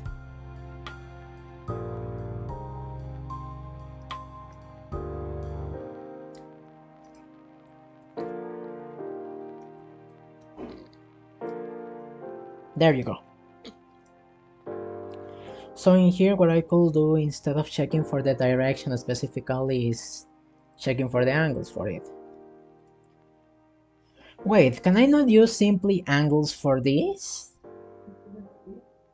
If I check angles, I am basically managing everything.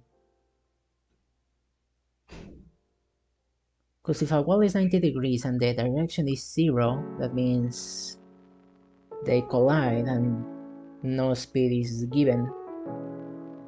Also happens if the collision is in the other side. This is a bit tricky, messy. But we will see if it works. So we have a range to jump, first of all. Defined by the 90 degrees, which is the push upwards. Increase this based on the direction.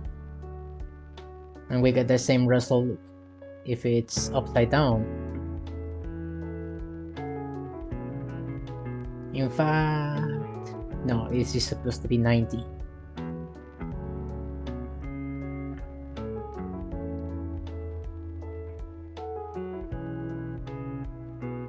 Once this condition is fulfilled, we don't need to check for boxed sides.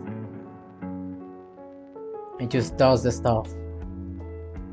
It plays the sound slam if there was a slam. Now the bonking.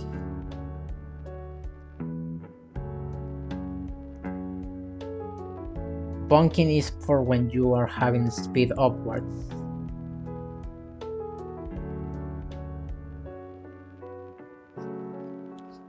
Depending of the speed that you have upwards.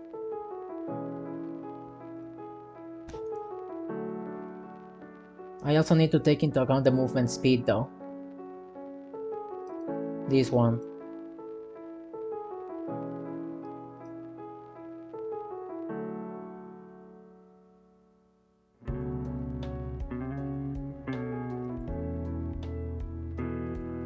Alright, since this is the bonking side, we have a momentum, kind of. For that I'm gonna define another one, called speed. This is gonna be a point direction from 0 that goes to the value that has the movement speed and the jump speed.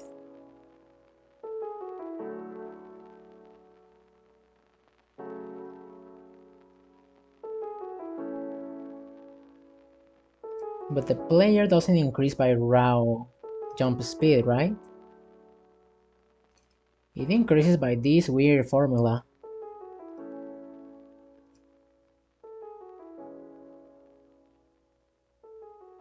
Which takes into consideration the speed.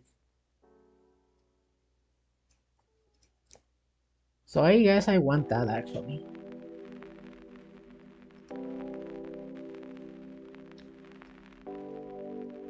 Because this is determined the speed at which the player is moving.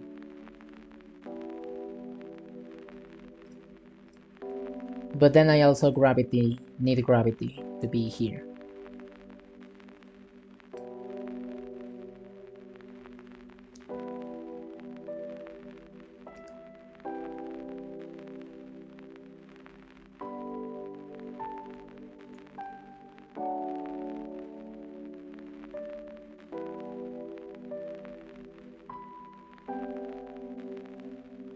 The value of that doesn't change depending on the angle, so this should be actually outside.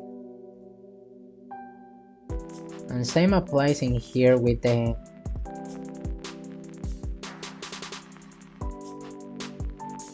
this, yeah.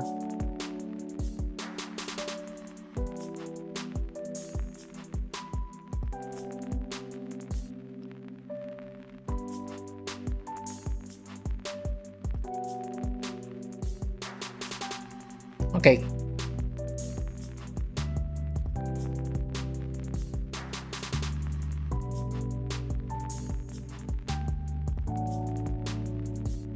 So we got the gravity now defined, we got the jump, we got the speed, we got everything. We got this.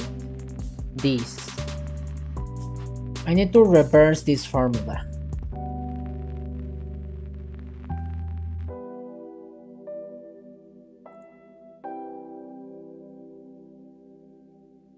So this is supposed to be 0. I want to get the jump.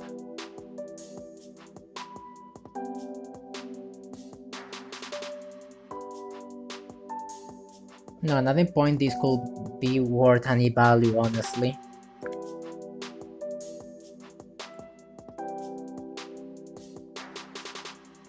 This is the movement that the player is moving in Y.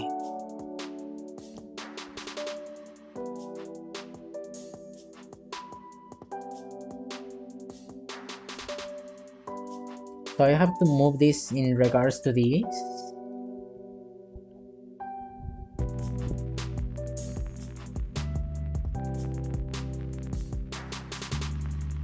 Move Y is essentially this, so whatever I get from the speed and supplement to the Y is the thing that I have to use instead of move Y.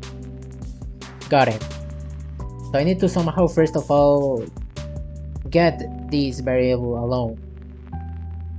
Okay, we're doing a little bit of algebra. I hope I remember how to do this. So first of all, we're gonna divide everything by the direction -1. So we remove this multiplication from there. And next up, yeah, that's pretty simple then.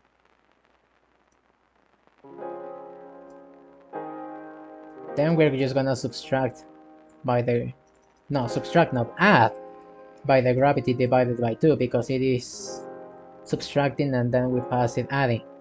And there we go. This is the value of the jump speed. Except that we will replace these by speed. But this has to be multiplied by a factor.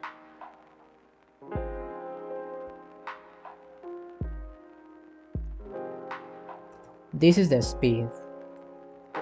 This is the angle of set speed.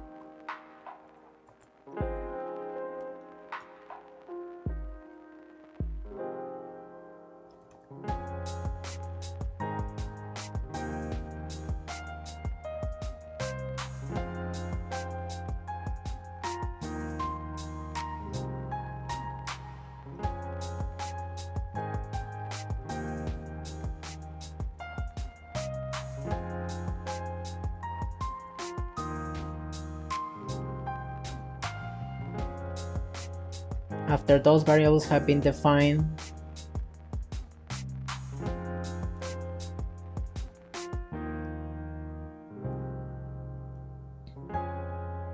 if the angle is 90, then you should get all the speed.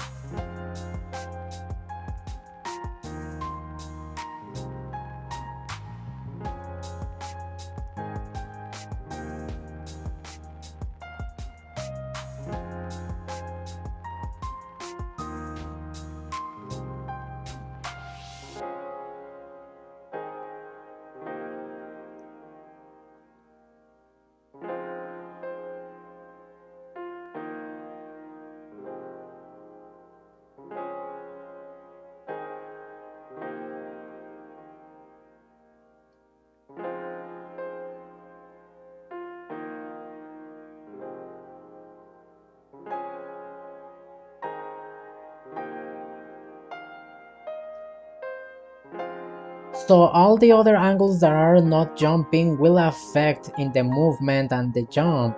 Oh.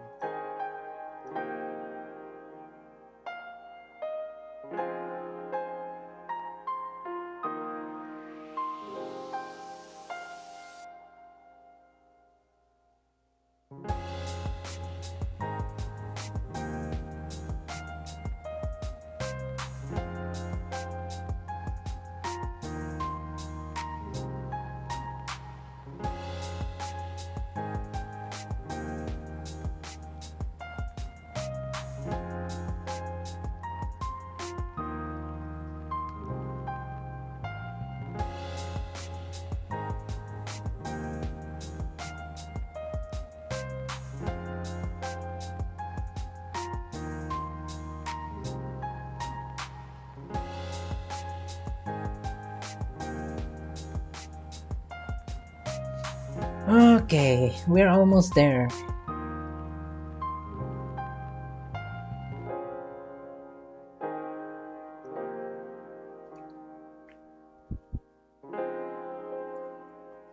Then in here is just simply this.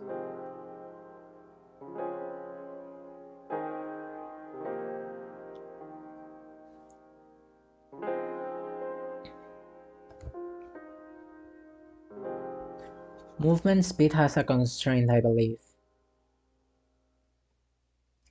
Yeah, the new speed is clamped by this.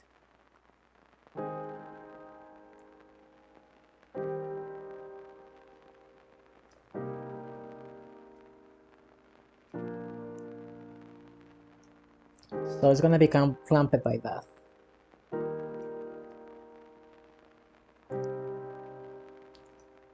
But in here is the cosine, I believe.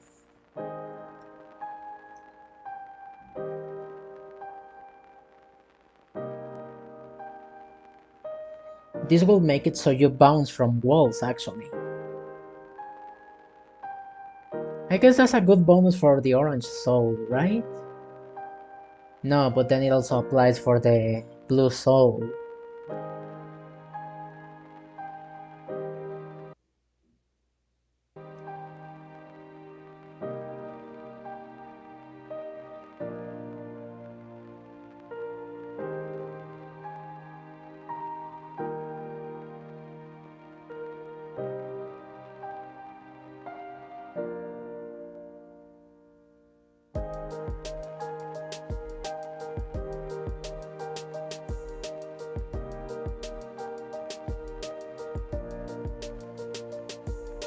You know what? This is also gonna be a variable.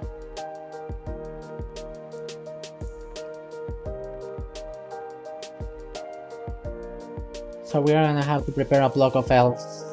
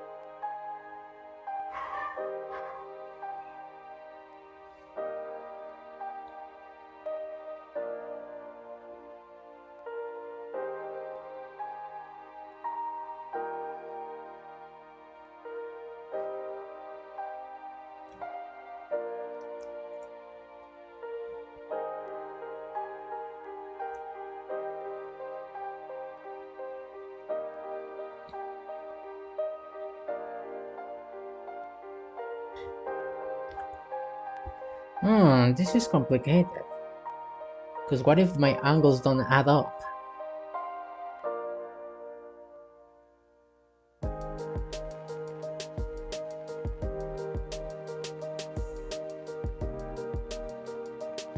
Nah, it's gonna be fine because both of them actually are the same. Okay, no problem here then.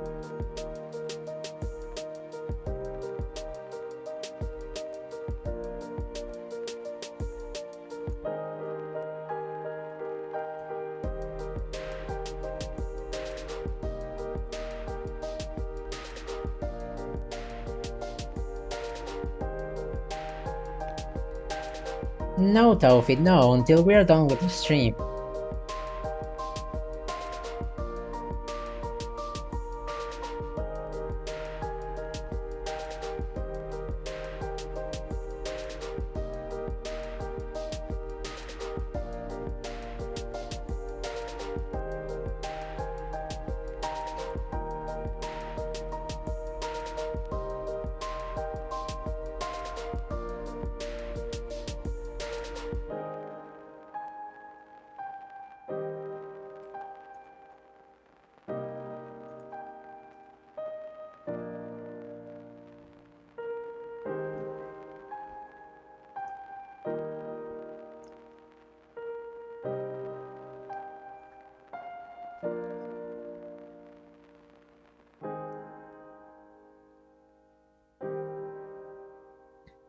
Is 90 a good number?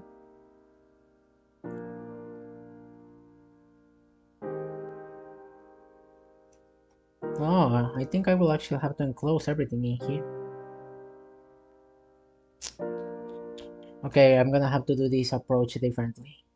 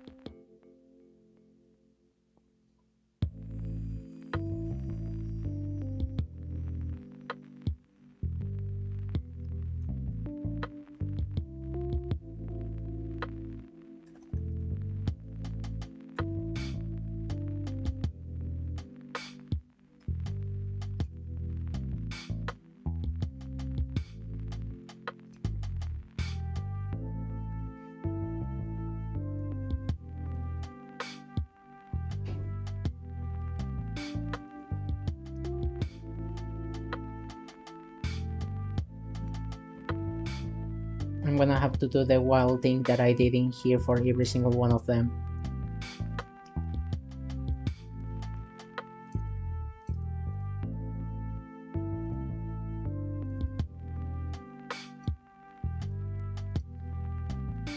I need to constrain the D's to be 90 perhaps.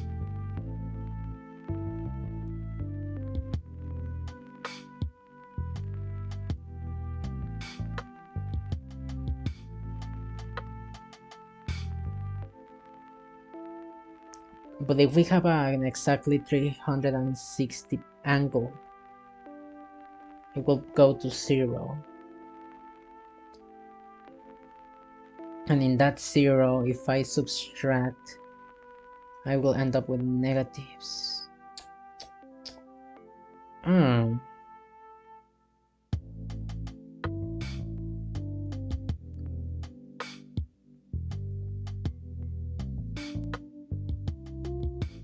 if I transform that negative, which might be in this side, to a positive, it won't be in range.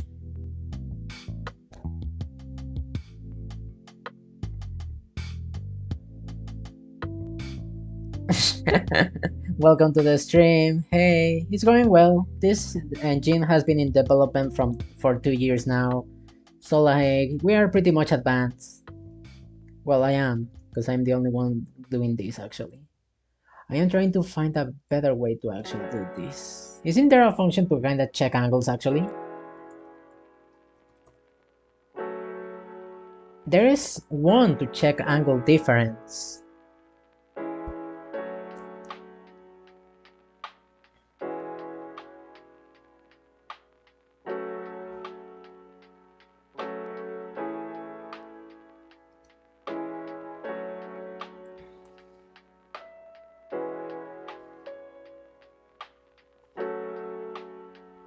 So I probably want to grab these and then these, but then I am still in the same predicament.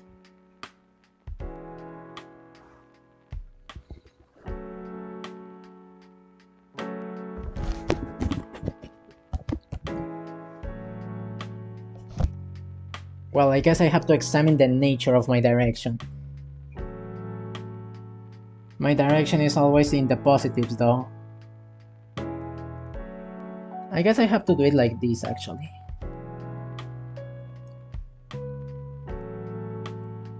Yeah, so I have more range to cover around.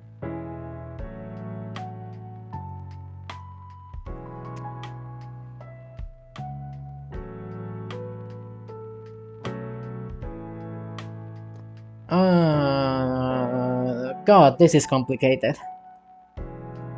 Because whatever arbitrary number I give, I'm gonna be in despair with these two numbers actually.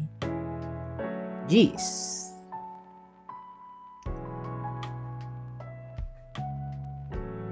I'm pretty sure there is a way to circumvent this, but right now I am not gonna focus on that.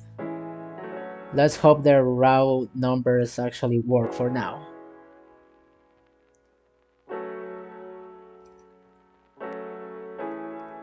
So let's put this here and then let's put here this.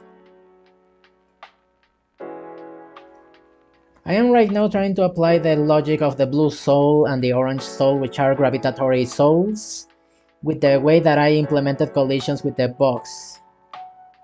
Because this was already working before, but it is a better version, an improvement. This also works with platforms, which I am very glad that it does.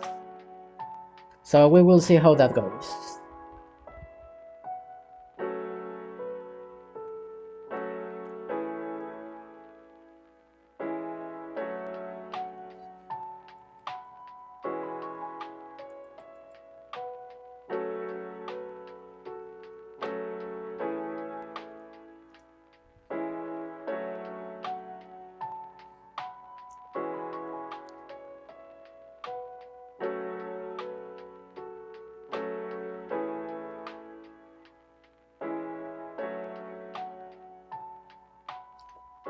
The patience, I have to say, the patience you guys have to look at the screen with only codes for hours is impressive. I will not have it for sure. Well, you have to develop this if you want to like kind of get stuff going, I guess. I mean, it's not that bad. I'm used to it because I don't only see just texts. I imagine them. Like this whole chunk of lines translate to simply graphical stuff. A certain specific set of numbers can translate to a line, to the position of the player, to how stuff is displayed in the UI. I am using my mind to imagine these things and kind of predicts stuff of how my code is gonna work. That's why I know for sure that this that I was trying to do will not work if I give specific numbers, and I know which numbers are those. So I am going to look for another method to actually do this that I want. Because if I follow with this, I'm gonna have a disparity with the direction. I'm pretty sure about that. So we're gonna see how to make the angles local.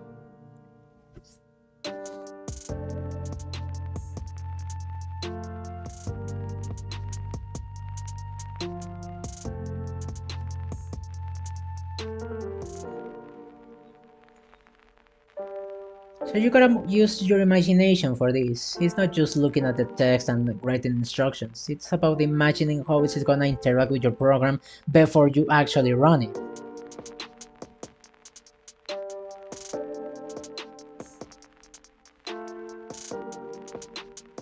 So let's see. What was I doing again? Yeah, I was doing the bunking. The bunking should be handled by this, I believe.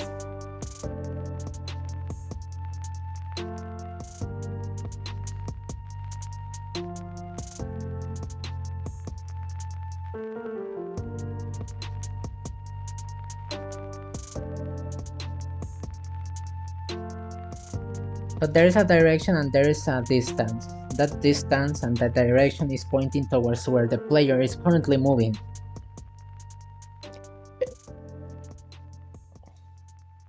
Once it bonks, I need this reflected in a way. And that reflection depends on the platform and its angle. If the ceiling is at 0 degrees, sort of, because actually it's gonna be in 180, what is gonna happen is that it's gonna take this because of the angle that the player came in.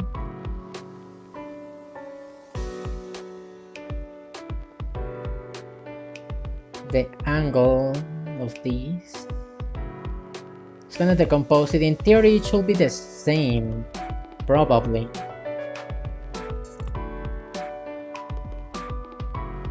$90, it will reflect down. No, this is not reflecting down. You're a crucial part of this, yes.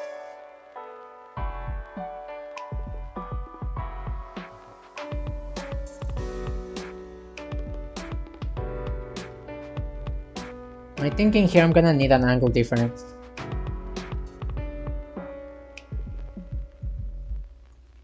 One of them is gonna be the speed angle, and the other is gonna be the direction which I am bouncing from. So let's see this again.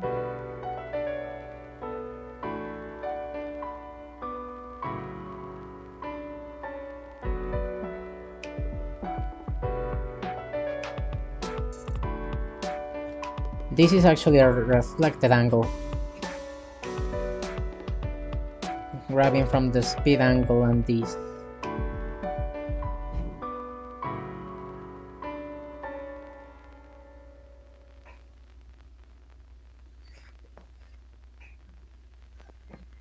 What password? What are you talking about?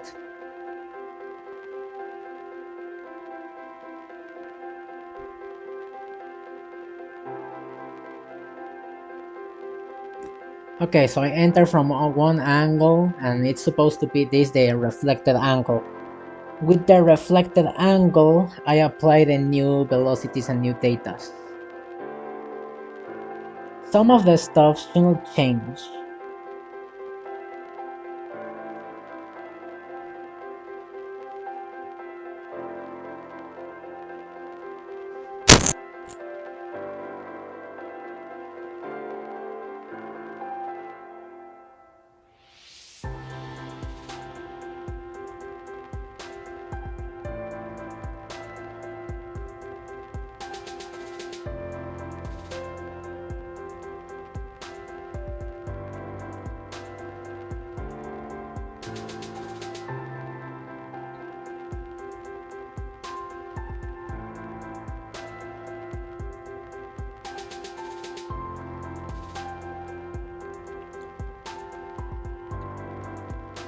Means that there was something in the way, and it bunked for that matter.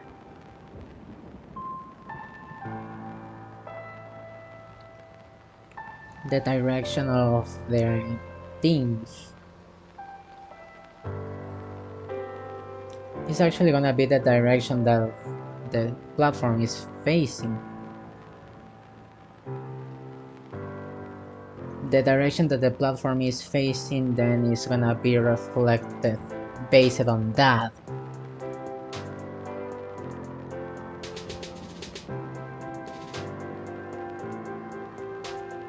Once it is reflected, we got a reflected angle, which is the direction I want to go. And I guess I should apply this. In theory, they should work, in theory. But I am not sure. Alright. Once the jump speed... No, for in here, I think I only need to affect the movement speed. Not the jump, because this is a wall.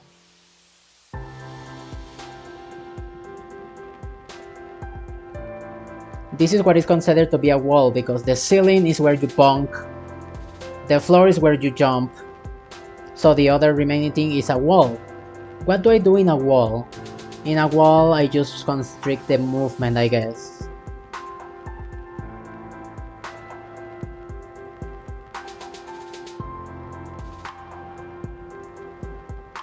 Or I simply do nothing? I think in a wall I won't do anything. Because if I do something with the speed, I think I would do nothing. Okay. This is supposed to be if it ever bonks. The logic also applies if you're with a blue soul. However, different from the orange soul, movement speed is only for one frame. In fact, movement speed plays no role in this.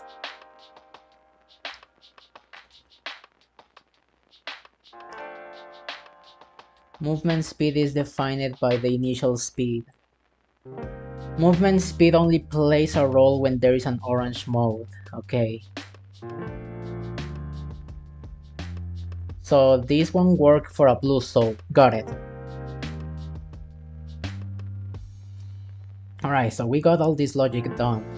So far so good. And I believe it works for any angle.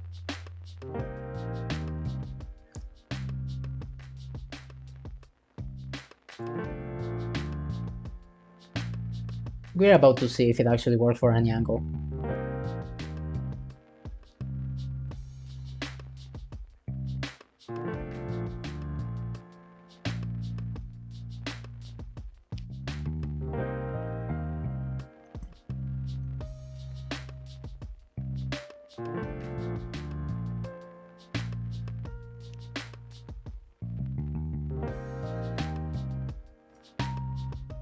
So in here I don't actually need to constrain myself from the speed.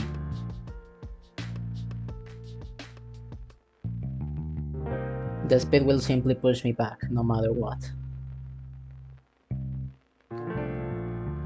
But then, if I want to change side when I'm touching a wall, it will make it hard.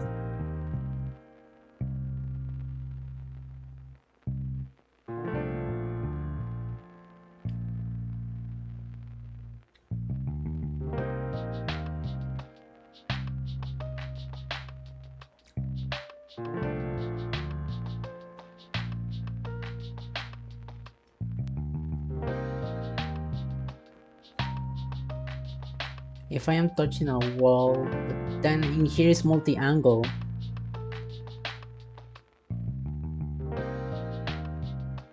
Okay, let's delete this and leave the walls as 0.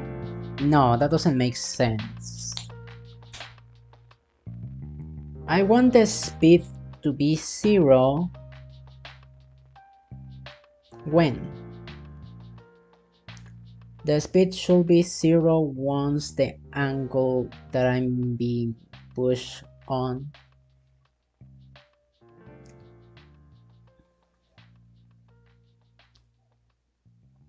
Should I add it back?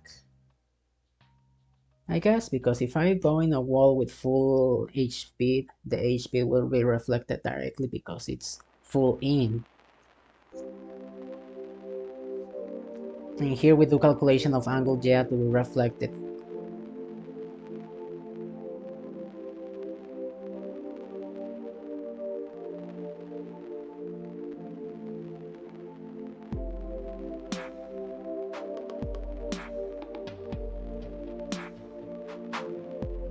This object is not a bouncy one, so I guess it's just a minus. I am decreasing by the direction of the cosine of the movement speed. Okay, so this hitting a wall by 90 degrees does nothing. Wow. No, it's the direction that I'm being pushed on. So if I am being pushed in a direction of 0, that means I'm moving to the right. For that to happen, I will be moving to the left. Therefore, this will be subtracted to 0. Perfect.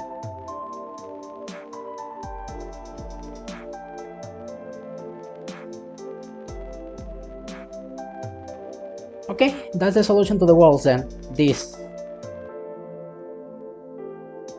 Now, these are arbitrary actions for the soul. This is basically if it's in the air, you can do this. But that doesn't really apply if you are in a platform, because if you're in a platform, you're not literally on the floor. So this is kind of badly made. I guess the only condition here is that if the jump is higher and you press the correct key depending on your angle, but not constricted to the angle of this.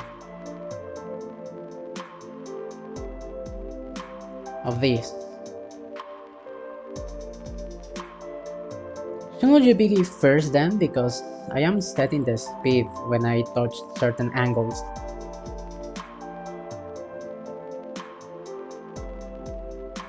Yeah, this is button dependent.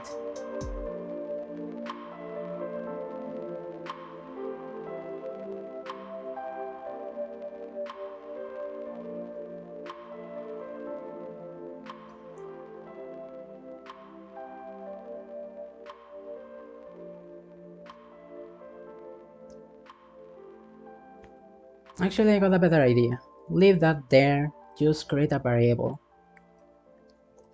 which is grounded. By default, you're not grounded, you're not touching the floor. But once you pass over here, you are touching the floor. Once you are touching the floor, I can allow you to do certain stuff. First of all, your jump has to be higher, yes. And is grounded should be false. That means you're in the air. Huh? What does the orange soul do? Oh, let me finish this real quick and I will show you. Okay, so this I'm gonna delete as well. This I'm gonna delete. So this should all execute as well as if the player is grounded. Next, if I am pressing... Wait, what? I am pressing up as I am down and I am grounded. Then apply the gravity. Yep.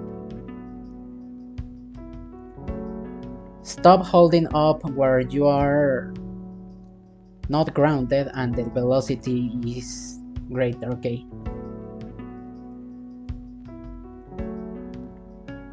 Oops, that's not how you do it, silly.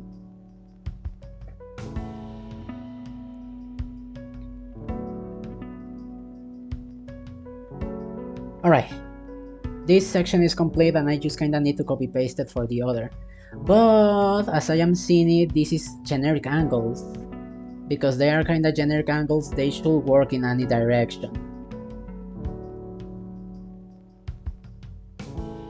Not quite though, because these and these are not the same. And when you're going upwards... When you're going upwards is the part that hurts the most.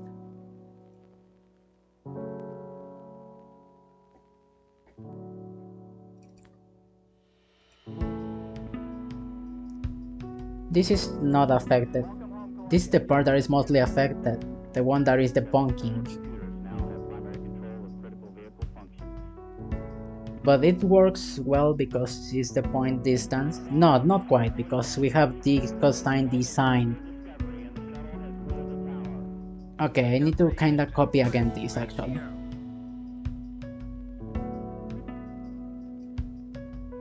This is generic, however. That I can tell. And because it is generic, it can go outside.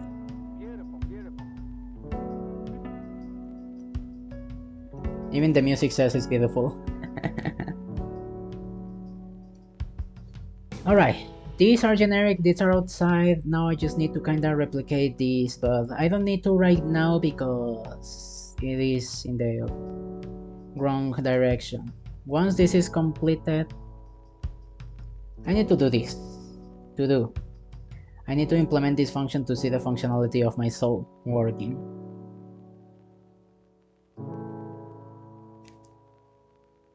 So right now in here, we just give this function.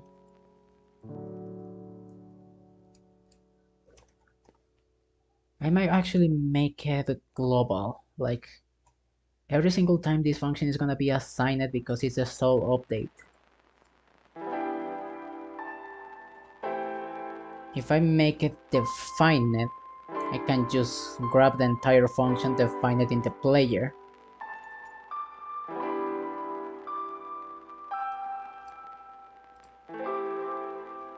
Define it below. I will later adjust it. For now it can stay like that. This is not Python, thank God.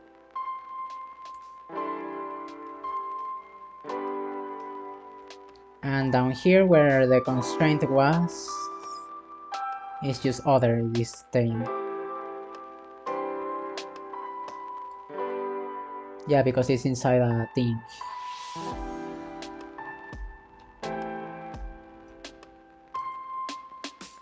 And it actually makes it so the player is the one executing the command. Nice. As for this, there is nothing in here.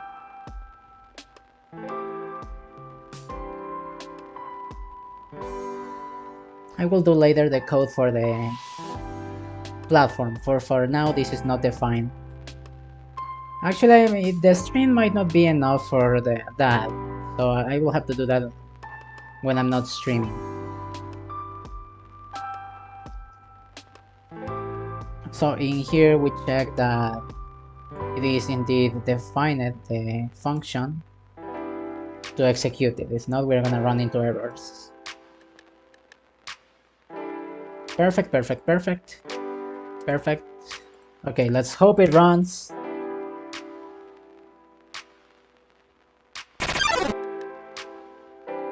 Ouch.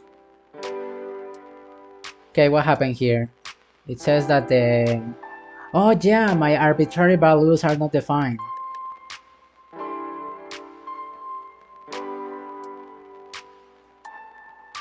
Where is it? Oh, it's in here. So this, jump and bonk. Over here. Jump, let's say you can only jump in angles of 30 as much. Bonk, you can bonk in angles of 45.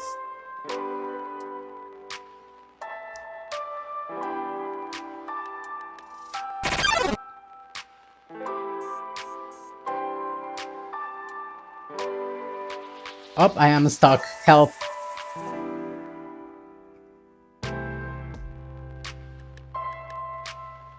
Corners are gonna be interesting. Okay, but I think the soul somewhat works. I just need to flatten out this section. There you go, flatten out.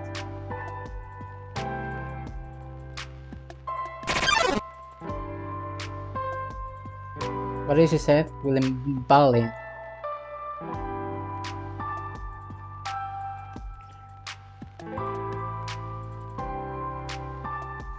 Okay, that's because the line is straight. Gonna have to check that later. Oof. Yeah, it's very bad.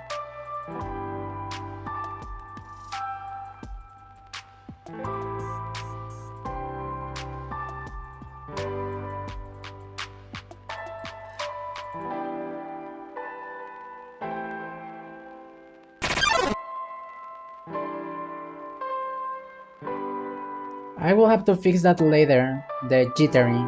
Me not like that is jittering. But okay, my soul works. This is the soul.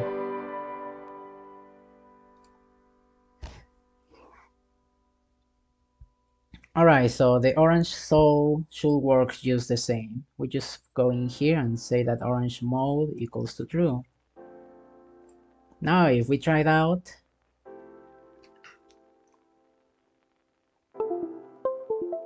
oops, I disconnected something. My program failed to run. What do you mean? I just added this. Try again. Thank you. Oh god. No! Blue soul, orange soul, you're stuck.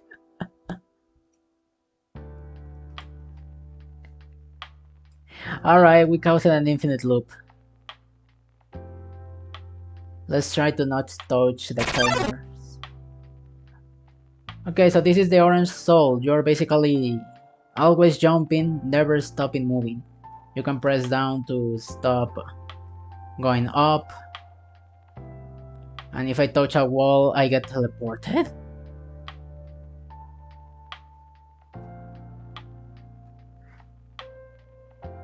Oh, it works well for this side. It doesn't work for the other. What is going on? This is a funny. But okay, it works for this side. Perfect.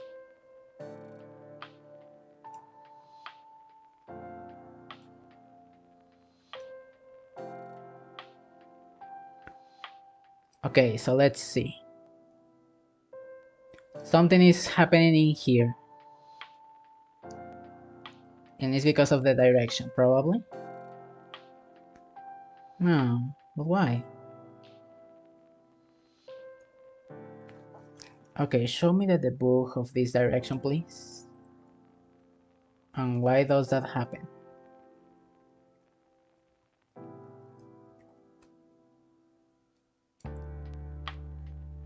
This is the gravity down, yep. Pepperonis.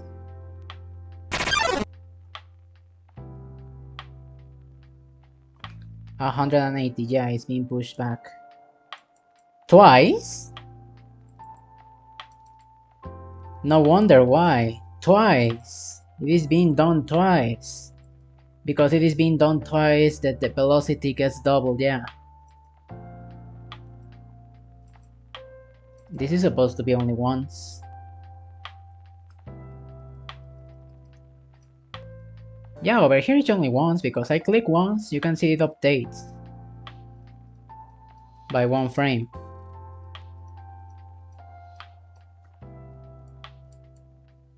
I go in here and click once, I click again. Something is happening in here and it's weird.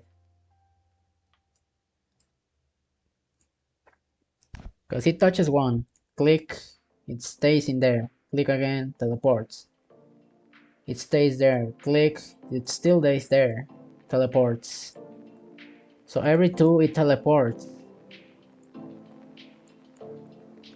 As for the right side, I do 1 and it already does the loop.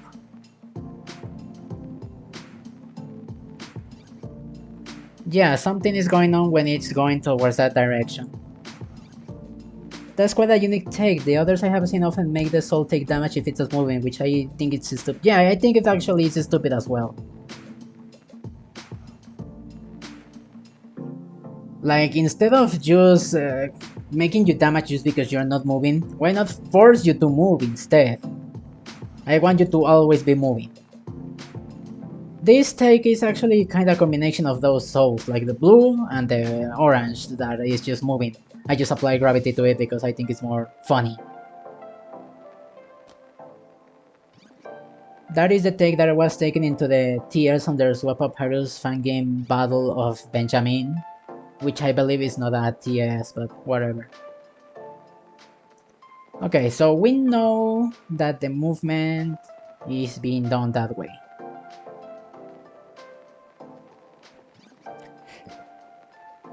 Now, what is going on with the speed? Because I believe this is the one that defines how the player moves, right?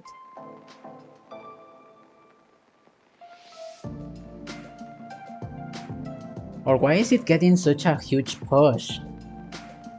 It's like what I don't get.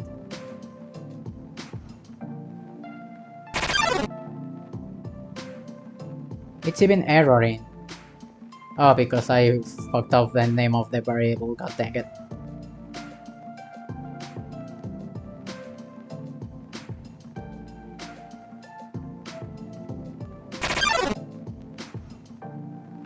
Okay, it's 4, then 8. What?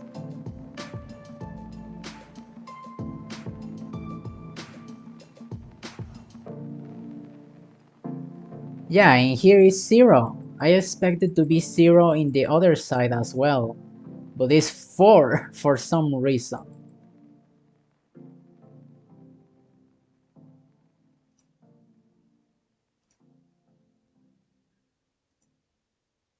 It has to do with angles, let's see. So 180 degrees means the cosine is -1. 1 is 1. So what is happening here is that the soul, when it's -1, it's actually adding it. But then this is like the speed. Okay, I'm going into the left side, so my speed is negative. This being negative, and then this direction pushing me towards a positive side. Makes no change, this is still negative, this becomes plus, it counteracts. I am moving to the right now, it's positive, but my this is negative. Negative plus, they get added. Okay, I need to make this absolute.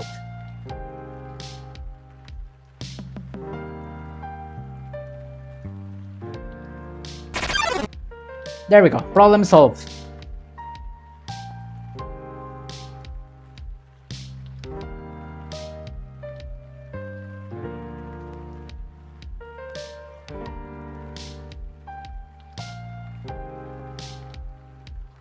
Perfect.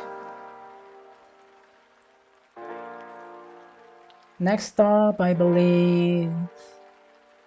I think a lot of the jittering and stuff will be fixed if I just round the numbers.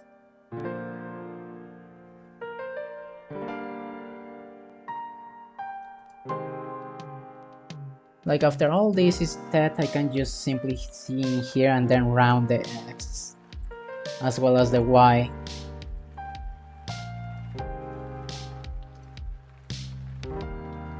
Same with this player. Let's see how it behaves with the numbers rounded.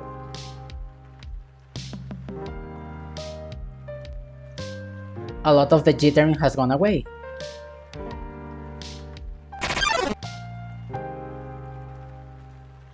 It is jittering in the right side?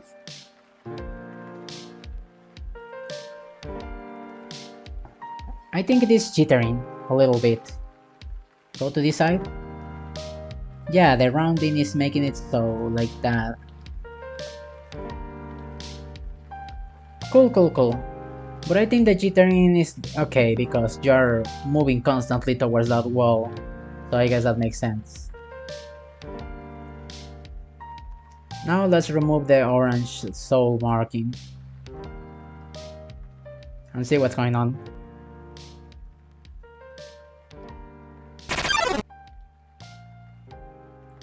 It is still kinda jumpy.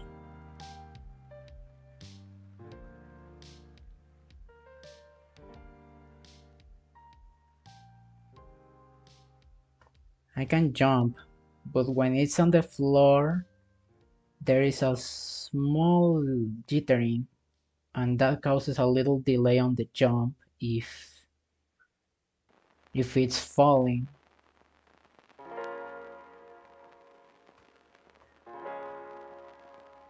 Okay, the blue soul has to behave differently, I believe.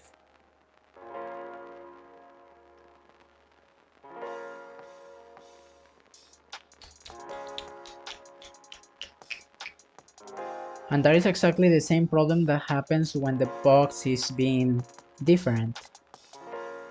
Like this.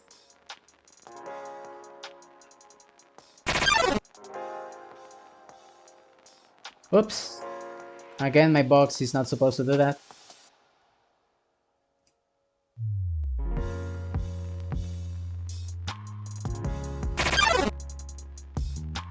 Perfect. Jumps. But then when it's trying to fall on the side, it's stuck because it cannot touch the ground properly.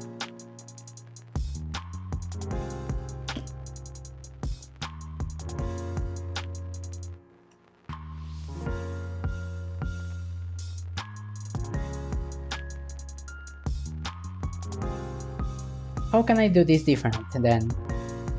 Probably I have to do the stuff before the stuff is being performed.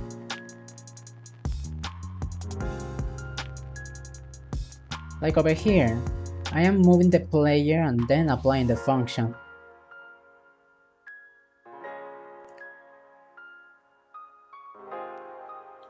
I did move the player in a specific direction. The direction is kinda the one that tells me what I can do. But once it's out of the range, the jumping of the soul is set to 0. And because the jumping of the soul is set to 0, nothing happens in the first frame. Nothing happens in the first frame because it is 0.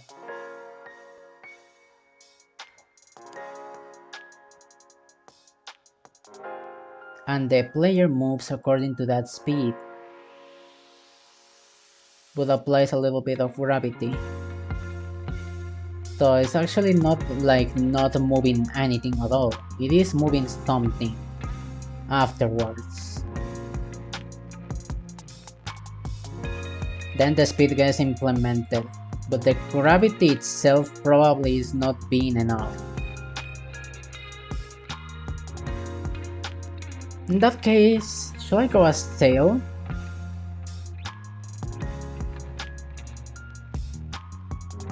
And because I am doing this here, I should probably do that as well in the other function.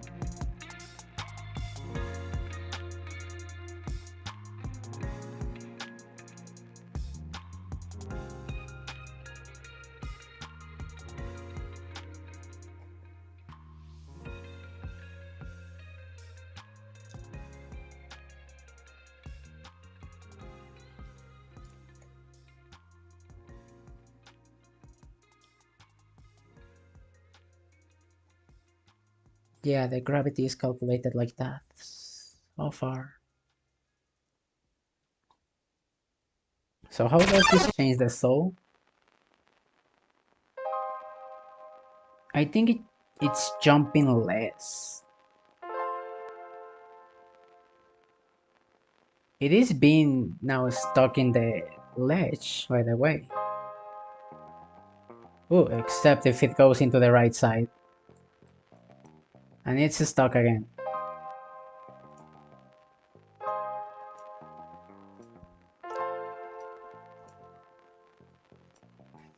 Okay, I think I will undo the sail stuff.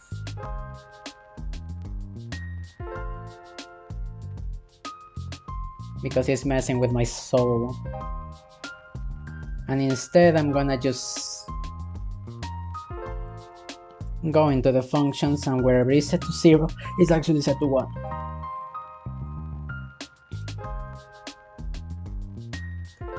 -1, sorry, not 1.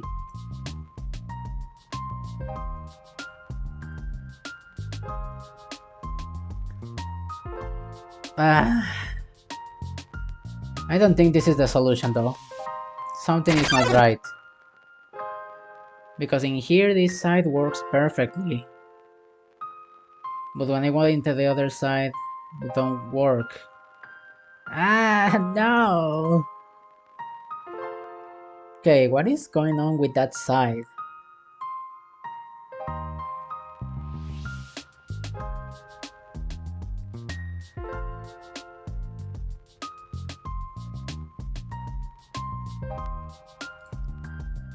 Okay, so it's trying to collide with the floor.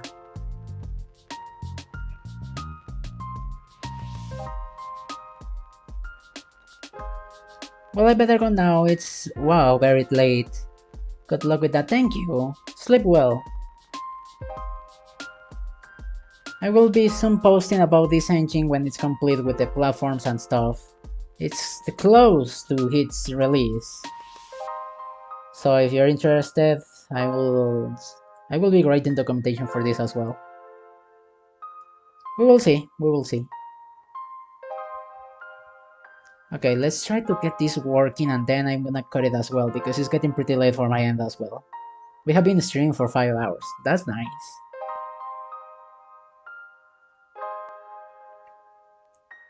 Okay, so something is going on with the part where this over here, the angle. Honestly, it has something to do with the movement speed, perhaps.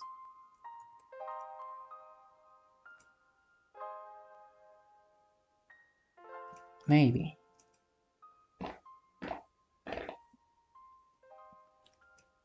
How many times is it grounded?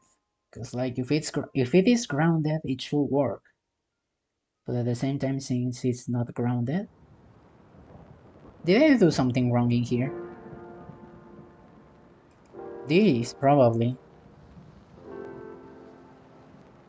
And that's why it keeps falling.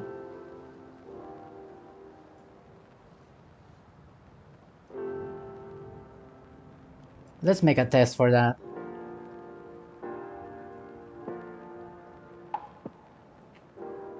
Okay, so I am checking if the player is grounded at all times when it's supposed to touch the ground.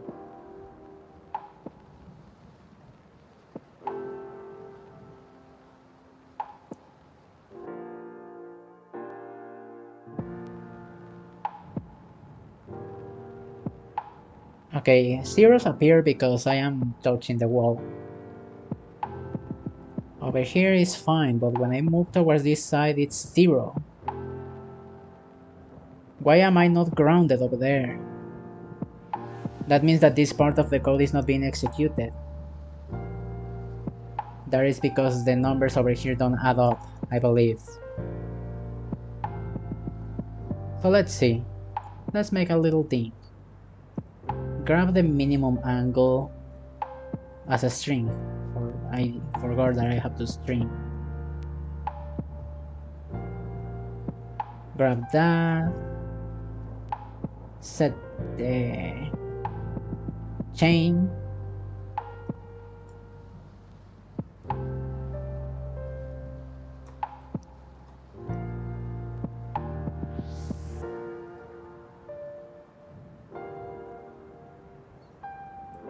Okay. What? Oh, I forgot a plus.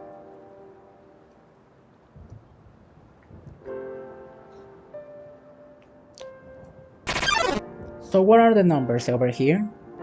Yep, that adds up. So you're saying over here doesn't add up.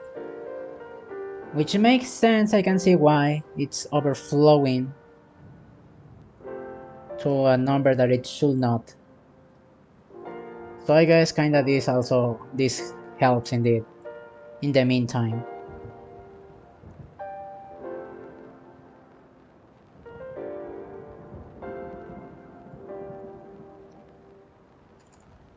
So this little thing will set the angle in the angle. Such a silly. And there we go. We can jump in this direction. Although I would love to be affected by the little slope. Like I will be going downwards a little bit.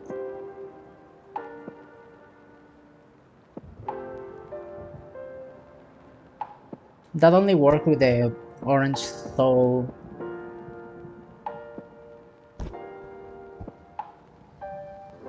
But then again, I am not applying any sort of velocity in here.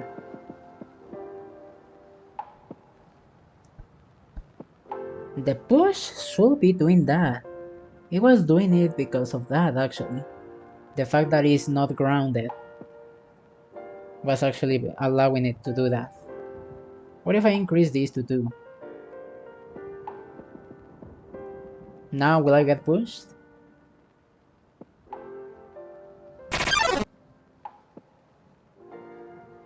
Yeah, I am getting pushed. I can jump.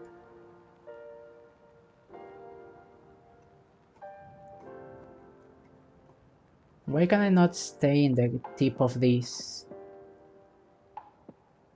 Is it because I'm colliding with more than one? No, I actually... Yeah, I can stay in the tip, but it's very weird how I am able to do that, actually.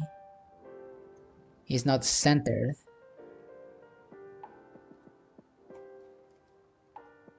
I guess tips are supposed to be weird anyways. Yeah, because the moment I move to the left side is actually dragging me down. But yeah, this is the type of effect that I wanted to achieve. I'm very satisfied with how this turned out now.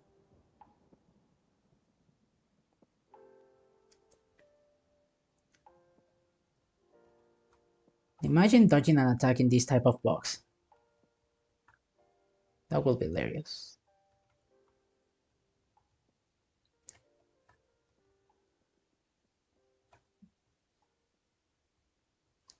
Okay, so the trick was to simply make it -2. Nice. What if I do it instead of -1.5?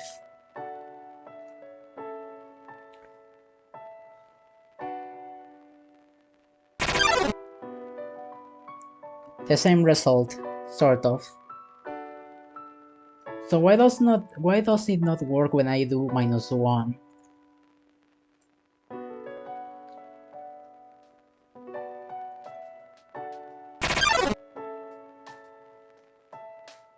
I can see the collision pushing me, but it's just not doing it. Is it because the jump is just 1? 0.1 perhaps?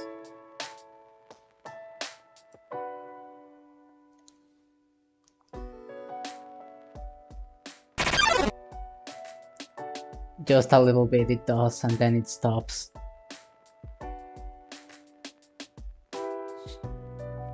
Does that make sense? 0.5 apparently is the middle ground.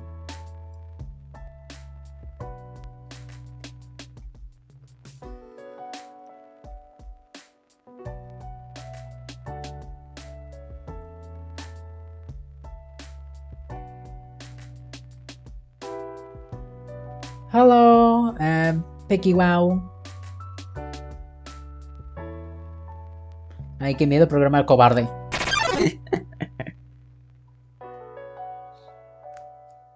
I am not coward, that's why I code these as they should.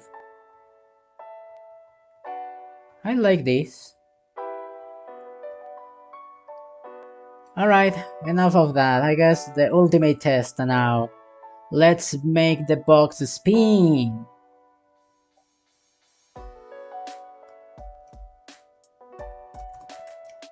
Image angle plus plus. Now the box will be rotating. The center is the center. So let's see how that goes.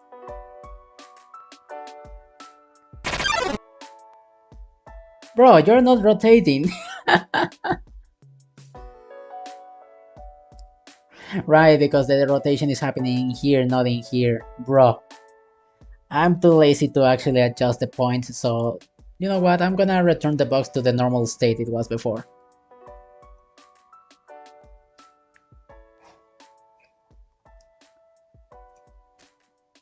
So in here we turn back to true, and then we're gonna handle the box another day in a different way.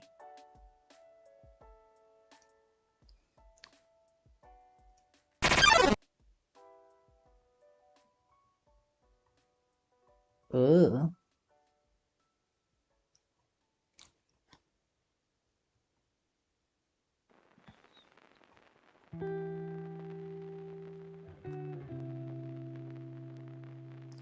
Something is holding me in this part. Something is holding me in this part. But something is not holding me when I am over here.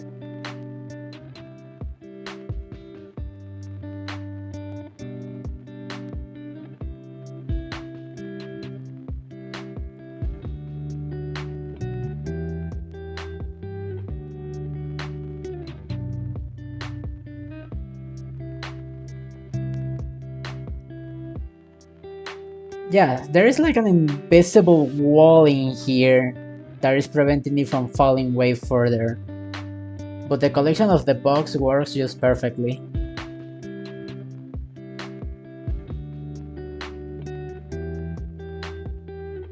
There's just something in here.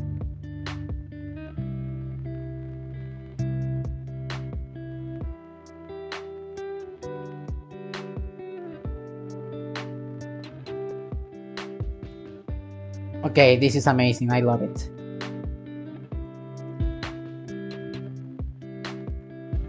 Good jobbers! Wow! That's amazing. Now, what is preventing me from doing what I want to do?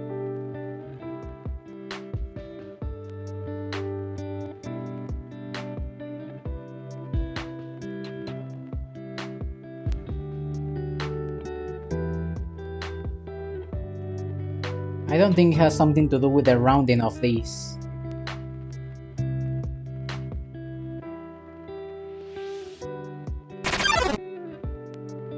Yeah, it has nothing to do with the rounding. What is going on in here?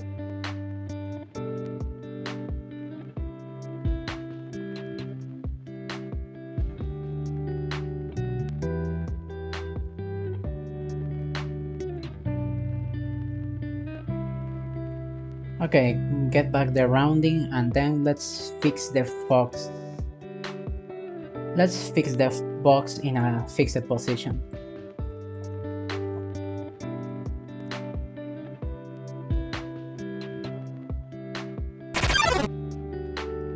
Yeah, there is something in here preventing me from doing anything.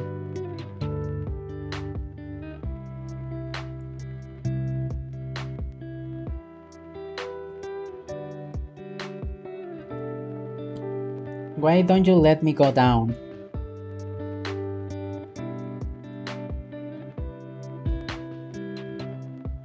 This has nothing to do with the functions over here. Something in the box is preventing me.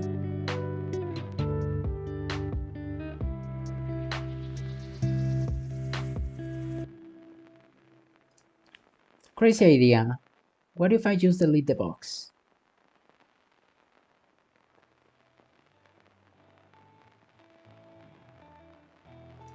What is my show the book message? Here it is.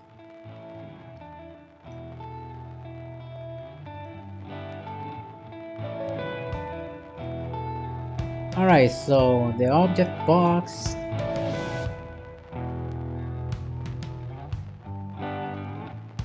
Instead of just deleting it, I'm just gonna move it up. The heart should fall down to the void.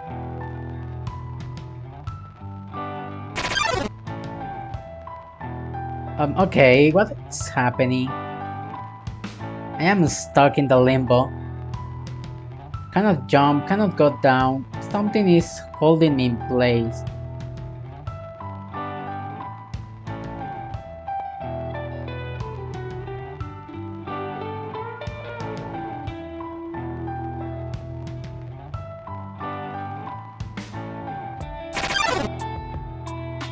The more upwards, the more I go up. So the more downwards, the more I will go down.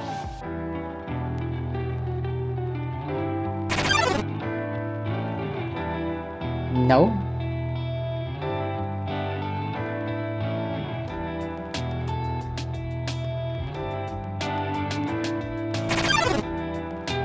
Gone.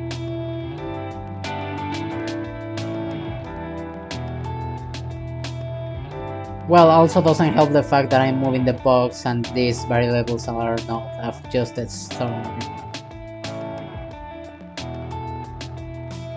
Okay, let's try now. It should move now.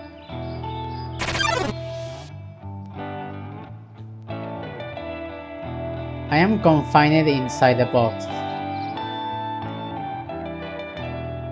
It's something to do with the box, because the same problem seems to be there.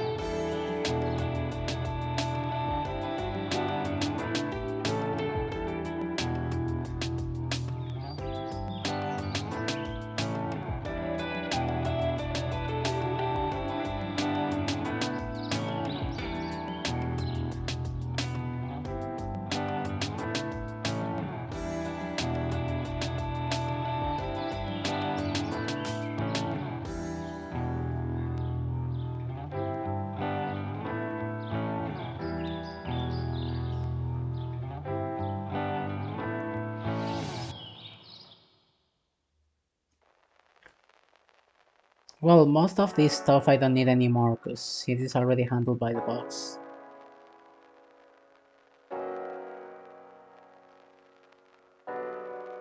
What do I need? I don't need this chunk.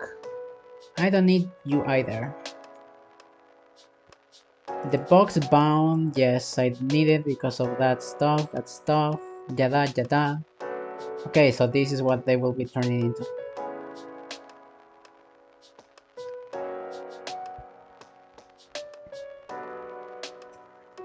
Very well. Gravity is defined outside and they seem to be having the same code. Box bound seems to also be having the same code. So this is repetitive.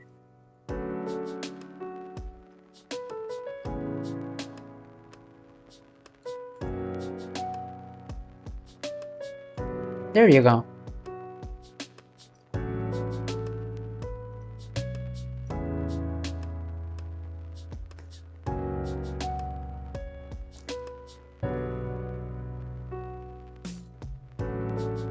At this point I am doing my own logic. I don't need this anymore.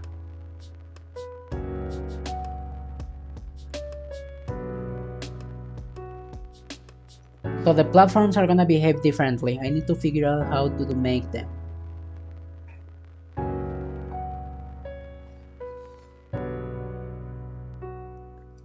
Something is doing with the box. Something is with that box. I don't know what the fuck I did, but I fixed it.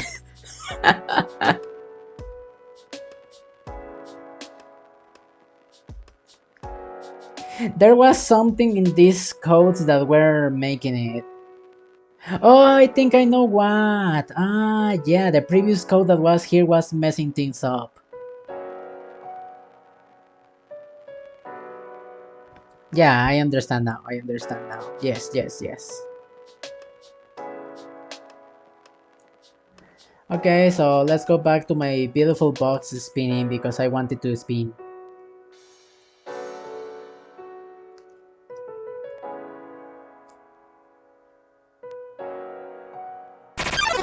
Spin!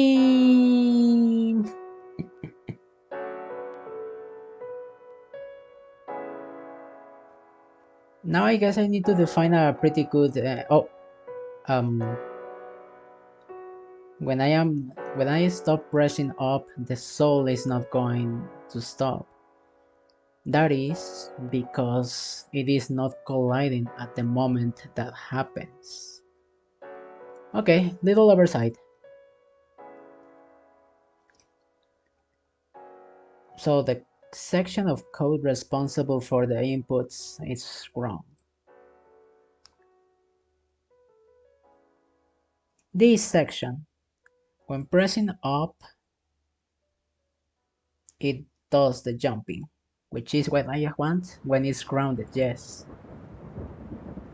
But when you are not grounded, is when stuff happens, because if it's not grounded, it is not touching a collision. Oh.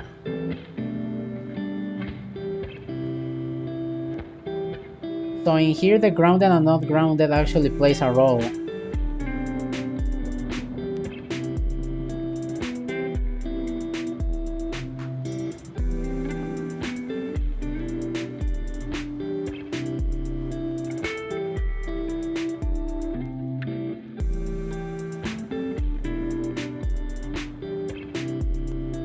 This is probably the only instance I want to zero out of speed.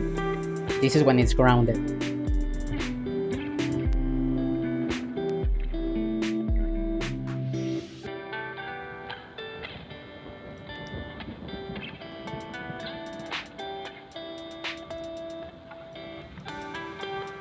Okay, I was wrong. Can I have back my code?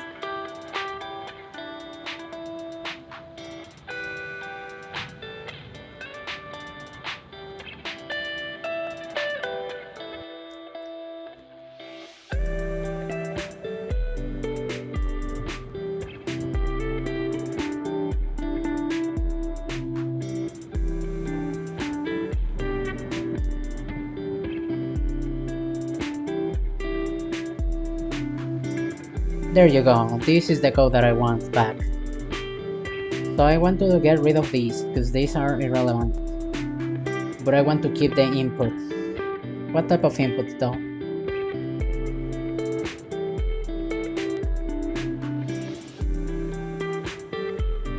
The box doesn't matter.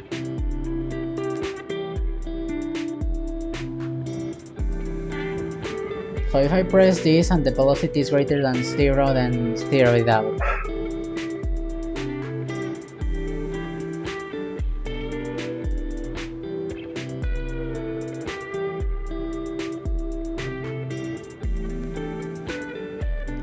Now if I press up and I am in the bottom of the box, it should jump. Okay, that can go bye bye, because we don't need that anymore. We can even convert this into an else if. So if it's orange mode, you do this instead. If it's not, it's blue soul and then you do this. Which is what I want for a blue soul, yes? Now for this other stuff.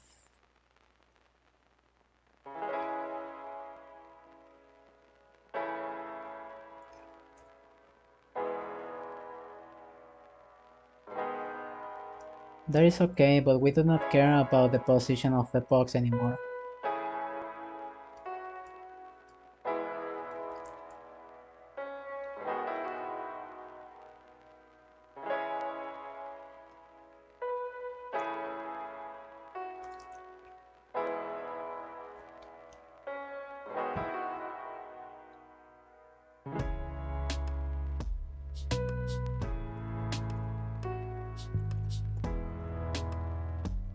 Alrighty. Now this should work.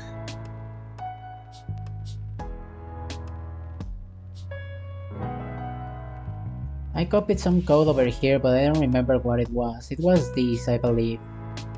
However, I need it there now because I am messing with the speeds and stuff, so I cannot get this out anymore.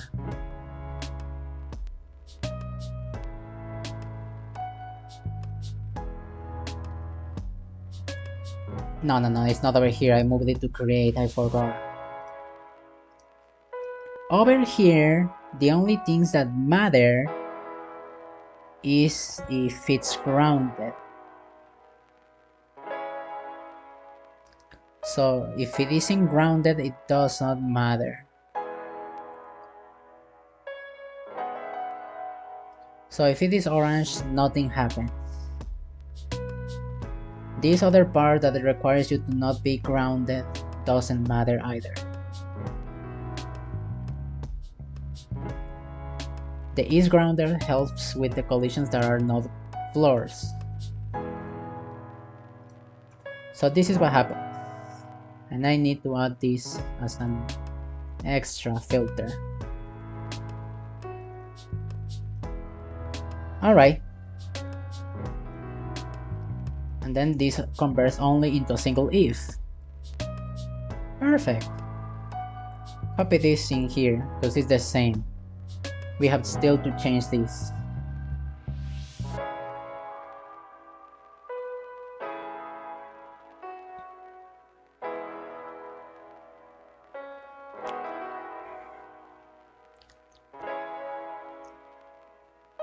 Next, I just need to change a little bit this so it works for the sides. But in theory, now it should work everything.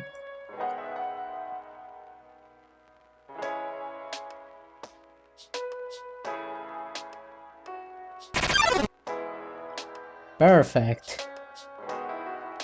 Ah, beautiful. It only took me like, what, 5 hours? Yeah, I literally did this in the whole stream. I already had the polygonation, I kinda adjusted a little bit, but then I had to do the collisions. And it finally works. Something that I don't like though is that the soul, it looks like it's kinda floating. Mostly because of the way the collisions are made.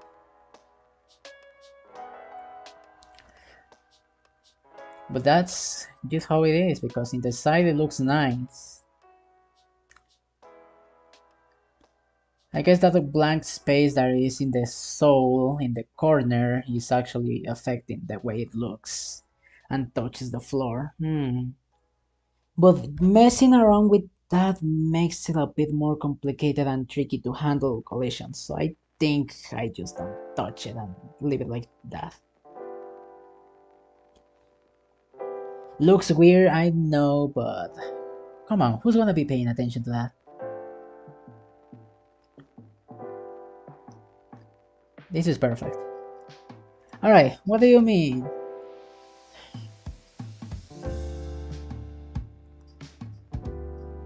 Do I plan to make the box squishable like in the Gerson fight? Bro, you can adjust the box however you want.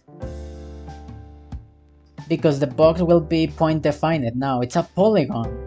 This is all the points that I use right now. I'm gonna remove this to make it more generic, but this is the whole points that I use for making just the box square. If I want to add another point to this, I can. Which actually, why not? Let's do that. I grab these and these. And then let's do an adjustment to this. The Y, instead of being just 5, make it 30.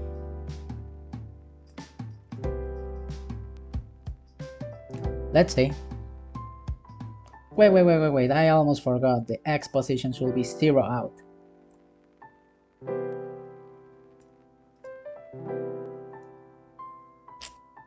There you go. Now you should have another point. And the box rotating. This is not what I expected, but hey, it works. Which is what I'm glad about. I'm gonna make functions to make it, of course, this easier. It's not you're not gonna be editing this. I'm gonna make stuff to be easier to handle, of course. This is just a testing phase, so of course it's this horrible. So yeah, I will have to see. What did I mess up? I was expecting this to be in the center.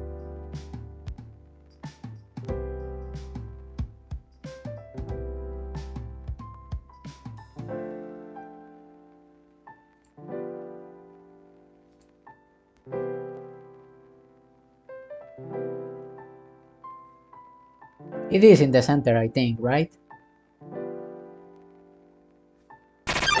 Oh, don't worry, don't worry. You didn't have to. Yeah, it's in the center, but of the incorrect side. So that's why it doesn't work, because it's in another plane that I didn't take into consideration. It's a bit more complicated to adjust the points when you're doing this type of calculation. So of course I have to redo this, so I can just give my points. It does the stuff automatically. I don't need to worry about it anymore. Wow, what a nice session of coding. A simple feature, but we did a lot. And I'm very proud of this. Next up, I need to handle the platforms, so you, box, stop spinning. Let's go over here and this.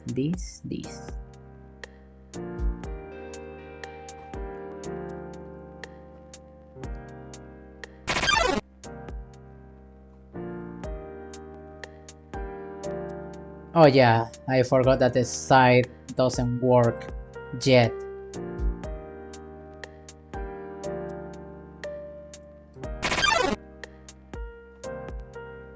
Okay, this is funky, but the platform is supposed to be, of course, something that you can stand on. Oh! Oh! Yeah, platforms need a bunch of reworking.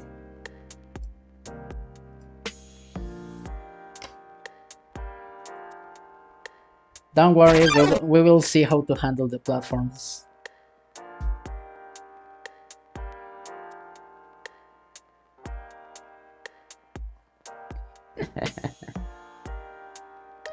Alright, that is a problem for me though, because we have been streaming for quite a while now. 6 hours it says to my end. I don't know how many hours is in the actual stream, but it's time to just take a little rest. For now we did bunch. I'm gonna take a moment to relax, socialize with friends, and yeah, just get this done with. We can lower the volume of the stream, of the music.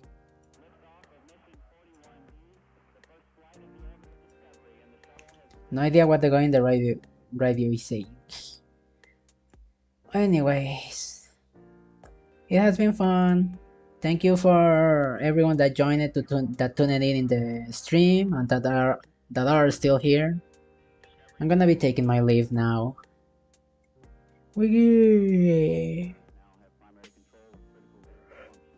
The platform of eternal doom and despair. should should be harder, right? It can be. If it's harder, I swear to God. But no, it shouldn't be harder. It should be fine. All right. I hate Yugi Talk.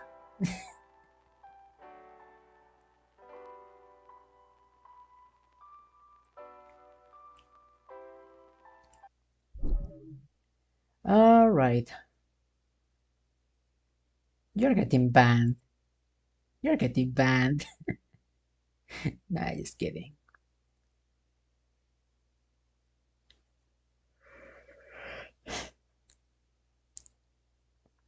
Alrighty. See ya, guys.